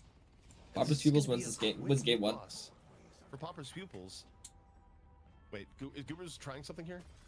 Mid-Walker's going down. Can they get it? Can John get the solo mid-Walker? He's trying. He does manage to get it. Good consolation prize there for John. They lose the rejuice, but that is at least something. I want a stat check. I want a stack check on Goober. On your position 1, but the rest of the game stayed here. But this game is very, very scary. For melee creeps, they were already running a comp, Dan, that needed to get ahead. Because what I like to do on Vindicta, this is a little bit like, I guess, out of ordinary, is I get Trophy Collector, and then I use the Trophy Collector to fight. I do wonder, you know, what this looks like. And then I use the money I get from Trophy Collector to scale. So this way I'm playing like that third carry normally. But in games like this, your Vindicta's the most broke, but she's technically the one that has to carry the game right now. And also some push as well. And there's a catch here on to very slippery low main, but he's able to get away. But the thing is, you also want counter items, like you want the dispel, like dispel magic, you want the counter spell, you want unstop, like you want these items on Vin. Block people from escaping and so on. I feel like it's just such a nasty series of ults. It's particularly brutal. Also, another interaction that people like don't talk about enough is Unstop into Juggernaut. Unstop prevents all stat drop-offs. Like those types of stat drop-offs, if I remember correctly. All in and around the Walker. Saya's low HP again gets sent for a ride. One dust devil after another. But still Sion Abrams. Please, can my Guinness just focus the fucking Walker? Thank you. So relatively easy cleanup of both Walkers. That's like it's the last one, so I guess it's like... Or the strike for Popper's Pupils, I should say. As the melee creeps will get trapped here on the escape. He'll lose a lot more here as they tried to get out, and so many good tools here from the Poppers people's side to prevent any escape. And they've got the entire map under their like Mincer, it does prevent it, or it does still go through. Like this stat drops. I mean, sometimes, you know, brain mouth, like there's a. I have no idea. We haven't been watching John, but that guy's been getting fucked. To talk about what's really going on is that the lead now ballooned to 20k as Poppers Pupils continues to add on to their advantage. Now, one interesting thing that comes up every now and then. Yeah, it is a difficult base game. Like this, you just get out-kited. People wonder, is like, guys, Vindicta ult. You gain. Like, you're gonna get silenced by the Drifter, so you can't ult the Drifter. No. The Celeste's gonna out-kite you, Rem's gonna be in someone, Mirage has his 2, like the only person you can really swap are these two. Which is why I said, why don't they go Mirage, but they picked Geist instead, so I don't know. Consistently taking advantage of gun damage because of all the ways that you can pull her down and make it just very unsafe for her to sit and just left-click you. Like, Mirage didn't even go top 3, like, it went unpicked, unbanned after the first round. 20k difference. And then it got picked on 4 for Poppers. Actually, got picked on 5 for Poppers Peoples. On their side of the map. It looks like Average may have found a couple players though, looking to go for the engage at Rising Ram. Yeah, it's 20 minutes. Like, this game's over. It's past 20. Down here, that would be pretty great for Melee Creeps. They really wait, who has wishmail? Time comes on through to try to secure it. They'll get it. Did Celeste have wishmail? From Poppers Peoples. Well, they open things up with the Shining Wonder. Up top, Brayden. Just looking for the egg. Yeah, I probably would have said, like, in this game, I probably would have said Spellslinger. For Melee Creeps, if they're able to do it, and so far, doing a pretty reasonable job of... But I mean, Wishmail's good because it reduces the shielding. And there's not really much spear damage flying around. Enough to eat all sorts of damage. He's at no HP right now, and yet the final bit of damage comes in from DMB, courtesy of the Petrifying Bola, and now... Oh, like, it was either that, or I would have said Plated. Plated is great. Melee Creeps. Really Plated, Jug. And Poppers Pupils on the back foot.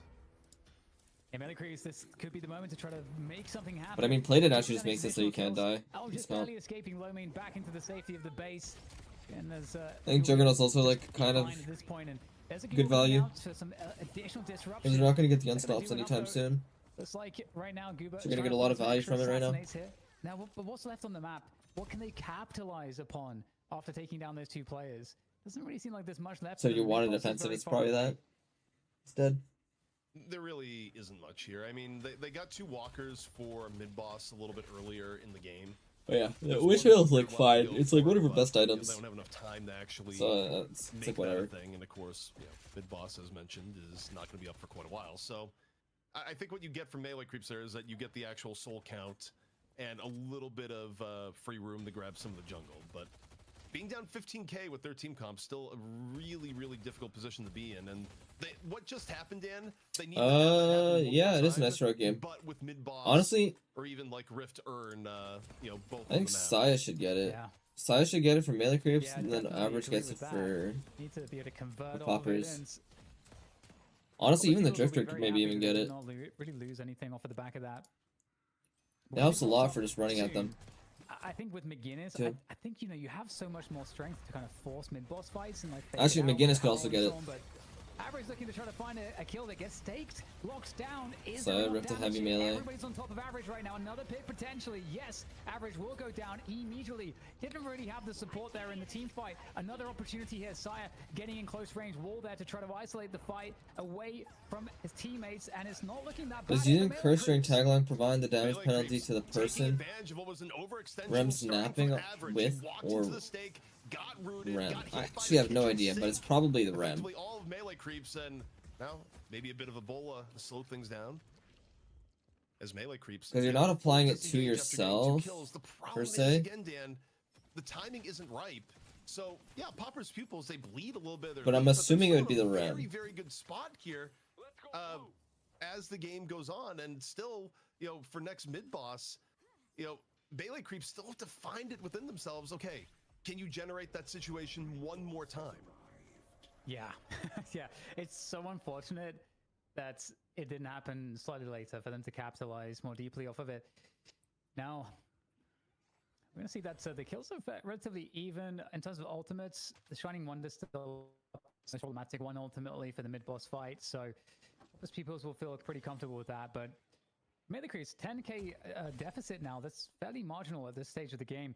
So I think those two fights going their way has given them the ability here, ZP, to I think force respect from Popper's pupils, who cannot just go mid-boss right now. They have to be cautious not to have one of these fights go poorly. Saya looking to try to get a catch hit. Is there anything to be had? There's no charge to lock this one down. Another nap time comes in. Poppers goes down, and maybe opportunity strikes again for Melee Creeps. It comes at Costo. Braden ends up falling the trade. Saya's super low. They're focusing too hard on Saya. They're overextending HP themselves. Lomane immediately behind. Instead, Lomane decides wants a little bit feasting on everyone's favorite Ghost. Back the other way. Good metal skin before, so he doesn't die. Slam, leg and punch after punch into Lomane. Holy fucking resto locket. Enough HP to do a little bit of movement. Razzle value. That was crazy. Breaks the line of sight. Doesn't get sniped. DMB falls mid-chase. Melee Creeps down 3 players now, and soon potentially about to be down 1 more. Goober and all sorts of trouble here on all ends. Yeah. It's team wipe mid-boss. They'll get the shrines. Blame him too much drop. for that, but this is probably GG's. Off the back of this one, and that was so close. Chilling. Had they been able to take down Lomane, we are chilling. You know, they would have been really. I hope you enjoyed the custom games. But maybe the best chance is come and gone now for Melee Creeps as they hear the mid-boss howl in the distance, and they are helpless to do anything against this. Yeah, I mean, in terms of things you'd like, well, you'd like an Abrams. And then this game is gonna be like Saya's gonna be like, I don't like this build, and he's gonna go back. The cards after the last team fight. So Popper's Pupils going to get another mid boss, but this time getting it at over 20k up. Grab and earn. I don't like. I guess it's for the debuff resist, right? But this doesn't make sense to me. Are already running a comp that was, very much. You don't have the ammo. Early in the mid game when you've gone Viper. Support it, but I guess it is just for the debuff resist. And again, you may be looking at Viper as like, what do you mean, Viper? It for sure is a Phantom Strike rush game. It's where her niche is more often than not in comp versus, being some form of hyper carry. Jengang off here on the side, Saya. Once more, the main target, gonna try and warp stone away from some of the danger. Lomane elsewhere. If anyone is left in this fight, this is where Lomane easily can clean up, Dan. Yeah, suddenly, I mean, it's so hard to take down Lomane too. And just moving as a pack here, Popper's Pupils with the rejuice looking really formidable. Now, to clean up that right side wave. That's going to be onto Leffer. I got a bad feeling out here. And once all the waves are pushed, Popper's Pupils have still some time to eat the map a little bit before kind of pressuring into the base itself and, really maximizing the use of those rejuves. 30k ahead. Is it too much at this point? Is there a fight to be had? I truly don't think so. I think, well, yeah, even in this case, can't even burn the rejuve off the McGinnis, and I think the stat difference is just too much. This was a comp that needed to be the comp snowballing. They didn't, and even if it was even, they would be fighting fights that wouldn't be in their favor, and now it's a little bit too much, Dan. Yeah, something looks like that's the case. It's very easy now at this point to finish off the base and just lay it to siege, lay it to waste. Also, can we get objective damage for the game so far? I'm just curious how much of this is McGinnis, because I feel like League has spent most of the game just shooting objectives. But you should, yeah, exactly. Exactly. Which, by the way, what you should be doing on McGinnis in this build, especially if you're given space by the rest of your team. But I was just saying, it's like, there's no way that League doesn't have a million damage, and yeah, it's pretty much where we're at, and there's not gonna be any wait here, Dan. This is just gonna be a stage 2 patron and the game ending. Popper's Pupils looking to end this one here and now. They take down Melee Creeps on map 1. Yeah, looking really nice for sure from Popper's Pupils, but some good moments from Melee Creeps as the final battle rages forwards here. A valiant attempt at the defense, but McGinnis undeniable in her desire to destroy the base. But maybe I spoke too soon because now League is dead, of course. They're not defending this. But yeah, Goober at least gets 1 kill towards the very end. But Melee creeps falling the Popper's pupils as, again, Popper's pupils, they knew what their win condition was here, Dan, and that they held strong. They recovered a lane that very well could have been the beginning of the end, and yeah, from there on out, really didn't give Melee creeps many opportunities in this game.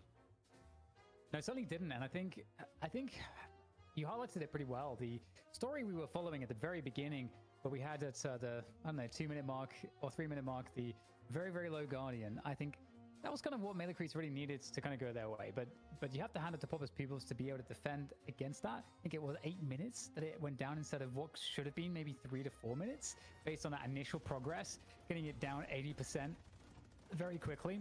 And that allowed, I think, Popper's pupils to catch up, and it allowed them to start to have a pretty strong early game in it. And I think that really, despite Goober's, I think amazing performance there on Vindicta, it really prevented Melee creeps from getting the tempo that they needed out of that initial start of the game. It was interesting too, because that was the Calico Viper lane, which is very heavy burst damage, but it was also up against Rem Billy, and I think that you just hit a point where Rem healing was good enough that they weren't able to find the burst combos they were looking for often enough to keep up pressure in that lane to finish off the Guardian. And Braden never got to roam. Like, if you were watching map 1 to map 2 and went, wow, Braden played really well on map 1, what happened on map 2? It took forever for Braden to actually get to roam effectively because of what happened in lane. But the one thing I do want to bring up here, Dan, that was really cool to watch, it's just, the rest of things weren't really working out, is that Goober basically did what you needed Vindicta to do for the early and mid part of the game. Like, Goober had a fantastic game for that period. The problem is that in comp play, Vin is not turning into a carry off of that. Like, Vin still falls off in power. That's just how it is. Yeah, I think it's fair to say. And I think something also that I noticed was there was a fair amount of fights, like you can see maybe like this fight potentially, where you don't get a life swap from John. There's quite a few fights where John was unable to kind of get the swap off. There was one def I remember where he wouldn't have done anything anyway, but it felt like John wasn't able to really kind of be able to kind of put the punish in from the positions that you'd want him to do so from, like at the back lines, or just just get good positions for these fights. And you got to credit Popper's pupils for that. Obviously, they were doing a great job disrupting the fights, targeting him down, and preventing him from being a problem. And I think that's something that we'll likely be able to see in the damage here, where you don't see the kind of damage out of your carry guys that I think you'd expect to see here. Dan, I'll need you to keep talking for a second. Someone just pulled up in a really loud motorcycle blaring music. I have to shut my window. All right. Stand by. Well, Goober's performance throughout this one, as well as Birdie. I think Birdie obviously a similar performance in terms of the being a Viscus that could really just do the damage as well as provide the support. But yeah, 10-2 Goober, like, again, such a great performance on the Vindicta, and I think ZP covered this quite well. Like, it's not like Vindicta evolved in the sense of how well this kind of scaled out. Obviously, still able to provide a lot of damage and do well for the team, but ultimately, you would have preferred it being John, of course, or maybe even DMB to a certain extent, to have the game that Goober had here, in terms of that contribution. I think it just comes down to the fact that this Melee Creeps roster, the comp that they picked here, only works if you severely win the first 15 minutes of the game.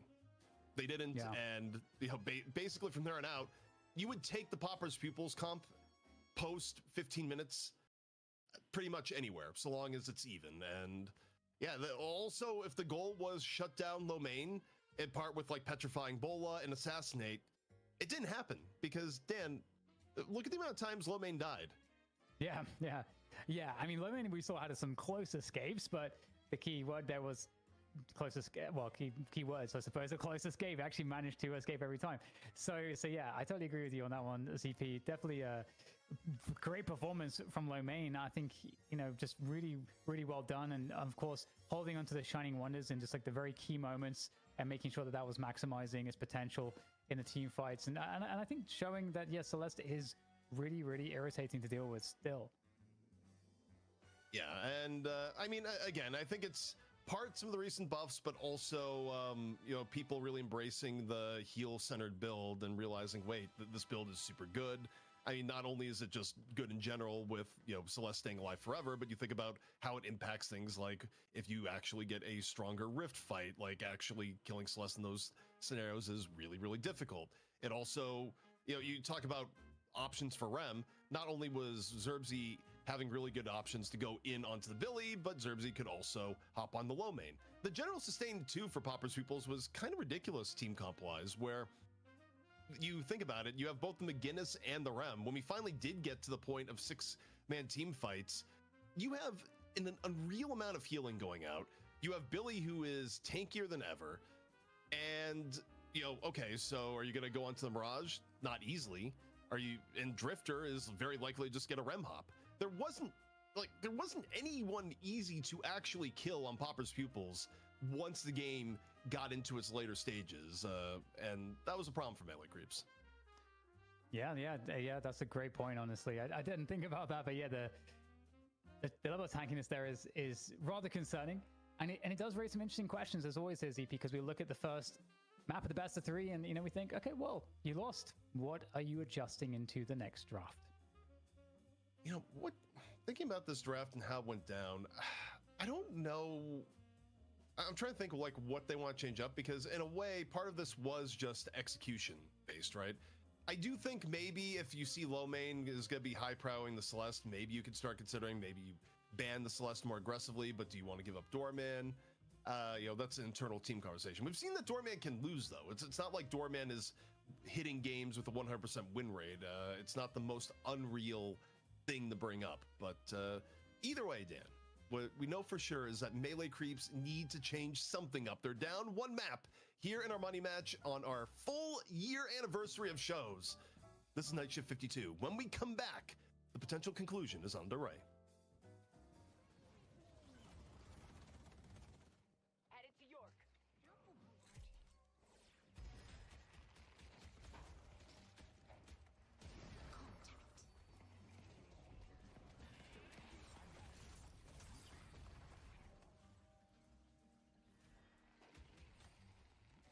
Okay, I'm back. What was it? Rig and Hoot were doing that, getting it as the 3rd green. Or after extra health melee lifesteal really that fast? Damn. Then McGinnis still runs the game, but at least turrets don't hyperline anymore? Yeah. The biggest nerf is unironically the hyperline nerf. In my opinion. That's how, nothing burger those changes were.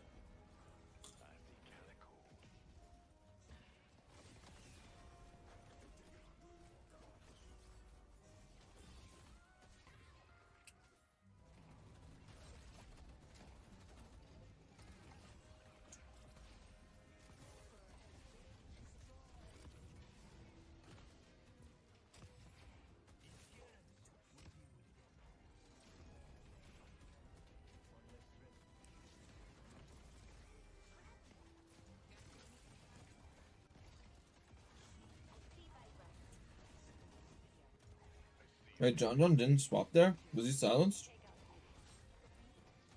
He might have gotten Drifter silenced.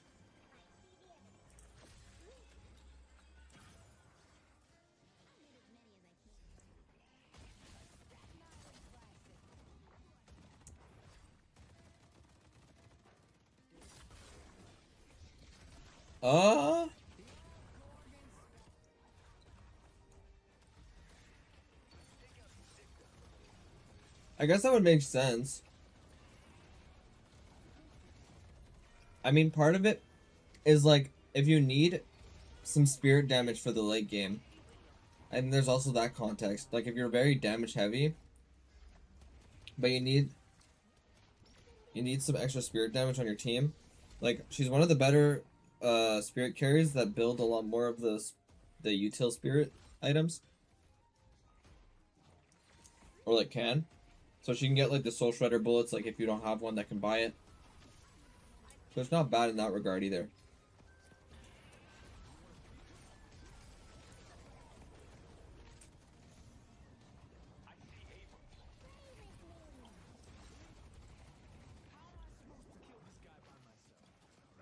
But yeah, if there's not a lot of catch for the Mina, then the Mina can kind of do whatever she wants and pop off.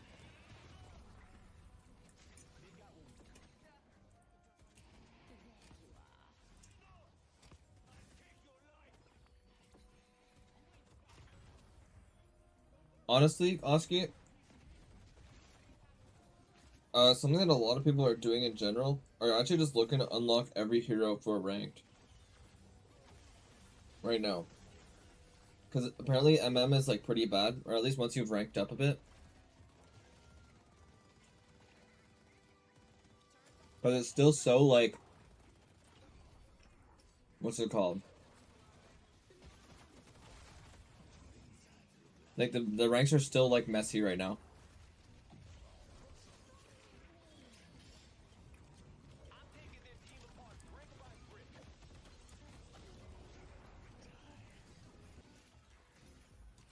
Like I also have 5 right now because I haven't used any of them. But yeah, like the people who like you can lose more than you win if you're like if you get like stuck at Phantom, right? Whoa. What's going on? Best Buy. I'm in the Best Buy shop. Wow. In the Best Buy shop, there's just one thing to do. We gotta sell some merch. What do we have here? What do we have in stock? Oh, we got a HyperX Omen Max 16-inch. Yo, is that Mel from League of Legends? Laptop. If you're gonna do any traveling, I'm eating right now. Sorry, I would continue it, but I'm eating. Why So not invest in a HyperX Omen Max 16-inch 2K OLED? It's but wait, we have almost 10 We got p.m. and I the haven't Skytech eaten Gaming yet, so I'm eating. King95 PC that you might even want to buy on looks alone. So I'll just chat with chat for now. Looking But I will get absolutely back to it shortly. fantastic. But hey, you thought we only had one laptop? Well, we had a second one. We got an Asus TUF Gaming F16. I know TUF is a brand name, but you know, looks pretty tough too. Buy it for that alone. But what's our final item? That's right. It's the iBuyPower Slate. I have pierogies. You know, the one thing about these PCs, not only are they packed with incredible and power, some like courtesy raw of Best vegetables Buy, with but dip. they also look It's cool nothing too fancy. Plenty of options down here at the shop, or if you type ! Best Buy in chat. But now, we got to talk about the bracket where we're potentially heading to the end of the show and our final map. And why is that? Because Pauper's Pupils just took map 1, and it's only best of 3 at the end here, Dan. Do we have to talk about the look? I want to talk about commerce CP some more. I want some more commerce. I think part of it. We're gonna have to put you in the shop, or perhaps you've already been in the shop, but we'll get you in the shop again. I think part of it I need to be in the shop. is But yes, I mean, neither so team far, Popper's Pupils is are willing to really put in the the shop, effort for whatever team that fighting. means. With their 1-0, I think we started to talk about. I think it's like it's 100 like the biggest difference is the team fighting. Any answers? Oh, I mean, can you be put in the shop if you're the one Like, in my opinion, is doing the selling? Is what's going on there? Like Buff and Joy's team fight way better, and every time I'm watching Abraham's, they'll just like they'll do some good stuff, and then they'll split off, and then the fight will continue, and then they lose because they split. I think draft-wise, anytime you go with a comp that requires early game excellence, there's a higher execution bar, generally speaking. And it's the one way that melee creeps have usually won in this new iteration, but it's not a particularly new or novel look to Pauper's Pupils at this point. So, you know, if you're melee creeps, I think one thing you do have to address is that Celeste was not dealt with at all, even with Assassin. Like the team play is just not the same. Perhaps you ban the horse. Like the individual skill is there. Yeah, I definitely think. But the team play is not wise. the same caliber. That's wise. It does feel like the standouts thing to deal with. We'll see what they do. It's going to be Doormat, so they have allowed it to be chosen. We'll see if that happens, or if Pauper's Pupils will go the rem, the quick rem. I don't know if that's going to happen again, but. I mean, yeah, there's a lot of really beef. Need to change too much draft-wise of your Pauper's Pupils. You just won. It's up to melee creeps to adapt. Now, okay, Oski, but like you could say that, but like who would you replace? Celeste is going to be gone before mid-stage bans. Like who are you replacing on Buff and Joyers? Like no one, right? I wouldn't grabbed like. Immediately after. The only argument is maybe Obakim, but like, is Tash better than Melee creeps are Obakim? gonna I don't secure think the so. Abrams for Saya. I do wonder what's going to be different this time. I think they're still going to go Calico for Brayden. And they kind of fulfill different roles is very too. comfortable on that hero, and they're not going to let the last map. Like sway Obakim has a into that, great even if pool, they're gonna change up things and he actually has the elsewhere. support I still think they characters want as well. Calico here. Oh, no, okay, I'm wrong. They go McGinnis. They Okay, so you go Billy Cali. Objective damage McGinnis again, Dan. Yeah, and I wonder if Like, Pauper's okay, Pupils cool. reacts by taking Calico. because we saw that this is kind of a core for melee creeps. Is in the previous game, McGinnis, Abrams, Calico. You go Billy Cali, or you go like an M1 or something. You can go Billy Mirage. Billy, especially when the other team's got the Abrams, but like you have options. But I think you just go Calico, or you go Calico. I think. In a ban, unless you're expecting melee creeps to definitely pick that in the third slot. Yeah, I mean, if you're not going to play it, I think or they Viscous. 100% ban it. Okay, Pocket's okay. They decide to pick up Pocket. Making an appearance in his first 3 when he hasn't been banned or picked all day. Yes, which is exactly what I was going to say is that, but why here? Yeah. But why would you pick Pocket here when they haven't been under contest all night? Melee creeps gonna grab Venator, and that's actually interesting because we were thinking, okay, maybe their priority in this meta was more Geist or Ven, and a lot of teams over the entire scene it is. Melee creeps though, they got the ban against Ven in the last game. I think it's like rosters again. Actually gonna let that get banned again. Empty Dreams, I think is pretty solid. And wasn't he trialing for Buff and Jors a way back, like a while back? Prevent Braden from playing it. I think he was. I say yes if you're Pauper's Pupils. I think Braden has way too much time on that character. And also, yeah, man, before Ziggy came back. Coming out with $50 to the prize pool. I think he's okay. Oh, it's gonna be Viscous though, is EP? Actually, respectable. Birdie's also been unreal. I think for melee creeps, you actually have to pick. It's not like a name that like I know well. Putting Braden on something else. Wait, wait. But I also wonder if they're worried about what. MT Dreams, I don't think. No, MT Dreams on Levi, right? I haven't really been watching Leviathan's games. It has to be Goober, I think. Interesting. I mean, I think that's a.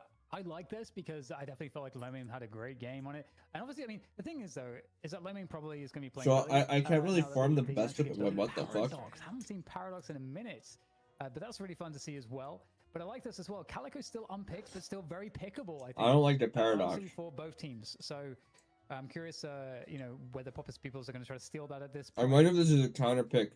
What are they missing? They don't have like a clear M1, I guess. But yeah, they go for the Calico steal. I think that makes a lot of sense. Yeah, and I wonder if this is supposed to be like a quote-unquote counter pick to the Celeste.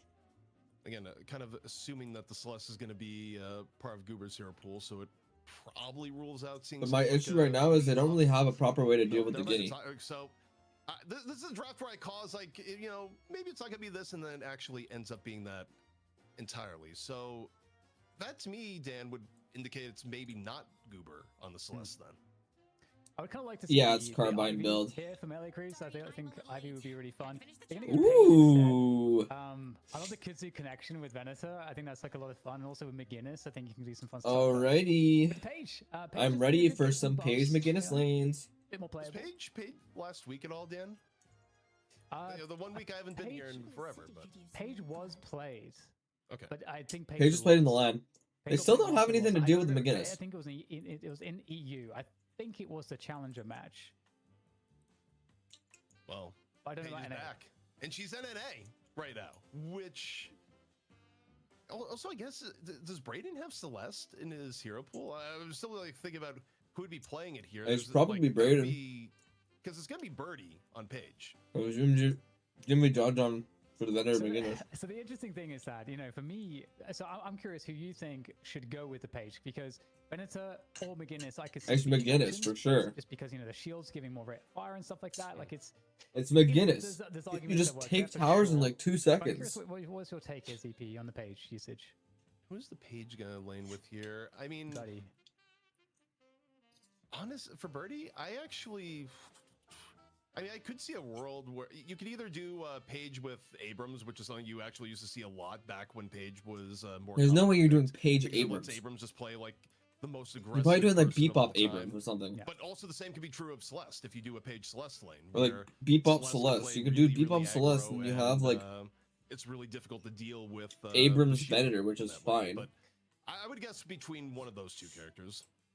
I mean, the Page plus Bebop is also pretty maniacal. No, shut the fuck up. It's just gonna be Birdie. It's gonna be Birdie John laning together. They're gonna run down a tower in like 0.2 seconds because nobody has wave clear on Pauper's Peoples. And it'll be GG's. Like with Page, I think it's always gonna be the issue with Page, and it is in parts. Like average and the Billy should just get fucking I mean, Venator, where am I 100% the Billy should be like and also some of the these two squishiness people there. or these three You know, people Lina, Calico, should be getting Aaron. like I mean, pretty much all rusted of the high barrel, performance peoples are like gonna be rusted having a / fun time disarming. assassinating a page. So it's scary. Like Yeah, these I two, think if anyone these can items will maybe be make it so work important in against this Birdie, I game. mean, Birdie has proven remarkably resilient, and I'm not going to dismiss it. Look at the outright, gun. like, okay, just 1, back, 2, because I think we've 3, seen enough 4. of Deadlock where players really do get into these mental ruts where they write off a hero as being bad until like someone brings back the heroes like, wait, actually this hero was totally good this entire time. And everyone then realizes, and you know, things change instantly. So, you know, maybe Paige is in that bucket and players have been slow, or, you know, to your point, Like, you know, Calico. okay, the fact that you Pengu, would pick Pengu. Paige Have when I Calico's not on the been other team is preaching really interesting because like some of these characters that are especially when Calico got unpicked stronger, like was one of the for the reasons why past people would like be "Oh, I don't wanna 3 play like Paige." couple Calico just, like, months, rips this hero's face and I'm off. like, these characters Great, are good. you know, experience It's just the overall, so meta for them now is they're gonna go up bad. against Calico on the other team, Like, and they're it's just like, "No, no, we're gonna infuriating. pick It is Paige." Like, actually it just stared infuriating. directly at Poppers as they locked in the Page. Yeah, it is. It's pretty wild when you think about it. Like Pocket, Calico, and Like, Nina. I need to show this I mean, again. Like, I'm that's sorry. like, that's really rough, man. Like This the isn't amount of even, burst like- damage and just assassination potential for Paige. It really it does feel pretty oppressive. So we're gonna have to see what the plan is from melee creeps. Because again, I feel like Ivy could have been really nice here, but obviously, you know, you do get the shields. The shields are really good. And you know, you're gonna get some good setup with the captivating read and so on. So you know, I think there's a world where it makes sense, but we have to see how it all plays out here. We've got a lot of adjustments, CP, a very, very different draft. It's going to be a fun one. Yeah, and But you know, I here's need the to pull it thing up is again that, because it's you know, fucking I was looking at the ridiculous. draft. I think if you go like first 4 picks versus first 4 between the two teams, I like what Melee Creeps had more. I still don't know what to think of the Page, but I mean, we'll see. You know, I literally had of games going like 3, at least this until is the like last few a weeks, TED but talk I maybe wrote to this Pure week Content will, over a month ago, bring by the things way, back. saying that Celeste was good. However, Right. you know what we're seeing here? Goober saying his ear is itchy. Do we have any stat line on how Goober plays with an itchy Like, ear? This is just fucking absurd. Probably not. I don't know. I don't know, man. If your mental is Yeah, I think it's you can fine. stick I think on you the can do edge. get Radiant Region on Yama. So If you're doing more of like a tank build, yeah. that's what I do every time I I get think a it can GP. work. I'm like, this is a battle. This is a mental. You would do 3 This max. is mental warfare. I will not. So I will not. you never scratch any itch because you just see every opportunity as a chance to like test your willpower. is what I'm Exactly. hearing. Yeah. You have to be strong. You got to be strong. It's a test. Like you can do 3 Also, max. It is going to be the Paige Abrams lane, so it's going to the old They did- classics, Are you which fucking means kidding Saya me? gets to play ultra turbo aggressive, but it's also against Rem Billy. So Like I why? feel like the Why? most likely result of that is that lane is actually completely neutral between the two. Oh no, I disagree with Actually, that. probably Ern. a slight edge to Rem Billy. I think no matter because what, it's 2 max. 2 max is I just don't too good. think, I think if you're gonna do the Radiant aside Region, from, you like, do the 2 and very then beginning 3, of the game, wait, and you just ignore what? the ult. Okay, sportsmanship, by the way, from Average, which makes sense because Visual Average and leap and say Goober are nothing. ladder buddies. Yeah, didn't say anything. Is Goober in Twitch chat right now? Goober, leave Twitch chat. You got a game to play, please. I think the tier 2, like even What? just maxing grapple is still good. Did he? I think Oh, the that is max good. 1, the Yeah, max yeah, 2 is yeah. just insane. What was, I what thought was, he was what joking. was So you the just go- tool that he went to like- fetch to deal with that? The damage you Hawaii. get from it is just so good, Yeah, You have to be sure. Let's do that. and like you can't run away Okay, from a okay, Yamato. Okay, where's Paige at? Where's Paige? Who is Paige with? Who's holding Paige? Abrams. Okay, we didn't Yeah, mention yeah, Abrams. Did we? Yeah, it's Paige Abrams, Billy Rem, but again, I don't know if, aside from like maybe a screw up in the first minute, I don't know if anyone dies in this lane. Like both lanes are Like difficult to kill each other for various reasons, which makes me feel like this lane is probably like gonna be if you want to go unkillable Yam, All right. Okay, well, what are the important lanes? So mid is important. I Of think course, it you could put, work. For melee creeps. They've put. Goober I think there you with could people, do like 2 and points people in your with 2 and the Venator, so max very 3. important for them. You've if you're got planning the, on doing more of like a tank relationship build lane on the left, on Yam. the pocket Mina lane against Beginner's Celeste. Which I think would be okay. So then you can in go your terms of spirit lanes, spike and Pocket whatnot. Mina not letting the McGinnis get an early lane is super critical. But Max 2 is just so good to pass up. Like, Again, it gets, and the one if is, there's gonna be a like, kill, it realistically, right at in my this opinion, point doesn't do before much. Full kits come online, but not quite gonna come through this time. Like, in my opinion. Okay. Like, it's good burst, but, We're getting a like, lanes you're relying... or something. Left's moving It's into just the mid so... lane. Well, I shouldn't say it's easy to miss. But it's less reliable, Okay, in my he's got back opinion. now, because obviously boxes haven't spawned yet.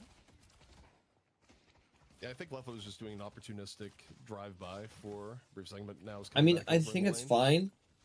I don't know if Leffa has, I just too don't much like time it. to actually I think Max go 2 is for just roams, insanely though. good. It is way too important to stop the Celeste McGinnis lane from doing well. If this lane does well, it is probably the #1 thing against Popper's pupils winning this game. Like, this is the lane that, you know, as long as it's If neutral, melee fine, creep... but if they lose, like, similar it thing to really last game, opens if it things up goes for melee late, creeps, then... and melee creeps a little wins. bit trade up between So it's really up to League and Papa's John pupils on to end the other game side. earlier. Yeah, John definitely winning that one. Took away half the life of League, but very little in return. Okay, so Paradox is paired with Calico. The Popper's people's in mid. I do feel like this is a game I don't where think... you Wait, what do you need think to get about close quarters activated monster runs and on that weakening mid bot, headshots you know, for pretty optimal early tower on, so shredding? I'm gonna be curious to follow that mid lane performance. Oh, it's fine. Okay, I think it's alright, fine. we are really running down the Mina here. Yeah, weakening That's headshot a works possible on Guardians. It's cool to see Leffa on Mina. I gotta say ZP because I feel like I've seen Leffa of late. It works on as anything that has a way headshot more hitbox. low key for most, if not all, of the game. And I'm used to seeing Leffa, you know, back in the older days, being just the crazy damage carrier. It's why you often see, like, Leffa is one of the players that really McGinnis... reinvent You'll see themselves over time, McGinnis because get they it used to be pretty early. just Because they'll use it to help shred the guy towers. and playing, you know, As a effectively, gunspike. Leffa was kind of a John. Or, like, you'll see class before Venator. John Venator will John. go intensifying, weakening But now headshot. Leffa, you know, is a little For bit more early comfortable at, lane pressure. you know, playing more finesse heroes, but right now, Lobe in some real danger, falls to Birdie, leaves at 30 HP. Doesn't get much closer than that. Yeah, very nice. Gets to Like, if I'm playing Venator right now, I'm probably going... must be nice. Intensifying... Okay, Of well, course, this happens because Rem is off satisfying his greed. Wait, did you see that? Please tell me you didn't see that, Pangu. Please tell me you didn't see that. okay, that's a mid Guardian going down ZP at like. Please tell me you 430, didn't see that. Like sub 430. That is Goober's lane as well on the Bebop. Goober very weak, but yeah, that's a great. Close quarters unlock on there. page sounds Goober's so gonna die. That's bad. You actually want great your... for Goober, 'cause he You gets to want the reset bullet his HP velocity. Well, not only Like, that, but also, you have a near infinite Goober even rotates near like that infinite to the point range. here. I mean, Like, think fall about off how many range. people rotate in. Oh, it has Yes, both. But Goober could also, yeah, Goober's gonna go off to the right lane. This is kind of what I'd expect. Post getting mid lane early is that now Goober is gonna be sneaky. In this case, go off to other lanes. He's high velo close quarters. See how No, he just go converge opening off to the right, rounds. where What? There's a bit of a chase down going on in the Saya. Billy Rem on it, and now Goober rejoining. I mean, yeah, Goober it's fights, on the right side there. Definitely the... important to try to provide the imbalance. It's just that the will fact allow of Mina Paige. Creeps to Paige is start, just such a good you laner, and people controlling like this early sleep lane. on it. At the same time, now they're starting to lose damage on that mid Guardian, but looks like the defense is there. Now Paige is kind of swapped into that. I guess they lane. went to close quarters to Mina help Creeps with to keep turret it up. pressure. In the meantime, Goober, now from his perspective, we've seen that pressure game, gets the hook, uppercut, the bomb as well onto him. Is there any tag-alongs here? But no. I guess that makes sense if you're playing for the tower. Either, so Zerbsy But, will like... go down. And also, Lomé now in a lot of trouble. Is there assist from Goober around the I don't know corner? if you You'd have necessarily to want imagine it. Goober's going to be in on top of that one, and still they can keep doing damage. Yeah, like, you can That get a- Guardian is you can just get a lot of damage. kills Looking for the early. spike uppercut there, and there is the making it cinematic as he takes his opponent down. As Paige. Like, And, people yeah, don't expect how much Billy damage you just actually do. thrown into the corner to Like, you're blow doing up, like 40 per shot you know, cannot in give lane. Billy It's probably kind of some absurd. points about that one. But this is what happens if a Bebop is able to get mid lane this early. And you just is win that every trade because of your we've seen shield. Goober You just do shield this yourself and time you and just time win every again trade. where, okay, you get down one lane and now you just start roaming. Like, Goober rotates over to the right. Is Goober gonna stay there? You know, maybe not. I wouldn't be surprised to see Goober now just start making appearances, whether it be over left. Like, back, if I were middle, going front, like an row. honest Page build right You know, now, it's going to be a very I would probably low just go Bebop. opening rounds heroic aura. However, If I was doing like straight up just second time this game. 2 items for Gunspike and then going like the Spirit. And maybe a little bit of it would probably be that. Onto Calico, where pretty low is Poppers, but it's also not something that you want to commit to. Not when the Rem has rotated over. But here comes Goober, off in onto Paradox. Hyper Beam comes on out, not quite able to do enough damage before Average turns the corner. And there we go. Yeah, Arcfire is not bad. Like if you're rooting them, it's not bad. Everybody away, pocket down onto critically low HP, 20 in the 20s there on the health. And there's no one else who can come in to chase this one down. So let's try, but they're gonna fall back and they went pretty deep to try to find those kills, those low players, but they will get the Guardian at least. Something I wanted to try out though on gun page is Surge of Power on my 2. Which really goes to show sort of the control that they've had on page 2. And then you go QSR absolutely on your 1. The melee creeps at the moment. Yeah, and another hook. This time, Leffa just immediately exploded. But there's a lot of Spirit just on your 2 right away. It's not bad. Yeah. But also, the other good thing for melee creeps, when you look at their overall comp, they're not as early game coded as they were before. Like, being even or just a little bit ahead is actually completely fine for the composition they have. If anything, for running like Paradox, but like, Calico, people just have to remember that Page just kind of mogs people in 1v1s early. It's kind of funny. So, you know, different win conditions from the last game. I think a better comp for melee creeps here so far. Swap's gonna come out. Is that gonna be enough to put Braden down? You can do either, Ern. A lot of it's preference. I do Stalker. I do Stalker, but you can do Fleetfoot. Got parried towards the very end. Ends up throwing his life away. There we go. Just pumping the damage straight into Poppers. I don't think he's getting out there. The pain is definitely. Oh yeah, no, this is GG. I'm pretty sure like this game's over. Melee creeps should be able to win this game. Making the Page look good so far. We got to actually pay Page. If Poppers Peoples had an early game comp and they're not, or like they're playing for the mid game early, and they're not really winning it. Where did she get all this money from? Just in general. I don't know, ZP. I mean, you talk about Paige reading books. I think she's cooking the books, Dan. Yeah, bro, I think I've actually like unironically woken people on the gun page. Like it's not even half bad. Damaging as well. The other rusted barrel also. Oh, okay, getting caught there by Poppers. And I mean, at least it's probably because of old ranks too, Oski. Thanks to Sire trading out, but yeah, melee creeps, you know, doing a decent job in keeping the tempo up here. Yeah, I mean, if you're going like more support page, I don't think you need the express shot, but the express shot's great for gun page. Overall.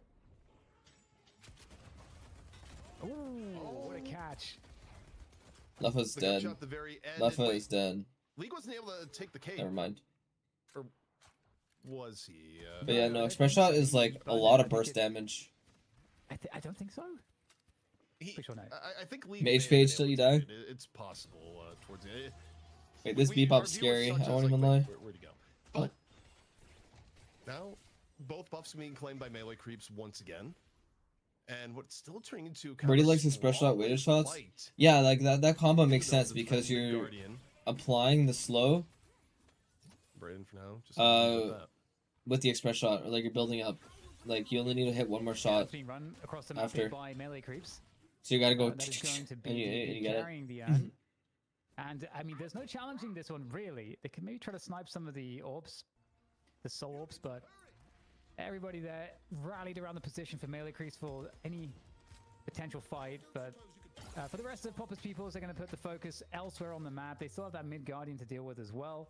Yeah, it does. They're allowing Leffa to farm up solo on that right lane at the moment. So Leffa's not been super active, I think, on Mina so far. It's just, I think, been trying to keep up on the farm. It really has felt like to me, ZP, as you might and imagine, to be honest, the big thing that you need on Page is generally just like fire rate. You need bullet velocity, fire rate, and ammo. If you're getting the fire rate for gun Page. In a, lead so far. In fact, the game is pretty darn. When will they add the Celeste nerfs? No clue. But they're still in a way better spot than last game, and again, they're not running a comp that is super dependent. I mean, people just didn't realize it, man. I've been preaching on Celeste. Game as you're talking about, eventually the opportunities are going to go in your way because you're continually looking for them. You know, for Popper's Peoples, you can only walk in the map so many times without. Don't you get headshot booster and weakening on page? What? No. Huh? It does work. It's gonna be spawning here on the right. But no. Yo, I don't think they're great items on page.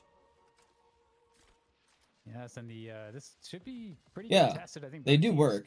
Have a good look in on this one. They both have players in position as well, as it's looking to spawn in sometime soon. Like, page doesn't get bonus damage for Some actual headshots, but animation it there. does apply headshot.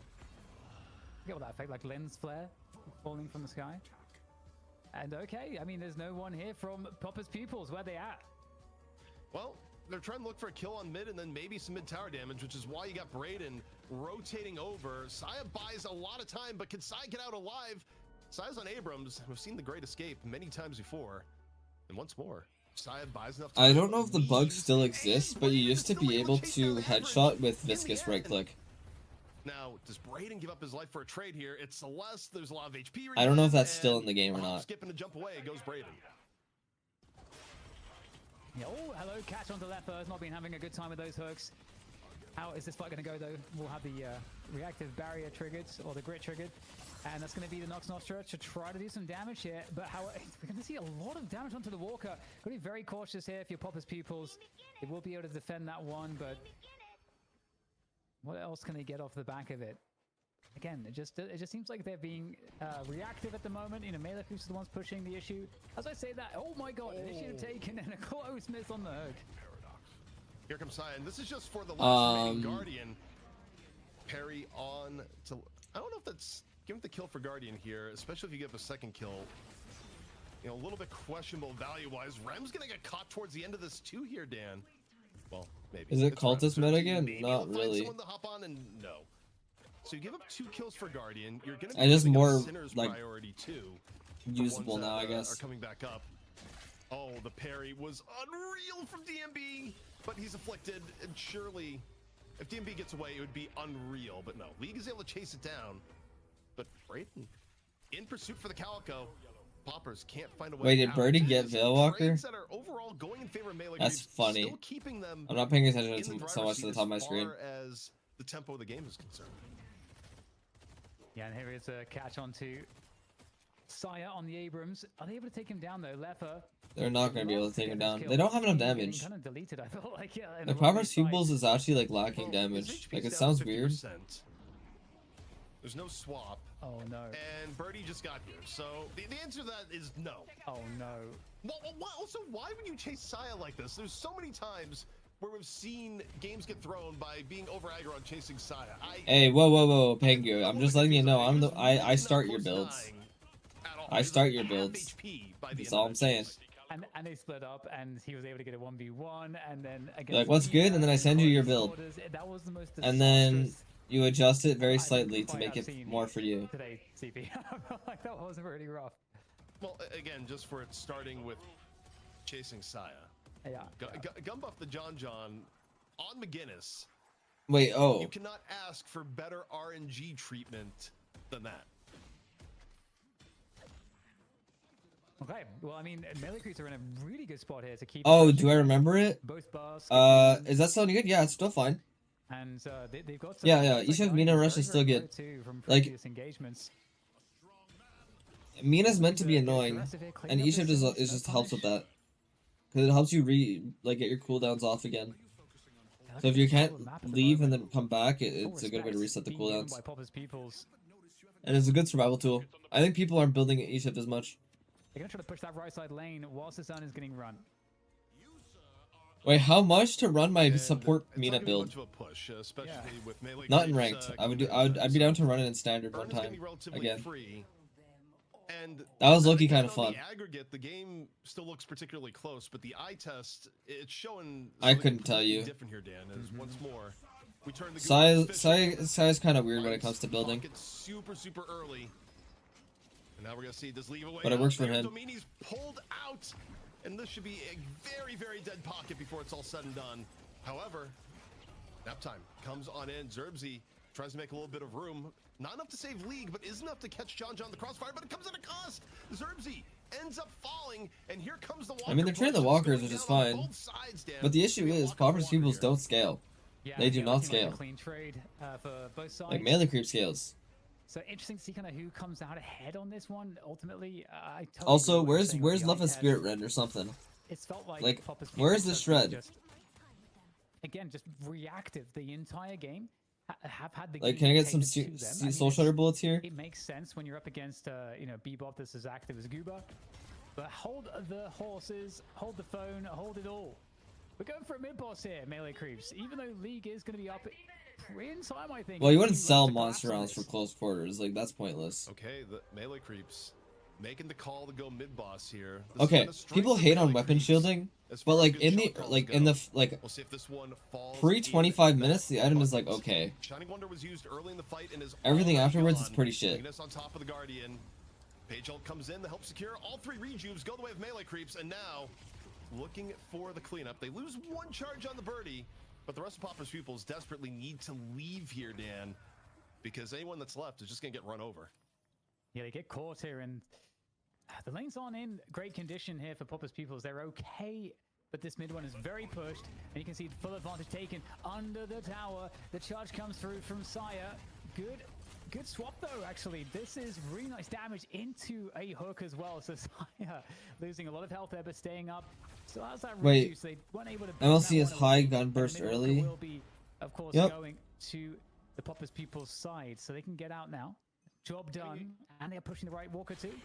I would need to look at that again, but could you make the No, argument no. that If you like slot had was to sell one beneficial because you to are Saya? slot locked. Oh yeah, you sell On monster reds average, over Like, close I feel quarters like usually. that pulled Saya into a better spot that enabled the hook out. I need to look at it again, but it's like there's a little This page bit build is unless kind it of was weird. just I won't average, you lie. wanted to, Yeah, reposition in someplace better. Like this is not how I would build page at all. I think you are correct. I think you are correct, and Yeah. a pretty damn nice lead to get carved out here. Just one walker behind our Popper's Pupils, but they are again just I don't know, DP. It feels like they're always kind of behind the game a little bit. It's going to be a fight here, or at least an attempt at a fight. You know, by melee creeps to use some of these rejuve crystals on the left here. I think Popper's pupils are running a comp here where it gets a little Okay, bit does worse over time. Zerbsy like how much? I want to know how many rusted barrels we have. Underfarmed to do anything on the Calco at the moment, but all those thoughts right now is Like, we're seeing on Wame Popper's get completely Pupils. jumped on here. You know, tankiest member here for Popper's pupils, and not something melee creeps seem to care about. Has to watch out for the hook, but has enough clearance and is heavily playing the line of sight. Elsewhere on the map, the league is getting super low. Yeah, Average is going to try to push that mid walker, but he should get stopped there by the play. Like I wish they had the overlay so we could see. This rift fight. Here we go. Left over the top with the Nox Nostra. Seeing what pressure he can apply. Give Gooba there, just running around inside the rift. It will get forced out of it though. Very low now. Great hook. Very low HP still. Top comes in. Can this kill get finished off? It was such a good initial. Oh yeah, no, opening people from Average. sleep on how much Opening damage salvo, Page but does. still Gooba stays alive outside that rift. In comes the Stampede. Yeah, it's usually probably Melee curse. creeps. 3 players are Like more affected, often than but not, it's curse there's in the no late game. follow-up for it. Blackfire's fine. And even if someone does go down, they still have 2 rejuve crystals. I mean, this game's get it. over. Popper's pupils wanted to play around the comeback mechanics of the rift, but things simply do not work in their favor whatsoever. And now, melee creeps continue to expand their lead, and was looking like a game now, Dan, that maybe bring us to a map 3. Certainly, it's certainly looking that way. Yeah, it's been interesting because it kind of has felt like Popper's Pupils have sort of struggled to find ways to create advantages for themselves across the map, and I think I do wonder if part of this is again being the presence that Gooba's had since he got unlocked very early. Because we have to remember that was a very fast mid Guardian that they managed to take down. But with that said, it's not an enormous or unrecoverable difference at this point. I think Yeah. We have already gone through this page build already. This is it's where weird. things are at. Like again, it was getting to before This all is the fights broke out. nowhere near how we This is would build essentially a page. non-factor now. You have Mina You want to that run are it? constantly looking to dodge out, but Okay. then you also have Average who's looking to swap people in when most of your team is going to be playing, very spread. And then you have a Billy that brings everyone the other team together. Let Birdie cook. It doesn't feel like it works. Like I'm gonna say it. On paper is that In all due in, respect, it might be burnt. You get a massive team affliction. You go from there. Hook though, in onto Average, and once more you see Average running for his life. The second hook ensures he's not going to get away. Absolute terror with the hooks. In comes the affliction, catches 2 players. John and Sire will see if they can escape the action. And Poppers, again, pretty low on the farm here, so not that powerful at the moment. I see the vision for it, goes pretty hard, but I don't think it's the most optimal way to do it. They convert onto Sire, of course. What if I had long range instead of close quarters? You could. I mean, with 16k souls between the two teams, you know, not ideal for Popper's pupils, but really for melee creeps, I guess. Like I do sharpshooter page, to avoid is but I don't get it that early. Main get a massive chain gang, particularly around an objective. You don't want to end up doing like a super aggressive mid boss call and then get 4-man chain gang into affliction, knocks Nostra, and everyone dies. But short of Popper's pupils, this is a very much wombo combo, like damage-ish heavy page build. Has a vastly superior comp for just generally fighting. And it's not like is she gonna go like greater expansion next item or like cooldown? Backing you up. What? 11 kills to 24. Okay, you have to be rage baiting with that one, right?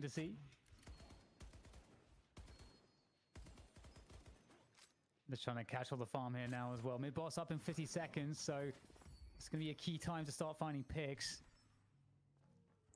Oh wait, Claire.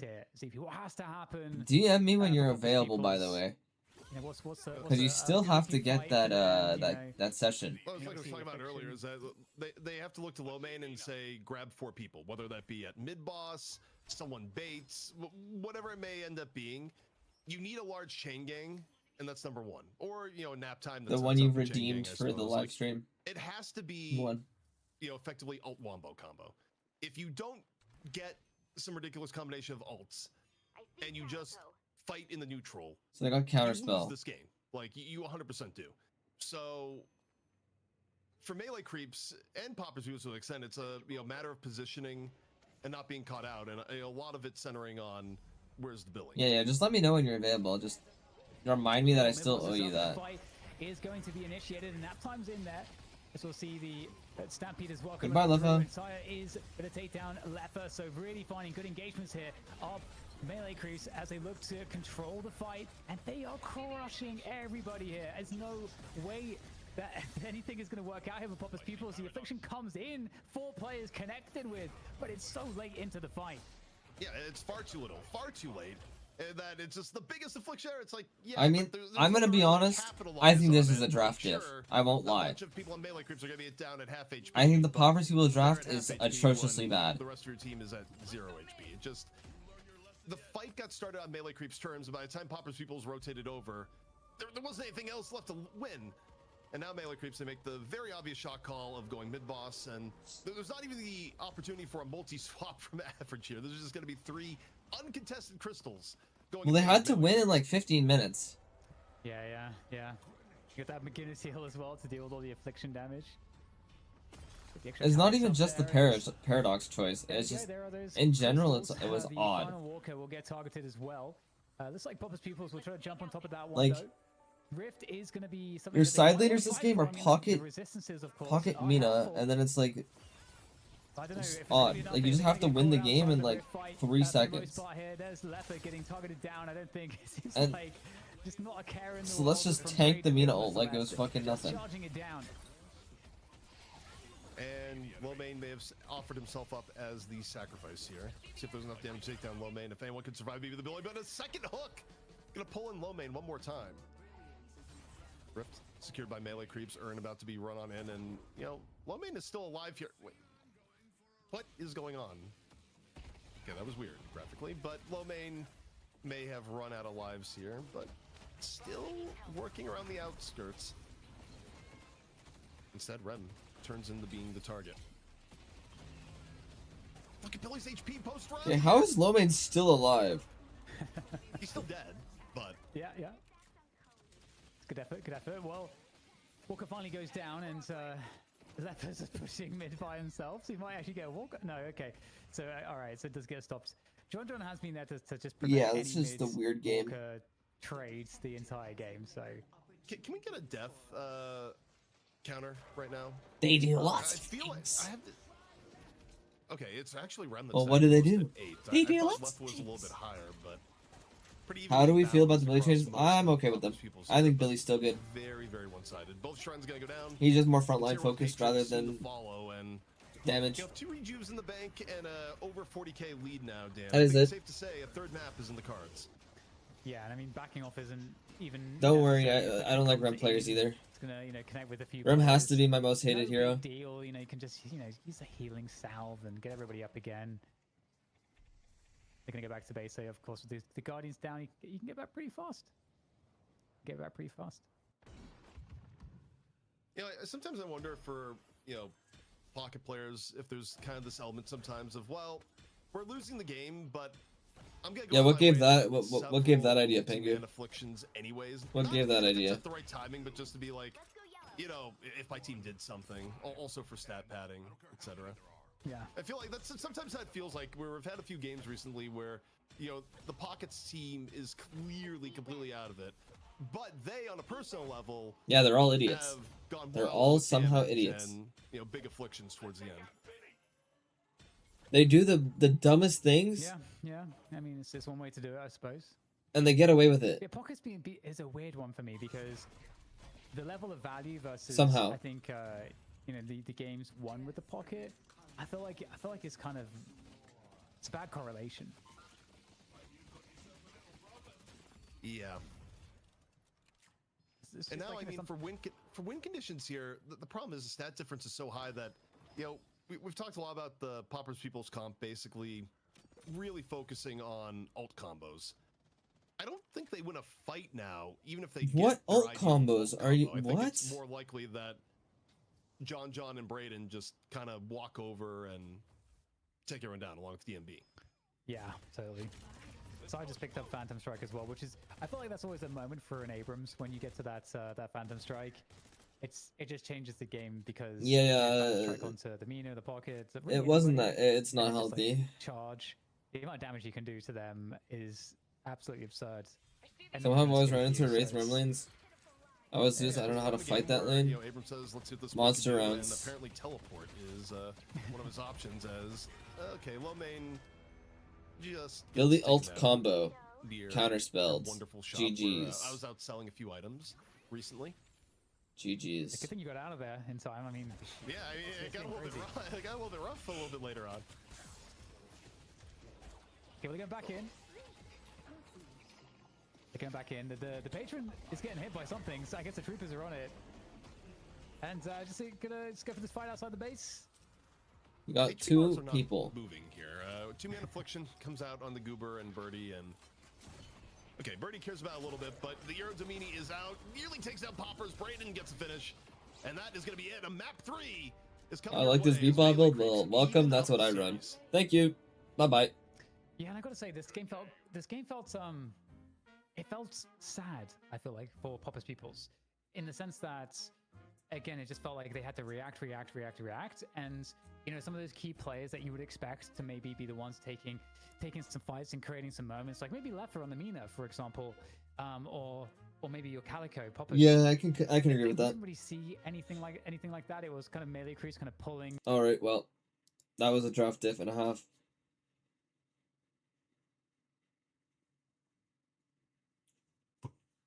Yeah, I can go on about the draft all day. It's fine though. It's whatever. They drafted it thinking it was good. It wasn't. GG's. Why is rebuttal S? Because it's good. Wait, hold up. I need to hold up.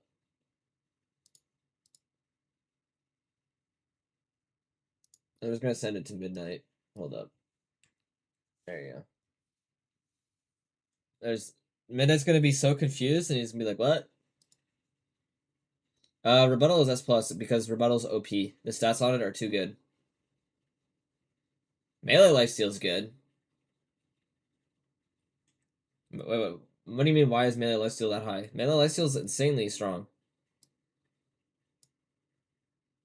Trophy collector. Okay, technically, like, my honest opinion is this. Like, I don't think this item should exist, but right now it's A.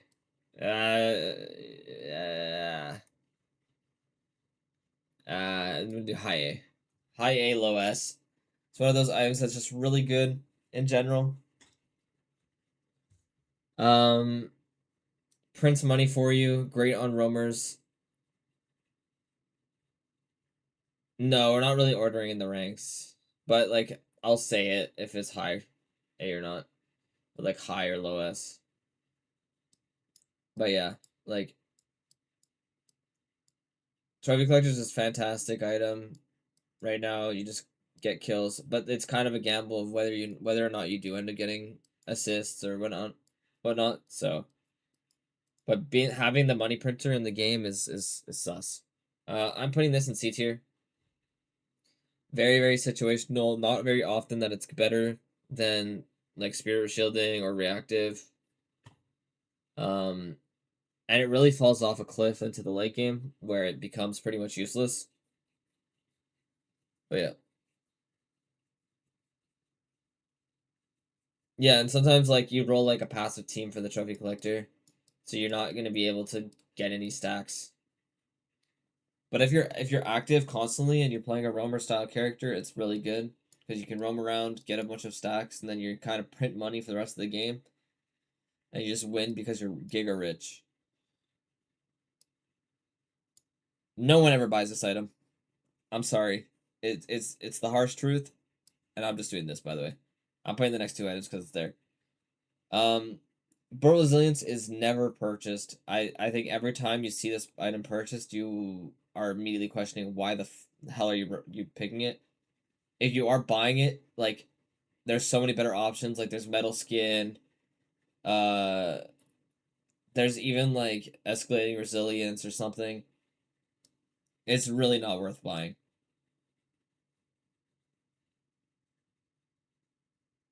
Like, this item is absolutely useless. Like, if you need tankiness, like, you go Return Fire, you can go Metal Skin. Like, Warp Stone is essentially the same amount. Like, it's not worth it. It's really not worth it. Counterspell. Counterspell is S+. I think it's self-explanatory. Like, the fact that you can just have an iframe on any spirit for, like, a full second is absurd. Plus, it gives you stats, heals you. Like, it is an insane item. Like, this item would still be good even if it didn't give you the stats afterwards. Dispel Magic, S tier. Just great in general. Getting rid of a debuff like anti-heal is always going to be super beneficial for you. Or even just like a slowing hex or whatever. It's super, super useful.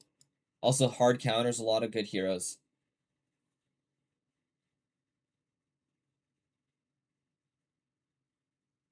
Idea to break an item, yeah, like making rebuttal into a counterspell is just insane. If they actually turned it like that. Fortitude. I'm putting this in C tier right now. It's very much overshadowed. Extra regen builds into Colossus, which is just 20 times better. And plus it's overshadowed by items like Veil Walker. But it isn't a terrible item. The issue with it is you heal so slowly on it that it makes it kind of useless. Fury Trance. It's a niche item, so I'm putting it in B. But the stats on it are kind of insane. The downside of it silencing you can hurt a lot. And I've seen many times where the silence just ends up killing someone, so it's kind of a hard to use item. For newer players, I would put it in like D, because it would more often than not kill you. But for better players, it's probably like a high B area. Heal Nova. Again, I'm gonna put it in B. I think it's super niche. The only characters that really buy it are like Ivy, Kelvin, maybe Paige. Like it's pretty much the support characters.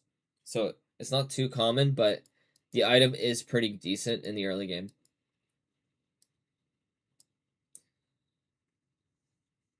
Paige doesn't get Nova, but she can. It's whatever. Like there's not really many people. Like Rem also could get it. Like it's not a terrible item, but it's not great. Super niche, but it does its job. Life Strike is possibly one of the worst vitality items in the game. There's like if you buy this, there's literally you're wasting 2,400. You pretty much get the same amount of value from melee lifesteal as you do from Life Strike. Majestic Leap. Currently I'm putting it in C tier.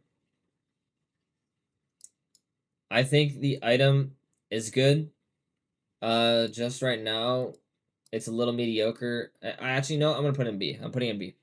It's a little mediocre. It has its usage and it's good around moving around the map, but the cooldown is fairly long to the point where with how good everyone's movement is right now, you don't really need it.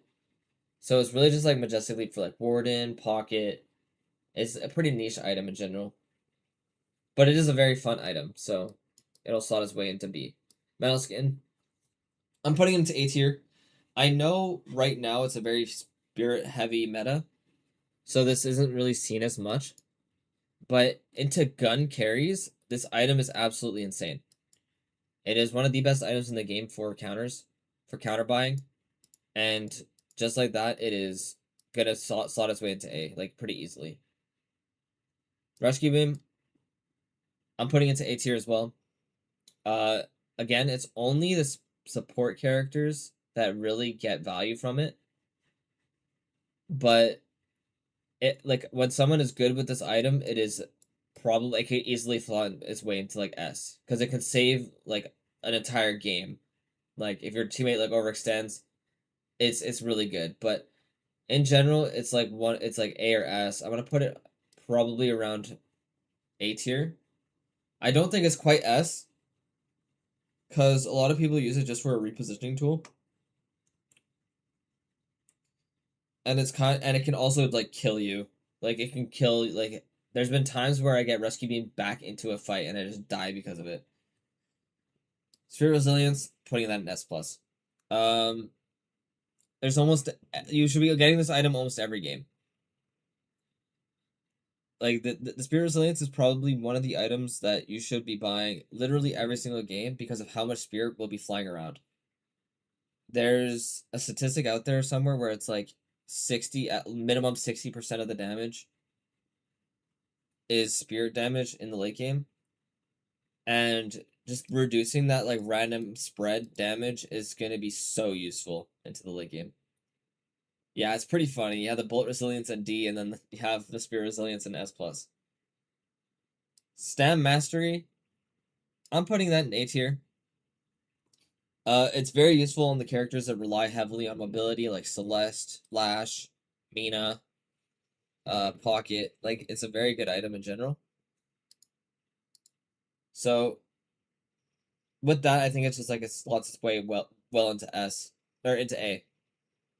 Like, it's not quite S, because, like, it doesn't really matter as much, and I think it's literally, like, it's not buyable on, like, every character. Like, yeah, so essentially, like, S and S plus are, like, items you can buy on literally, like, every character and not be mad about it. That is essentially, like, how I view it. A tier is, like, good on a lot of things and in a lot of situations, but not every situation. Yeah, like, you're not going to build Stam Mastery on Billy, for example. Like, you don't care for that. Veilwalker. Currently, I'm putting that in S. Veilwalker is probably one of the best 3200 items for sustainability in the mid game. The healing is great, and then just being invisible for like pick characters and whatnot is just fantastic. Plus the fact that it gives a little bit of extra spirit for some of those spirit characters works really, really well. Warpstone will also slot its way into S. I'm also kind of debating on putting Warpstone into S plus tier, but I think just to be safe, I'm gonna put it in S. I think the item is absolutely fantastic. Having a burst of movement is great for setting up things like Abrams charge or just like repositioning yourself in a team fight. It's super, super useful. Yeah. So as for cheat death,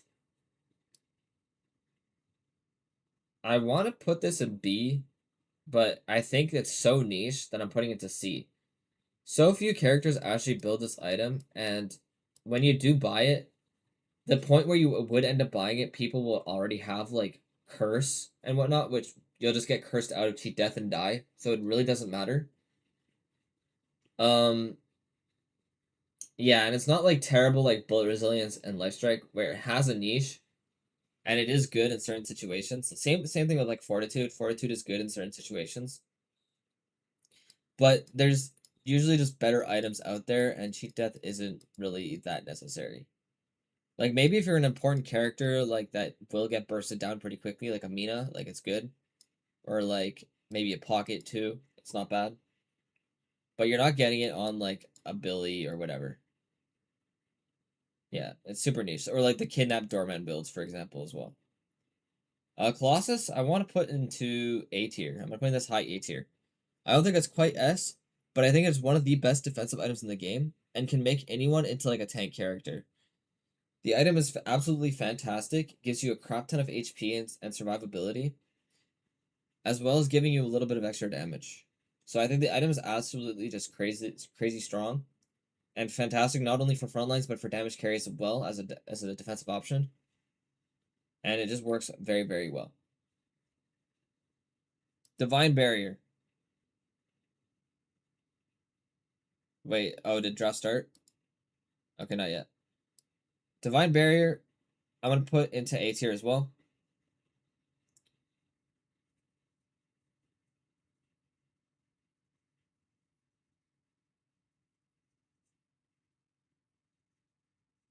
Yeah, Divine Barrier is another niche item where it's really good as a counter item and is mainly used to counter the things like Pocket or like Billy ult and whatnot.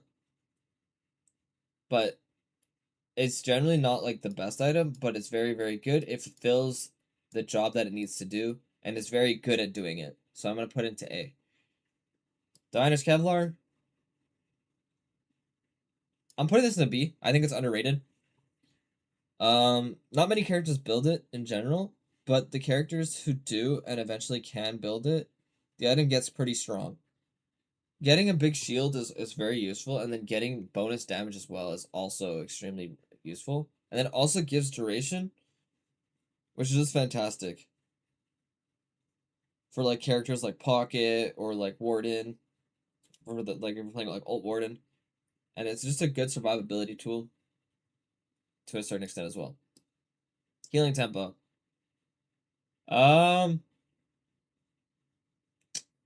Honestly, I think I'm gonna put this into S tier. I'll get back to it. Whichever is unpicked. It's kind of interesting because of the two heroes, My draft looks better already. Playing with Billy more, but Melee Creeps likes playing the Billy or the Abrams so much. I think you take the. Stop it! Stop it!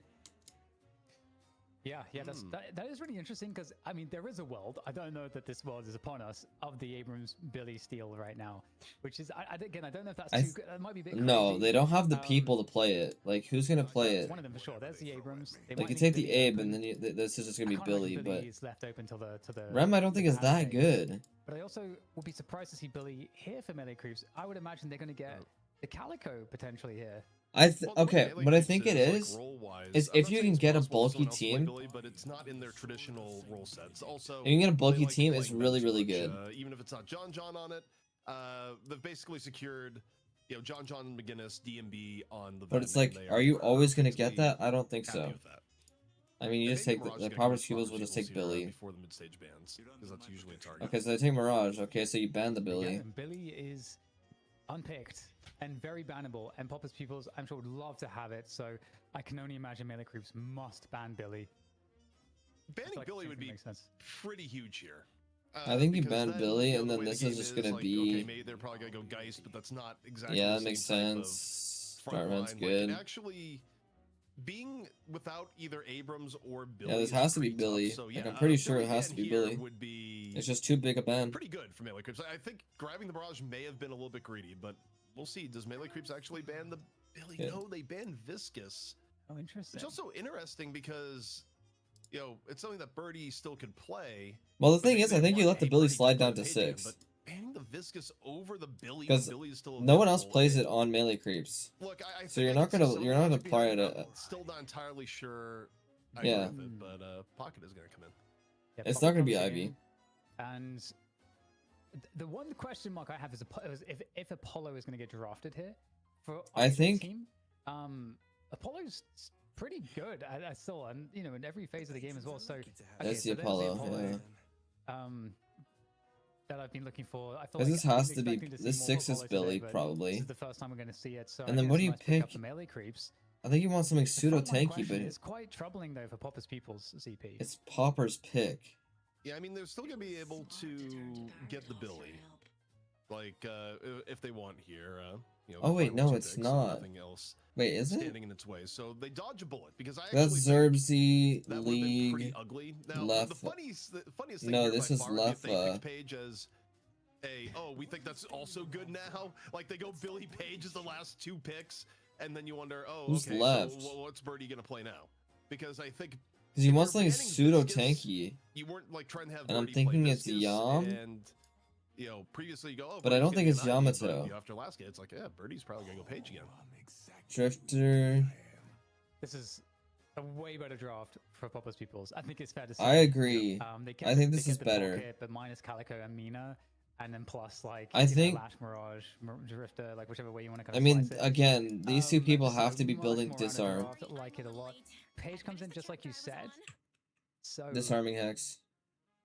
interesting here. I feel like Popper's Peoples. I like their draft better here, ZP. I'm definitely a fan of this. I think the fact that they got Lash, Rem. Yeah, Mirage, Ivy's Diego, weak Benito early. is Ivy's insane. too The weak fact they early. got So she Billy kind of just falls in over. the 5th pick is insane. Like I actually I think like they got an insane Well, okay. draft. Actually, you go back even a few weeks. Imagine showing someone a draft screen where it's Billy, Pocket, Mirage all on the same team. You'd be like, okay, well, this game is clearly over. But it also shows how much things have changed. Where it's like, yeah, but imagine when this was meta, Dan. You go, Yeah, Ivy has but a they weak gave early up game. McGinnis first pick. They If would actually, you're saying like, she's strong early- institutionalize you for responding in that way, and yet here we are. You it's kind like, oh, yeah, you this just kind of actually makes total live sense, early. which, You really don't goes to show how have much things you're just changed a over a presence that's handful of there. You're not weeks. really like a Yeah, threat. Yeah, definitely. Like Pocket Billy and Drifter 2-3 weeks ago were like the first 3 picks for a lot of teams. So what is Yeah, this? This is insane. Also, you Okay, know so it's who low got main completely Billy, banned but and then not it's neither picked nor banned. it's probably despite being Leffa. available. I guess it was mostly because the Apollo. I don't know why I wasn't can never banned spell this Leffa time, correctly. but no Calico. Yeah, Raiden yeah. plays the Apollo instead. Yeah. No, I like that a lot. I think So Raiden's wait, gonna what? be able to be more active in these Oh, early it's lanes, average and Mirage.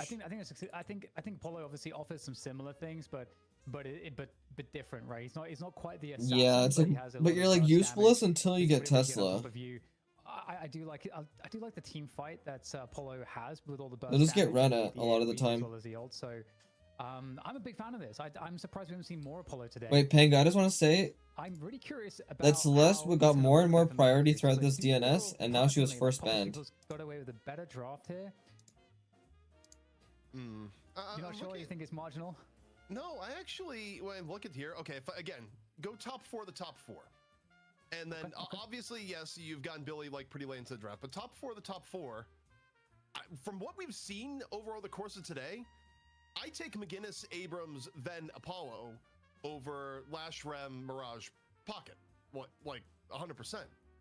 Now, the parts that get a little bit questionable here is that, okay, you got Goober on Paradox, and you have, you know, the Page pick, but the Page pick actually won last game, so I think overall, if I had to really choose between the 2 teams, even though I do think it's close, I'd probably give an edge to MLC here. Interesting. Well, it's going to be really fun to find out. I am looking forward to this one. The fact that we have such a different draft. Wait, for what? The finisher of today. I missed for something. Night shift number 52. A year. Yeah, the barrel after change Night kind of hurts Shift. her early game pretty hard. This is it. What a year it has been. But also, my final The barrel change is kind of rough I think for the early game. you'd feel way better if they had a Viscous and no Billy. Like, not banning Billy was silly. And I wasn't. Yeah, Ivy doesn't benefit at all from like That just happens early gun items. Sometimes it happens. Like, man. your spikes are all 3200s. Like, there's Headhunter, Tesla, Wait, we're supposed to call them average. like Cultist, Tesla. I say AVG there. I've usually Oh, no, said no, no. Ag. Like, it's Titanic Mag, and that's kind of it. Like, Titanic Mag Who and was playing Mirage? I don't actually know who's playing Mirage. It said AVG. it's Titanic Mag and Active Reload, pretty much, if you're going gun items. It's average. Oh, it's average. Mirage. But Okay, neither of so which more do confusing. damage by themselves. Yeah, I mean, that's so average is kind of confusing. been stuck in the I will fill whatever. But your big role spikes are like position for Pauper's pupils, where are generally like the average doesn't get to 3200. play as comfort heroes every game, no matter what. The way that some of the other players may get to do. Back in the day, he used to play a lot of Mirage, so I feel like it's a nice throwback at least. Nice throwback. Yes, I do agree. But Headshot it's Booster is a definitely crazy had lane cigars. item. I mean, you had spoke the about it period of before. time where, for average, of course. But, average like, her used to gun be, itself nothing doesn't but do much front line damage. For the longest period of time, as we were talking about, Like, Lux Headshot Booster being in that carries the more Ivy lane. phase. Saya, of course, probably being one of the most prolific people of changing back and forth, where he started on pick, went to support, went back to pick, and now is frontline. But in terms of lanes here, Dan, once again, we're going to be seeing the Abrams Page lane up against Billy. Right. Like, this is an exact rematch of what we had in the last game. Because literally, like, what I was doing before was I was doing Egg into Headshot Booster into, like, Well, last game, Saya it's a kinda Stalker, saying and that he's- would be your he's damage. really, really dangerous, man. So I Like, would Egg expect, not really damaged, Saya but, don't like, win this again. We'll have to keep our tabs on that one. and then I would pop the The mid Egg lane, for, though, like, that was an the item. key lane. Obviously, Bebop's not in this game, so that kind of changes changes things a little bit. But in the mid lane, we got Lash for Popper's Peoples, and Lash is with. But you're just so weak early that you can't really do much. So, like, she just loses lane. She'll stall it out as much as you can, but she just loses lane. Couldn't see on the minimap.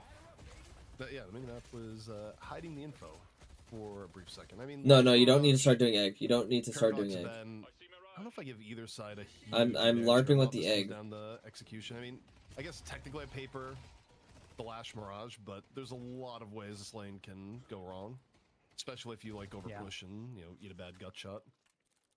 Yeah, for sure.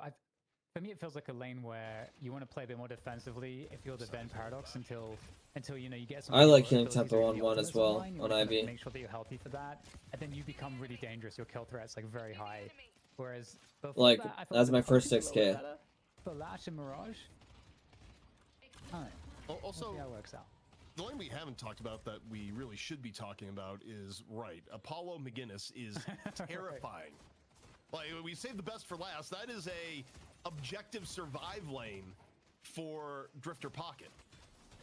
Like, this is not easy to deal with. I mean, once because you still have Pocket to gets deal cold with front, it's Apollo's fine. laning, which is very good in the early game, and then if you misplay against that and have to play defensively, you give up Guardian damage to McGinnis. Like, this is miserable to play against under even the best of circumstances. Yes, I completely agree with that. So they lose well, and yeah, make sure they don't get a Guardian before the. Like if you can get it so that they make it so that they don't. Yeah, get some it people till are the just last minute or crazy. something, That's definitely like a really big win. I feel like. They see big item equals Yeah, big strong, you're and then they happy with just that. die, Again, and they're like, the objective why is am I bad? survive, and don't give up the 4 or 5 minute Guardian. Which so far, I mean, you take a look at how the lane is played out. They haven't given up too much on the Guardian yet, so it's gone well so far. Although I'm getting as I old. say that, see Apollo getting a few licks in. Yeah, no, I mean, Popper's People's managed to get their own tier 1 camp, so that's always a good start as well. Well, luckily it's over some of after these are this, losing lanes. so I'll probably finish You want to the even get your own tier 1 Vitality camps. tier list, and then I'll probably hop off, actually. Okay, so I always forget how much, pretty, like, pretty slow start. I watching don't think we've had a DLNS, single like, just kill yet, takes out of actually. me. Game 3s, I feel like go Yeah, one my of two bad. ways. They're either bloodbaths or I'm both sides old. get really, really conservative, and there's Not not a that lot in old. between. I'm not as unk as Lightbringer, This one may be more on the Which is conservative fine. end, although that may be changing a little bit, but but we love Lightbringer. quick parries enough to free up Goober. Goober might have enough separation, enough to get line of sight. No, not enough. The stacks were high enough, and Goober can be first. Wait, one to so fall. Average didn't even put a point into Scarabs. He just went straight to like tier 2 Jin mark. Oh, hello. Okay, well there's the charge. I'm in my into mid-20s. captivating read. Surely they're enabling the kill onto low main. And again, you know, it's like we were talking about. I think, you know, you mentioned it a bunch, just how dangerous Saya is on this Abrams, and we've seen it all day in action. Mirage has come a full circle. Yeah, I mean, there's a reason why I think draft-wise, Melee Creeps is spending a lot of capital to get Abrams at a high spot in these drafts. And it's more so... I think it's a very big comfort pick, but it's also just really good. It's also just denial to the McGinnis counter. It's, you know, hard to argue that fact at this point. Okay, well, is it really the page build, or is it something else? Deep position here from Popper's Peoples. Are they going to be able to take full advantage of this? Good parry coming on through. Another parry though. Able to take down. Okay, can we like stop burgering like this? What the fuck was that last ult? In a very precarious position, awkward. Yeah, Abrams is a McGinnis counter. I don't know. Are you going to be able to escape it? It's because you Abrams charged the McGinnis off of the her too. And then you just pop her. Thanks to Poppers. And the great can we like stop ripping heavy melees? Second sense for it. So consistent. And also a sense for smashing the Rem, perhaps? Wait, Mirage comes on in, gets the rallying charge out, which doesn't go the way of Rem. I wonder if... Okay, that's tragic. It is so close, Dan, to getting away, but the I missed shot what Gooper did. Off Zerbzi, as the Rem Billy lane continues to struggle against the unlikely combo of Abrams Page. Unlikely because no one was expecting Page today. True, yeah, but it's been pretty historic, one might say. It's been very nice. And okay, this is like a very interesting place for the ultimate of John. So I mean, the barrage is going to find its mark, I suppose. I mean, if Melee Creeps wins, I have some interesting characters to analyze. Also, you realize that this is about the only time in the game that you see McGinnis use her ult. Like think back to the previous game. Like it has this one period at the time of the game now, the way people are playing McGinnis, where it's like it's worth hitting the button. Then otherwise, it's like, why would I hit my ult when my left click does more pew pew? So you know, if you're somehow, you know, for the two Barrage enjoyers in chat, I hope you enjoyed what we just saw, because we may not see that button get hit again for the rest of the game for John. Yeah. Okay, well, as you can hear the charge sound, that means the Sire is running amok. And in terms of the first, the Guardians actually were almost at the 8 mark, and not a single Guardian has fallen yet. In fact, all Guardians above 50% HP at this Barrage mobility is kind of crazy. Speaks to the conservative third map that you were talking about. DMB does build intensifying, I believe. I think, you know, slight warning signs is, you know, Saya's, you know, very slightly ahead. But nothing too wild. In fact, John. Wait, they screwed up. Wall saved him, that would be unreal, but no, there's no getting out of that. Even with the no, Lash is dead. But it is enough to turn this into more of a trade as League goes down at the very end, post Tani Losan. Yeah, 0 to 100s, or rather 100 to 0 on the Lash, very quickly indeed. Our League will be respawned now though, and these Guardians again, not really taking much damage. Every lane doing a pretty good job keeping it up. Yeah, Express Shot's really good on Page because it's a lot of damage early. Guardians have gone down, which means also there's I mean, both teams. I don't know if you rush it this early, but I definitely get it as my like second item on Page. Yeah, it's been kind of interesting, but also this could be a very dead drifter right now. Brayden on the pursuit. Super Light Speed needs one more hit, gets it. I go opening rounds and then I go. What I do is I go opening rounds, and then I go extra health, and then I go Express Shot. Walking forward, looking for the avenge. Parry.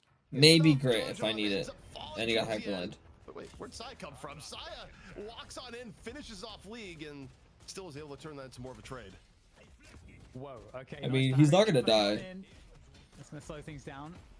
Saya still looking for some action there. That's what I do. That's what I would do on Page. Extra players coming over. And you just kind of mug people in the early game. Right side Guardian is gonna get. Oh, he's going cultist build this time around. Okay. Will lose that to Melee Creeps, who are trying to take control of this early tempo now as they move across. I guess it's because he needs to scale a little bit better in this game. Though, a much more even he's doing this build instead.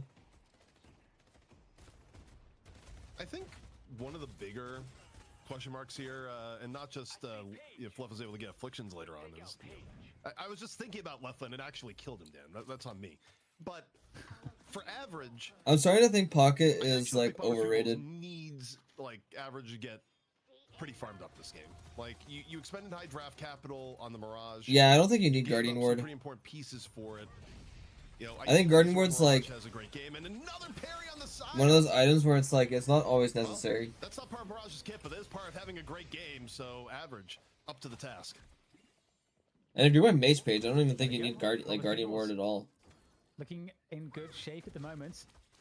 They're looking to get this urn turned in, and like you don't need to go support items. You're playing Mage Page. Melee creeps will respond in taking down this Guardian. Although big damage from over the top here is going to put John into critical condition. It is Average who is able to take him down, and Average now becoming a yeah, it is good that this game is looking closer. It's closer, but it's also because they scale. Both teams scale well this time around. Doom here from Saya. It's actually a really also, please, Zerbzy, I want to see a Rusted Barrel. On Mirage early in the game to not only supercharge your later farming, but it's I want to see a Rusted Barrel on Poppers, and I want to see a Rusted Barrel on Zerbzy. However, all this going down with the Guardian because, of course, Guardians were late to fall in this game, and League may have just taken way too much damage post-charge. Poked on down. Yeah, very difficult pressure to deal with now because it's just going to be Average here. We'll get some assistance, though, as he's trying to secure all of those orbs, and the fight is going to be very. You can actually shoot through this bush, I'm pretty sure, by the way. I could be wrong, but there's been a few times where I've seen people shoot through it. That's going to force DMB away, and that saves. You got hyperlined. Oh, okay, DMB went for the hyperline reposition and just took hyperline damage instead. However, Lefa stayed interested for long enough that may go down where post hits. And Lefa caught towards the very end. A little bit of counterfire in from low main. Wait, that is wild aggression from Brayden, and actually gets away without getting hit by the bash down. Apollo things, I would say. They're going to keep up that pressure on the right side lane. Rift is on the right side lane as well. That's a nice advantage for melee creeps who are already there. And is there going to be a contest from Popper's Pupils, or will they try to do something else here? He's still got Average farming up that left side lane to solo farm at the moment. And does have the TP's coming. But Pango, I think part of the reason why this page is good, this page build is good, is because he's getting Rusted Barrel. It's free shred, making him do more damage. If necessary, fight-wise, but instead, okay, I was gonna say, is Lee actually gonna push mid? Who's adding me? But mid walk here, no. But it's gonna be a near full team fight off on the right. We'll see if there's a traveler over here in a moment. Both teams fighting for the rift. We look at Apollo right now. Where Brayden okay, that's pretty funny. Needs to live for a little bit longer than time. Lasan has it back. Midnight just sent me a clip or a picture. Gonna be used. Brings Drifter down the half. That's fucking hilarious. Ends up dying for the attempt after Death Slam. Used wait, on it's still in the all middle. The while. Wait. And Popper's Pupils. Decent team fight start shit. so far. Claws oops, through my bad, guys. And melee creeps. See if they can turn this, but they are bleeding out players. Yeah, Midnight sent me a screenshot where 3 of his teammates had egg. Over to the rift and is going to give up a walker because of it. So they have to yeah, the rift and then maybe Rusted Barrel is one of the most broken items in the game, and people don't buy it. At the moment, it's going to be one that they will be able to capture, but it's so underrated. The walker, that's a solo walker farm that's going to go to John as a result of Average TPing to help the rift fight. Yeah, that was a really smart rotation as it panned out. Where, I mean, John was there mostly the match average, but you stop and think about that. One team gets Rift, the other team gets Walker. Yeah, Spirit Sap is another insane item that people don't buy as much. I think really at most points of the game, I'm trying to think of like scenarios where I'd argue otherwise. You always take the Walker. And yeah, macro-wise, big win for melee creeps there as gut shot into instantly pulling out the crossbow. I don't know if the finish is going to be there though for DMB, who otherwise is looking for a quick escape. I'll buy Rusted Barrel for the next 30 games to form an opinion.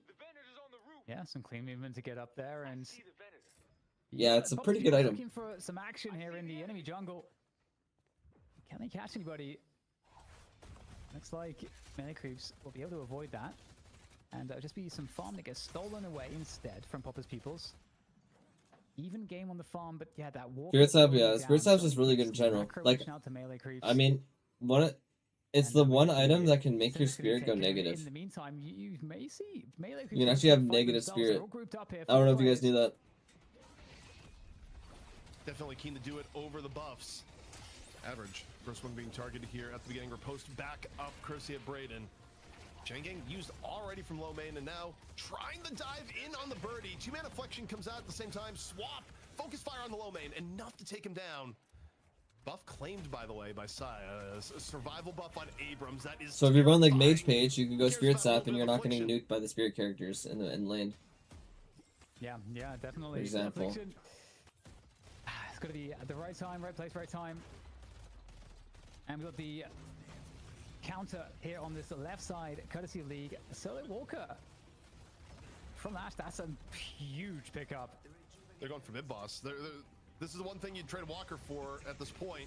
So long as you I get mean, the you're not getting in crystals, there. Lasan, If they get one, it's really good. Okay, they got one, that's really good. To the melee creeps. Poppers steals one mid-fight. Immediately is the crystal burn.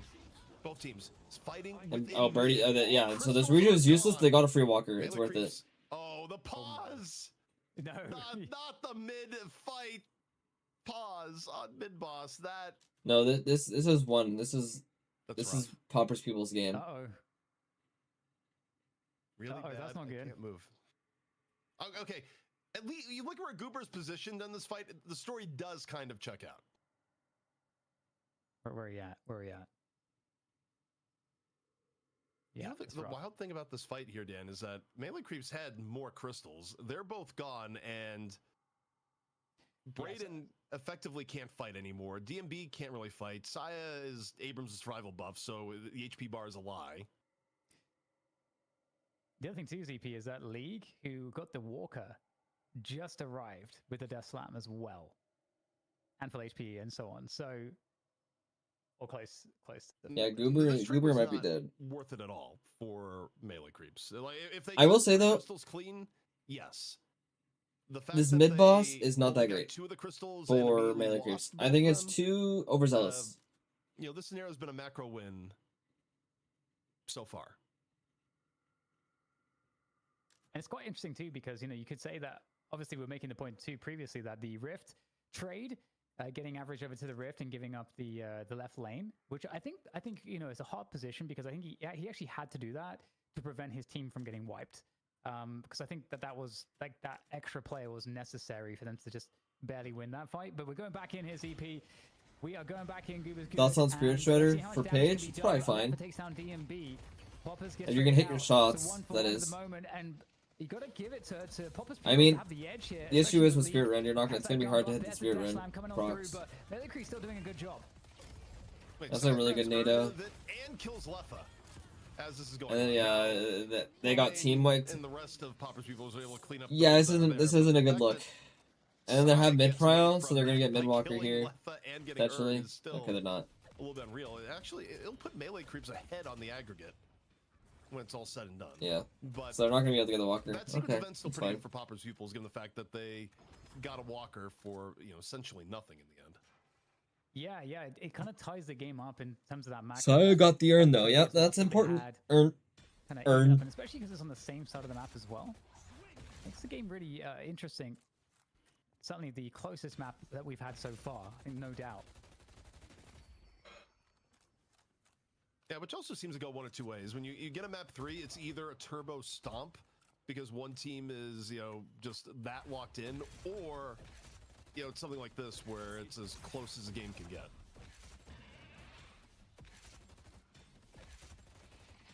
So, it's interesting. I actually never thought of doing that as Billy. He rammed the minion to get the bonus damage. Bonus weapon damage to farm it faster. Every lane is pushed against them, which is not a good feeling. They need to clean that I think that's the first time I've ever seen someone do that. Also, can we get a golden statue check? We've had Rem in these games, and we do need to keep tabs on the. There's actually Zermzy is the most selfless Rem to ever play competitive Deadlock. That is a Rem that is actually on a diet and is counting calories, Dan. Yeah, I feel like it's like wrong. I feel like there's something wrong about that. Like There's actually just so few, but I guess both teams are on top of their centers, so it makes sense. Rem is designed to never stop gambling, but the drop down, charge, and near instant assassination here in the average, but average lives long enough to get the Dust Devil off. Is the escape still in the cards, though? Erdemini can be pulled out. Team B looking for a target, and it's gone, and so is average. So the assassination attempt does not come to fruition. Yeah. Will anyone get caught here? There's potential fights across the map. We're going to get the rallying charge pop there as well, fighting underneath the healing south here for melee creeps. Yeah, no, this is a dumb idea from Lomane right there. Not gonna lie. Does not have the support. He's dead. Crunched here by multiple players. That was not great, but I mean, I guess they're taking the Walker.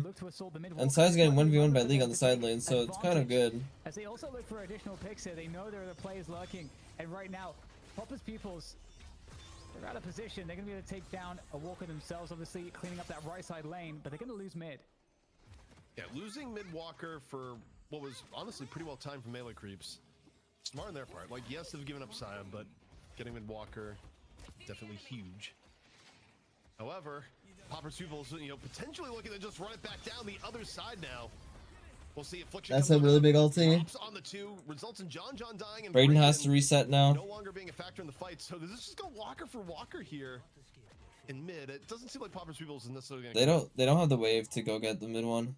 Sai's back up too. It's too risky. Really close game here. I'm trying to look at what the late game might look like, because we're certainly going to a late game here. ZP, both teams playing somewhat conservatively. I have an update here, because the chat had a thing going with Rem where everyone says greed sickens me. I had to see like what people would say in response. We had one chat saying, quote, his restraint inspires me when you get a non-greedy Rem. That's actually fantastic. No, I love that. I love that. That came from, good job. Spy Hunter 07. I love it. Well, the urn has been captured here by Popper's Pupils. They're going to run it across the map here. Rift is on the right side as well, so given how even the thing is though, I wouldn't use it on the enemy jungle. I would use it on my own only. Yeah, it's 100%. Because in the enemy jungle, you're playing more aggressively. And already the Rift with more action than you see in a lot. So you want to use your 2 to get out. Ult-wise though, melee creeps has way more on deck here. This is not a great fight for Popper's Pupils if they go a fight here. And they know it. That's why they don't commit and instead just give it up to melee creeps, because if they go in down these ult stand, it just doesn't work at this point. They did pop the Eternal Darkness though, maybe trying to find a fight on the periphery of that Rift engagement. That did not happen, and it's going to be now a sprawling battle across the right side position. Urn is going to get dropped off there. Denies are going to be coming on through. A large amount of denies. Really well done there by melee creeps for that one. And now this fight, the skirmish, is going to continue under the bridge there as it moves this way. Raiden's dead. Poppers is dead. Kills coming out from both sides. Billy's dead here. Definitely struggling, definitely feeling the lack of ultimates though. Yeah, I mean, I think Popper's Pupils probably need to just disengage a little bit more quickly here. They give up 2. They do get 1 in turn. So they don't come away completely with nothing. And it's in a window where it's Dimby did a lot of damage in that fight, goddamn. Them, you know, particularly soon. And boss still 1 minute out. 121k, the 121k now, Dan, at 22 minutes, a little bit before that, in the game. For map 3. Doesn't get much closer than that. Yeah, you look to see, and you know they gave up an extra player there. They do, I think, completely prevent any interest in the Walker push, which I think is nice as well. So, side lanes really pushed out well by the Popper's Pupils team. They've done a good job on that. So that forces melee creeps to have to take care of that. You can see 2 players on either side lane, and that does give him player advantage in the mid, where Sire's going to get caught, and there are so many players here. Sire is in so much trouble. It's not Sire who's in trouble, it's the rest of the team. Is Popper's Pupils, Popper's Pupils. Wait, are they all? Trouble, oh, they all decided to chase Sire. Where Sire gets chased at high HP, and it ends up. And they popped Billy Chain for that. Oh god. Abrams goes way too long. Whereas in this case, Side just gets away, so that entire hypothetical is completely. Now they can just rush mid if they wanted to. The moment. But mid boss is back up. Melee creeps is. They have Tony Lasan. And Side doesn't care about oh, Popper's HP dead because they see Popper's completely exposed, taken down. The for average free alone. middle, and now nice swap. Average gets swapped in by Goober. Why are we just trickling in? Creeps, and Dan, that might have just opened things things up here on map 3. Yeah, I don't know what you can do about this now. You know, the mid boss surely is going to be the result.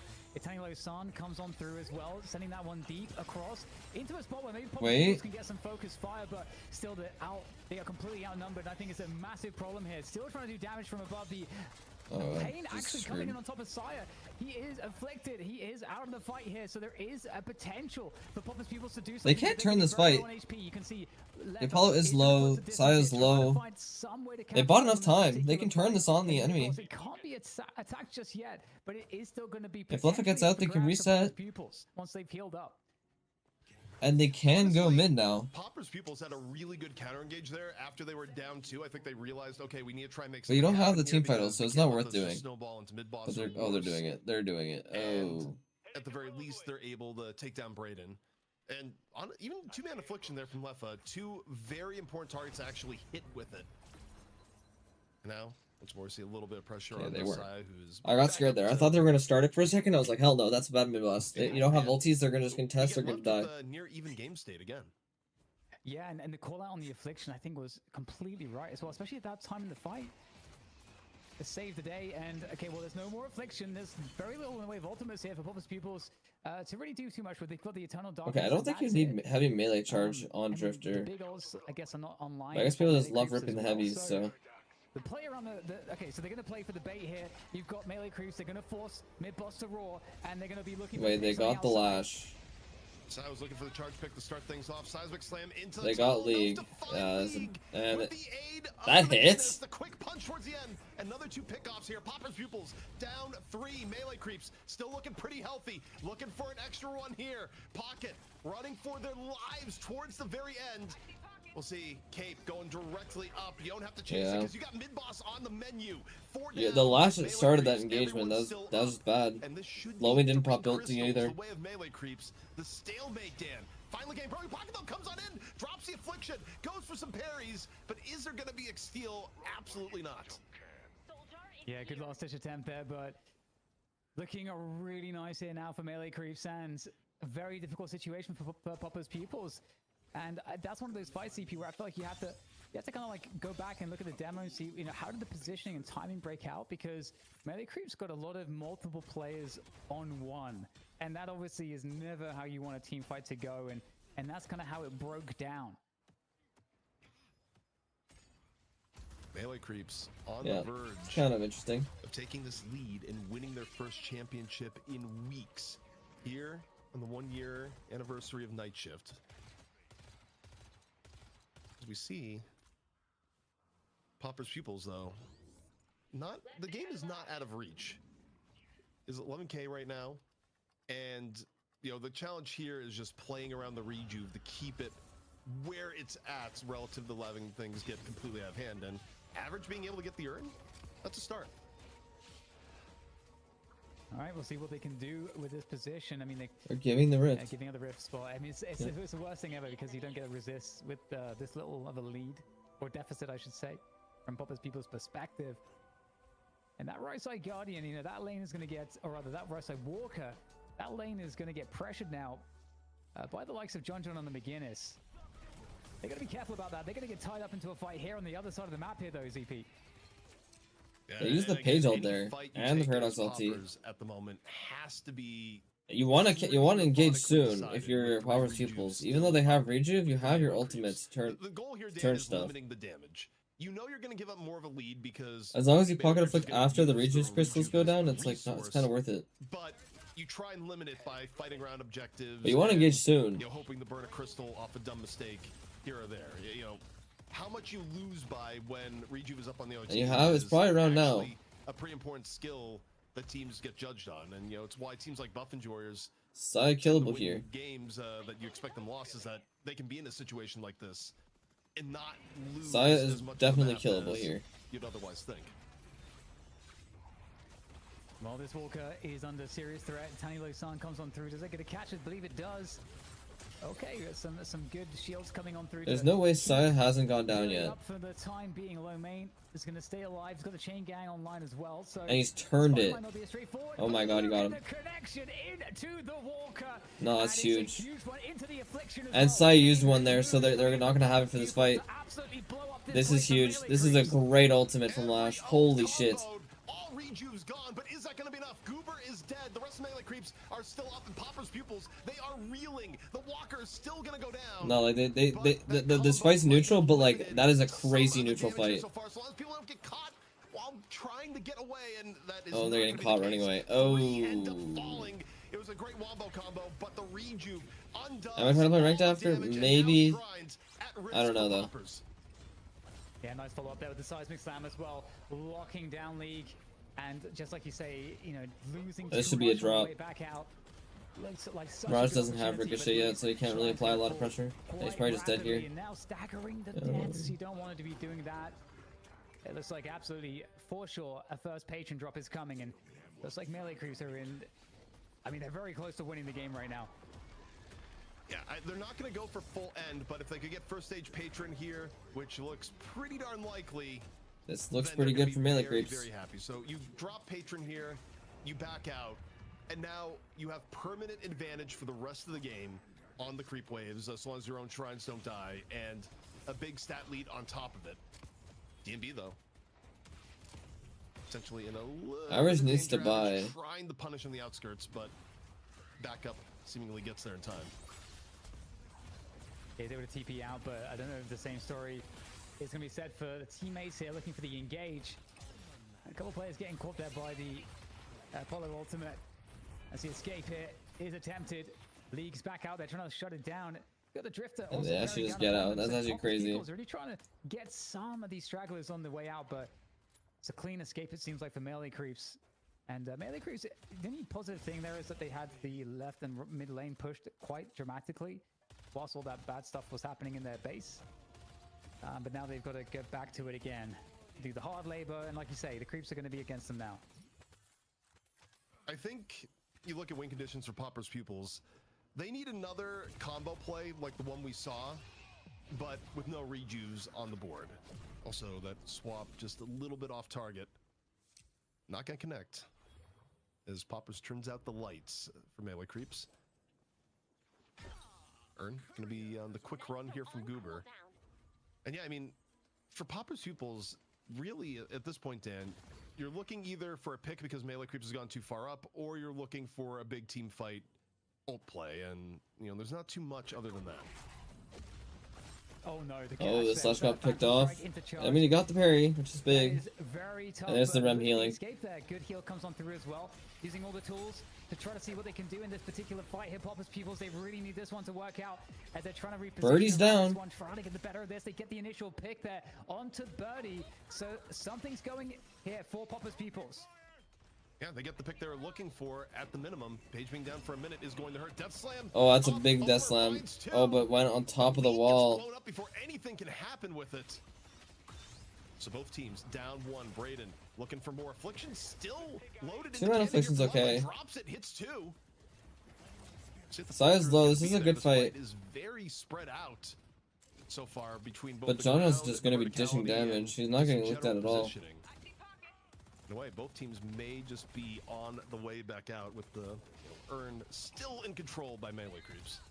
Yeah, big find though, taking down DMB, who was one of the afflicted players. As two players down here, big 80-second respawn timer there for melee creeps to have to worry about. Mid boss is up here, so if there's a world where you just chill out, you reset, go mid. The back of this, maybe they're able to find. But they do have the page ult, and they have the paradox, as well as Abrams ult. So if they can kill John here, it's huge. But McGinnis just took 10 years to die, so. Low main to the wall there, very difficult times. They're low main on critically low HP and yeah. No, boy. Of all the times to pause. This McGinnis lives. That's crazy. Sorry, he said pause it. Okay, Birdie says ready. No way. There's no way. No way. All right, well, here we go. Post-fight, chase down, maybe not successful as McGinnis doesn't go down. That's huge. If they can reset here without any deaths, it's massive. Holy crap, that paradox powerband damage. Poppers needs to live here. Unless I can clean up. Oh wait, what? On full HP. He's an huh? Tank right now, and two players with him. Goober and Birdie full HP as well. They're buying a lot of time. Find a way to re-engage this together. This page is They are dead. doing so Okay, at they the get mid. right Power Fuels gets mid here. and 2 players evaporate. Mid boss is the target now for Popper's Pupils, and there's a way back. You come to hate watch in and they Popper's started Pupils losing off the back Chewbacca. of Something's this being weird. all crystals. Not only is there a way back in, but Average just got a bounty for his contributions in that last fight. Picks up the inhibitor forward, which is going to be another big power spike on Mirage. You blame Mido? Okay. And now, you know, for Saya, it doesn't look like Saya's going to try and go for any solo heroics here. But after this mid boss, we are going to be evened up, but not really even at all, Dan, because Popper's Pupils is going to have up to a 3 crystal advantage, if not contested by melee creeps. Although, as I say that, Saya is doing a little bit of contesting and doing a bit of dancing far outside, unable to work his way into the rejuve. And the rejuve is clear for the full 3 on Popper's Pupils. Okay, this game just got very interesting because I believe the Rift is also getting captured by Popper's Pupils here, ZP. So every lane is going to start to get pushed pretty heavily. Although, again, they are against those more powerful Popper's troopers. Pupils is scaling. So it's going to be... They have to get shrines off This these regions. league is I going to feel be like, hard to ZP. deal Like, with relatively soon. Yes, I think you've nailed directly onto the window here, because while on the Souls it's going to be even, melee creeps are still up both shrines. So for Popper's Pupils, this is the best opportunity they're ever going to have to even up the shrine disadvantage that they're currently facing, which is enormous. It is very difficult to keep map control when the waves lose by default without you being at the wave. This is a good game to watch. Well, this is the moment to do that because they've crashed all the waves on all the lanes into the base Guardians now. And they've got So did the Rem put a good chunk of... They've got 2 minutes of rejuve left. the minions on the Rift Troopers? And here are the That is the right real side base question. Guardians going down. They're taking down the mid Guardians as well.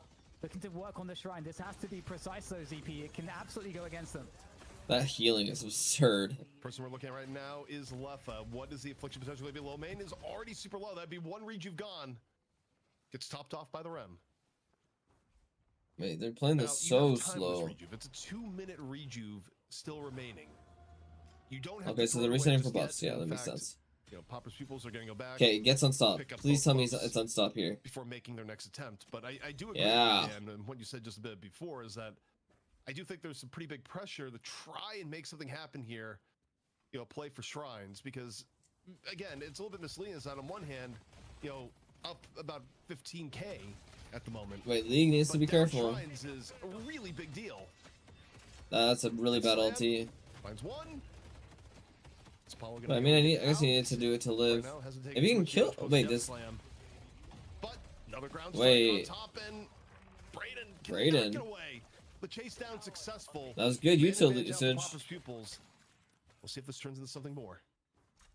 Yeah, you got Average cleaning up. So they that have side. about 45 seconds left to do You something. hold on to the urn here, looking for the fight in the mid. They know they have the man advantage with Braden down out for the count on this fight. And still with those shrines in mind, you're going to be starting to see that siege once again. There's that left side shrine. The rejuve crystals are going away soon here, so there is a very small window right now where this has to happen for Popper's Pupils. And they're trying to make it happen. One shrine is down. That alleviates a good chunk of the pressure. Can they get the second shrine, or are they just... Does, but they have to. I think they force this. I think you have to force it. You want to be fighting while like you have the rejuve, but now it's too late. They have to leave. That is so sad. Lefa's dead right after rejuve too.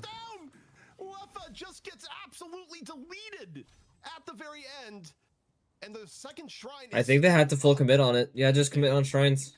Yeah. You have ultis, you have stuff to work with. Right when the rejuves went away, I mean, very precarious here right now for Popper's Pupils. They do. They just at least didn't get the commit. Shrine. They don't give up more than 1 player, but the waves. I will probably do are the against spirit them right now. tier list That is a tomorrow. I'll big finish up problem the because that health gives tier the list and I'll good do the spirit timing tier here list for tomorrow. Melee creeps to take full advantage by moving forwards. Because I've got a special surprise for Very you, aggressive. for you guys. Maybe before Lefa can Potentially, get on, back on potentially. the board, and he has that affliction that he wants into this team fight. If you're Popper's Pupils, you don't want to take a team fight yet. No, not at all. But okay, maybe you do. The chain gain is huge. Pulls in 4, but is the Falter going to be there? The rallying charge comes on in to Tani Losan. In on to the Drifter. Poppers goes down. The chain gang has not resulted in anything but doom for Poppers pupils. Melee creeps withstand the ult, move on forward. And this is GG's. That should be GG's. This could be the end of the game. It's up to League. As Melee creeps go for the finish and to reclaim the throne. He got the refresher. Yeah, back and forth right until the end. Hard to know how this is going to go, but over the top, the Death Slam comes on through. He sold his unstop for refresher.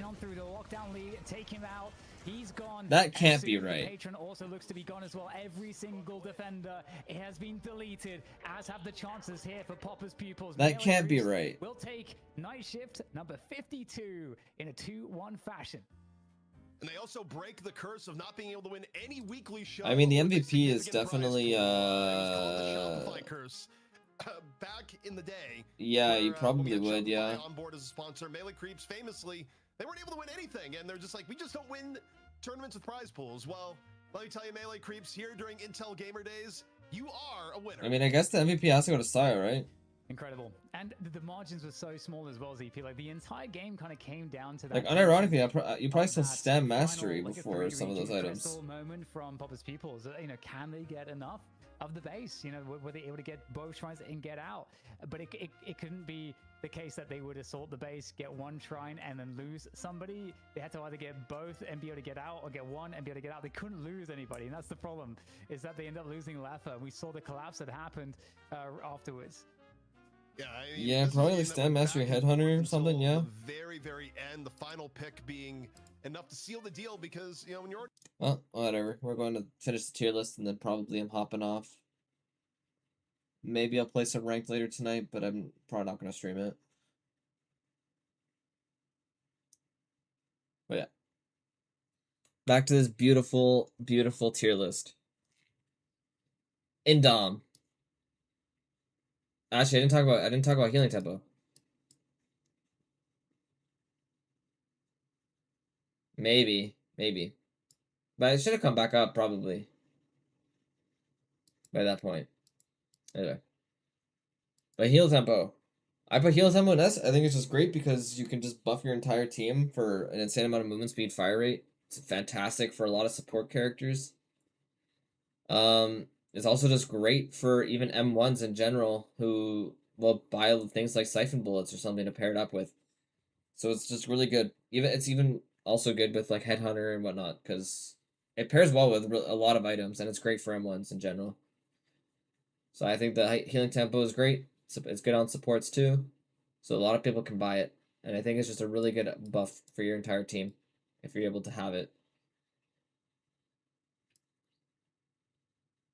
Indom. Indom is great, just like Reactive Barrier. I'm going to put it right next to each other.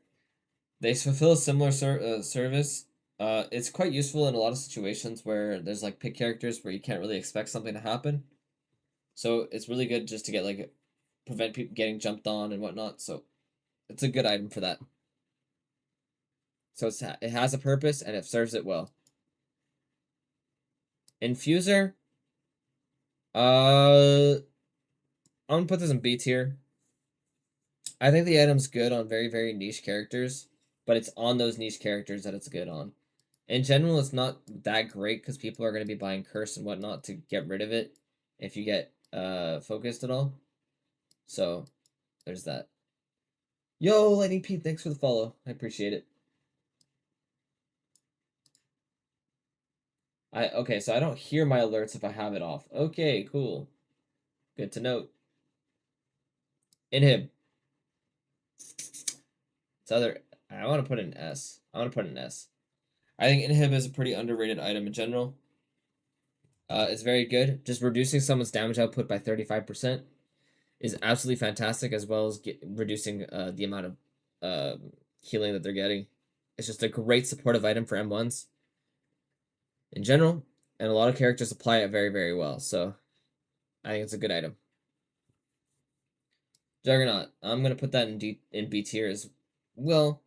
It has its niche. Usually you don't buy it that often, but it's generally a pretty solid item. You usually don't get it until super late into the game. I'm gonna put in the same boat. I'm gonna put Leech into B tier. I think it's overshadowed by other items like Vampiric Burst or like something like Spiritual Overflow. There's other items that work better with the other upgrades, so you often don't see Leech too much. Phantom Strike, I'm putting that into S tier. One of the best gap closers in the game. Great for disabling any flyers or any M1s. Most characters can buy it. Not every character can, but it's pretty much just like a screw you button, which is nice to have in the game. Yeah, it's the delete Vindicta button. Delete Grey Talon, delete Lash type of button. It's great. It's great for dealing with all of those like high mobility characters as well, so it's a good item.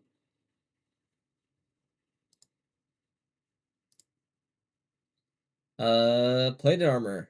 I think I'm gonna put this into A tier. The reason why for this, like you could argue B tier, because it's super niche. Actually, I'll put it into B tier, but I'm gonna put a high B tier. It's a niche item, but it's very good at it's good at its job. It counters a lot of the unhit stuff, which is great, and what you kind of want from a big button. But again, similar to like bullet resilience, you don't often get it, and there's usually better. But it is a good anti-gun item in general. But things like disarming, it gets overshadowed by like disarming hacks and whatnot. 7 bullets, I'm putting that into A tier. I think it's great. Pairs well with healing tempo. It's a good anti-tank option for gun characters. Also makes them tankier, which is great, especially since you don't want to die as a carry player. So it is a good solid item in general, and a good late game option for many as well. It is also just great on high fire rate characters like Ivy or Wraith or McGinnis to a certain extent, because you can kind of do it. Yeah, you could even argue S. You know what? I'll agree with that. 7 bullets into S tier. It's good on like the Gun Lash right now as well. It has a lot of good options for M1 characters, and it's pretty much like a lot of good options. Like good characters can use this item. A lot of characters can.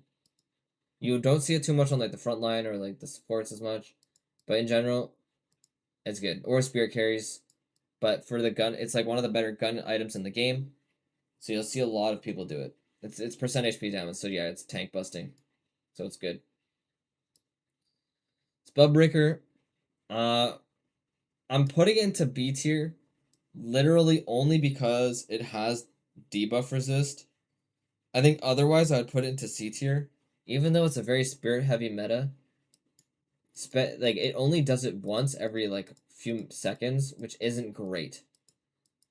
The value you get from it isn't as high as it should be, and yeah, it counters like one burst of spirit damage, but the damage number is so low to the point where it can get procced off something random entirely, and then you just get hit by something larger. So it's not that great of an item. So I'm putting it in B tier. You know what? Putting it high C, just because of that. Like it has the debuff resist, but it's like you're not actively going into it that often, like or ever. Unstop. I think it has to go into S plus, right? Like, it's just such a good item. Like, any character can buy it. Every character, like, would want some type of thing. Yeah, it's the inherent spirit res. It also makes it harder to, like, get to, because you're just going to buy spirit resilience, and it's just better. So it's just not great. But yeah, Unstop, I think, is just great. Most characters want this, if not any character. Like, even, like, support characters would want this to make sure that they get their ults off, like Kelvin or like something else. Like Lash wants it. Like people with big ults love this item. And then there's also the fact that like carries, it works super well with carries, making it so you can't get like debuffed at all. So you can just constantly dish out your damage. It's great. Super well done late game item. Vampiric Burst, I'm gonna put into high A. I did say that Leech is in B because of it's overshadowed by Vampiric Burst, which is kind of true. But Vampiric Burst is one of those items where if you are a carry or a gun carry that relies on Vampiric Burst to be good, you're not really a good character for the item right now. Like, usually, like, carries won't buy Vampiric Burst until much later into the game and will prioritize other things. So it's not that great of an item, but it is a good, like, at a certain point, it is a good bailout item, being like, hey, I'm just going to regen all my HP back if you don't have any anti-heal on me.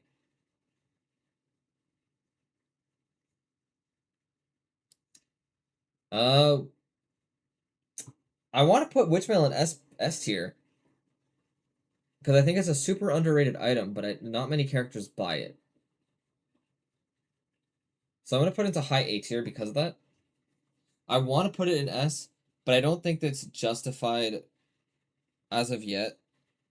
But the item is very, very good. Like, so few characters will run it all the time. But, like, with Celeste coming back into the meta, there's, like, Abram's Charge it works well with.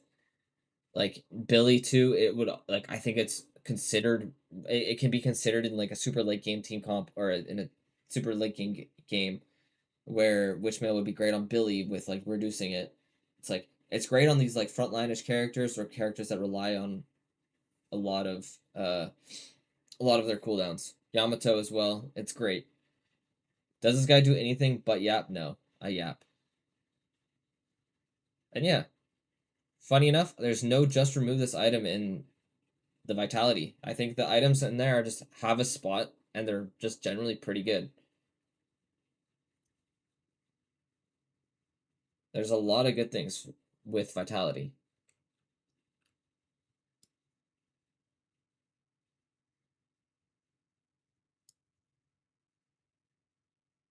Divine, yeah, Divine is an A. Divine Barrier in A is just because, like, it's a niche item. It's very, very good, but it's niche because you're really only using it for your ult, or for ult cooldown, or like for ult stuff. Like, I could argue putting it into S. You know what? I'll put it into S. I'll put it into S because it's pretty much just a better dispel magic.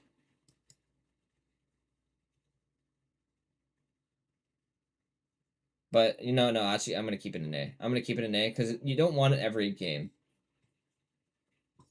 I'm running into active issues with Kali. I feel like I want E-Shift, Arctic, Remover, and Scourge every game, so I have no slots for Focus.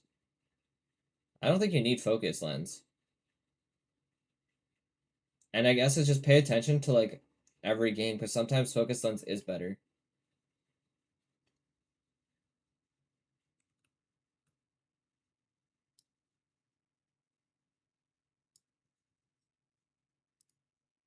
All right, I'm sending Midnight. I'm sending you another screenshot. I'm sorry, of item tier lists. You're gonna be in my dumpster folder.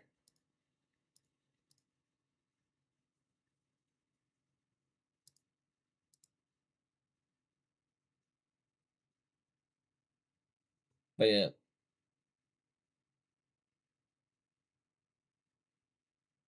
No, I think there's more cases where Phantom Strike is better than Divine Barrier.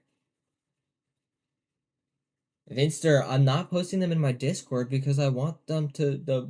I'm gonna make a video on them, man. Come on. Come on, man.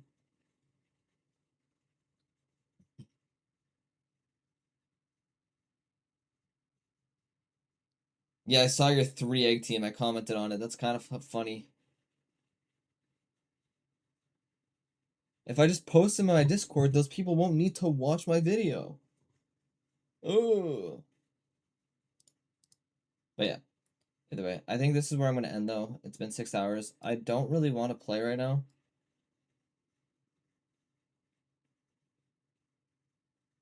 But yeah. I might come back later tonight, but I doubt it. I don't think I will. I'm probably just going to chill for a bit and then take it easy. Tomorrow I have a surprise for you guys.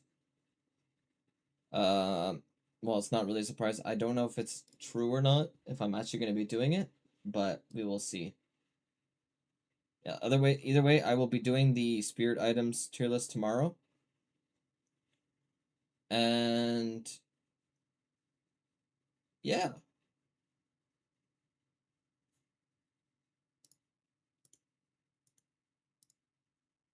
But yeah, I'm gonna end the YouTube stream. I'm gonna look for someone to raid. Peace, YouTube.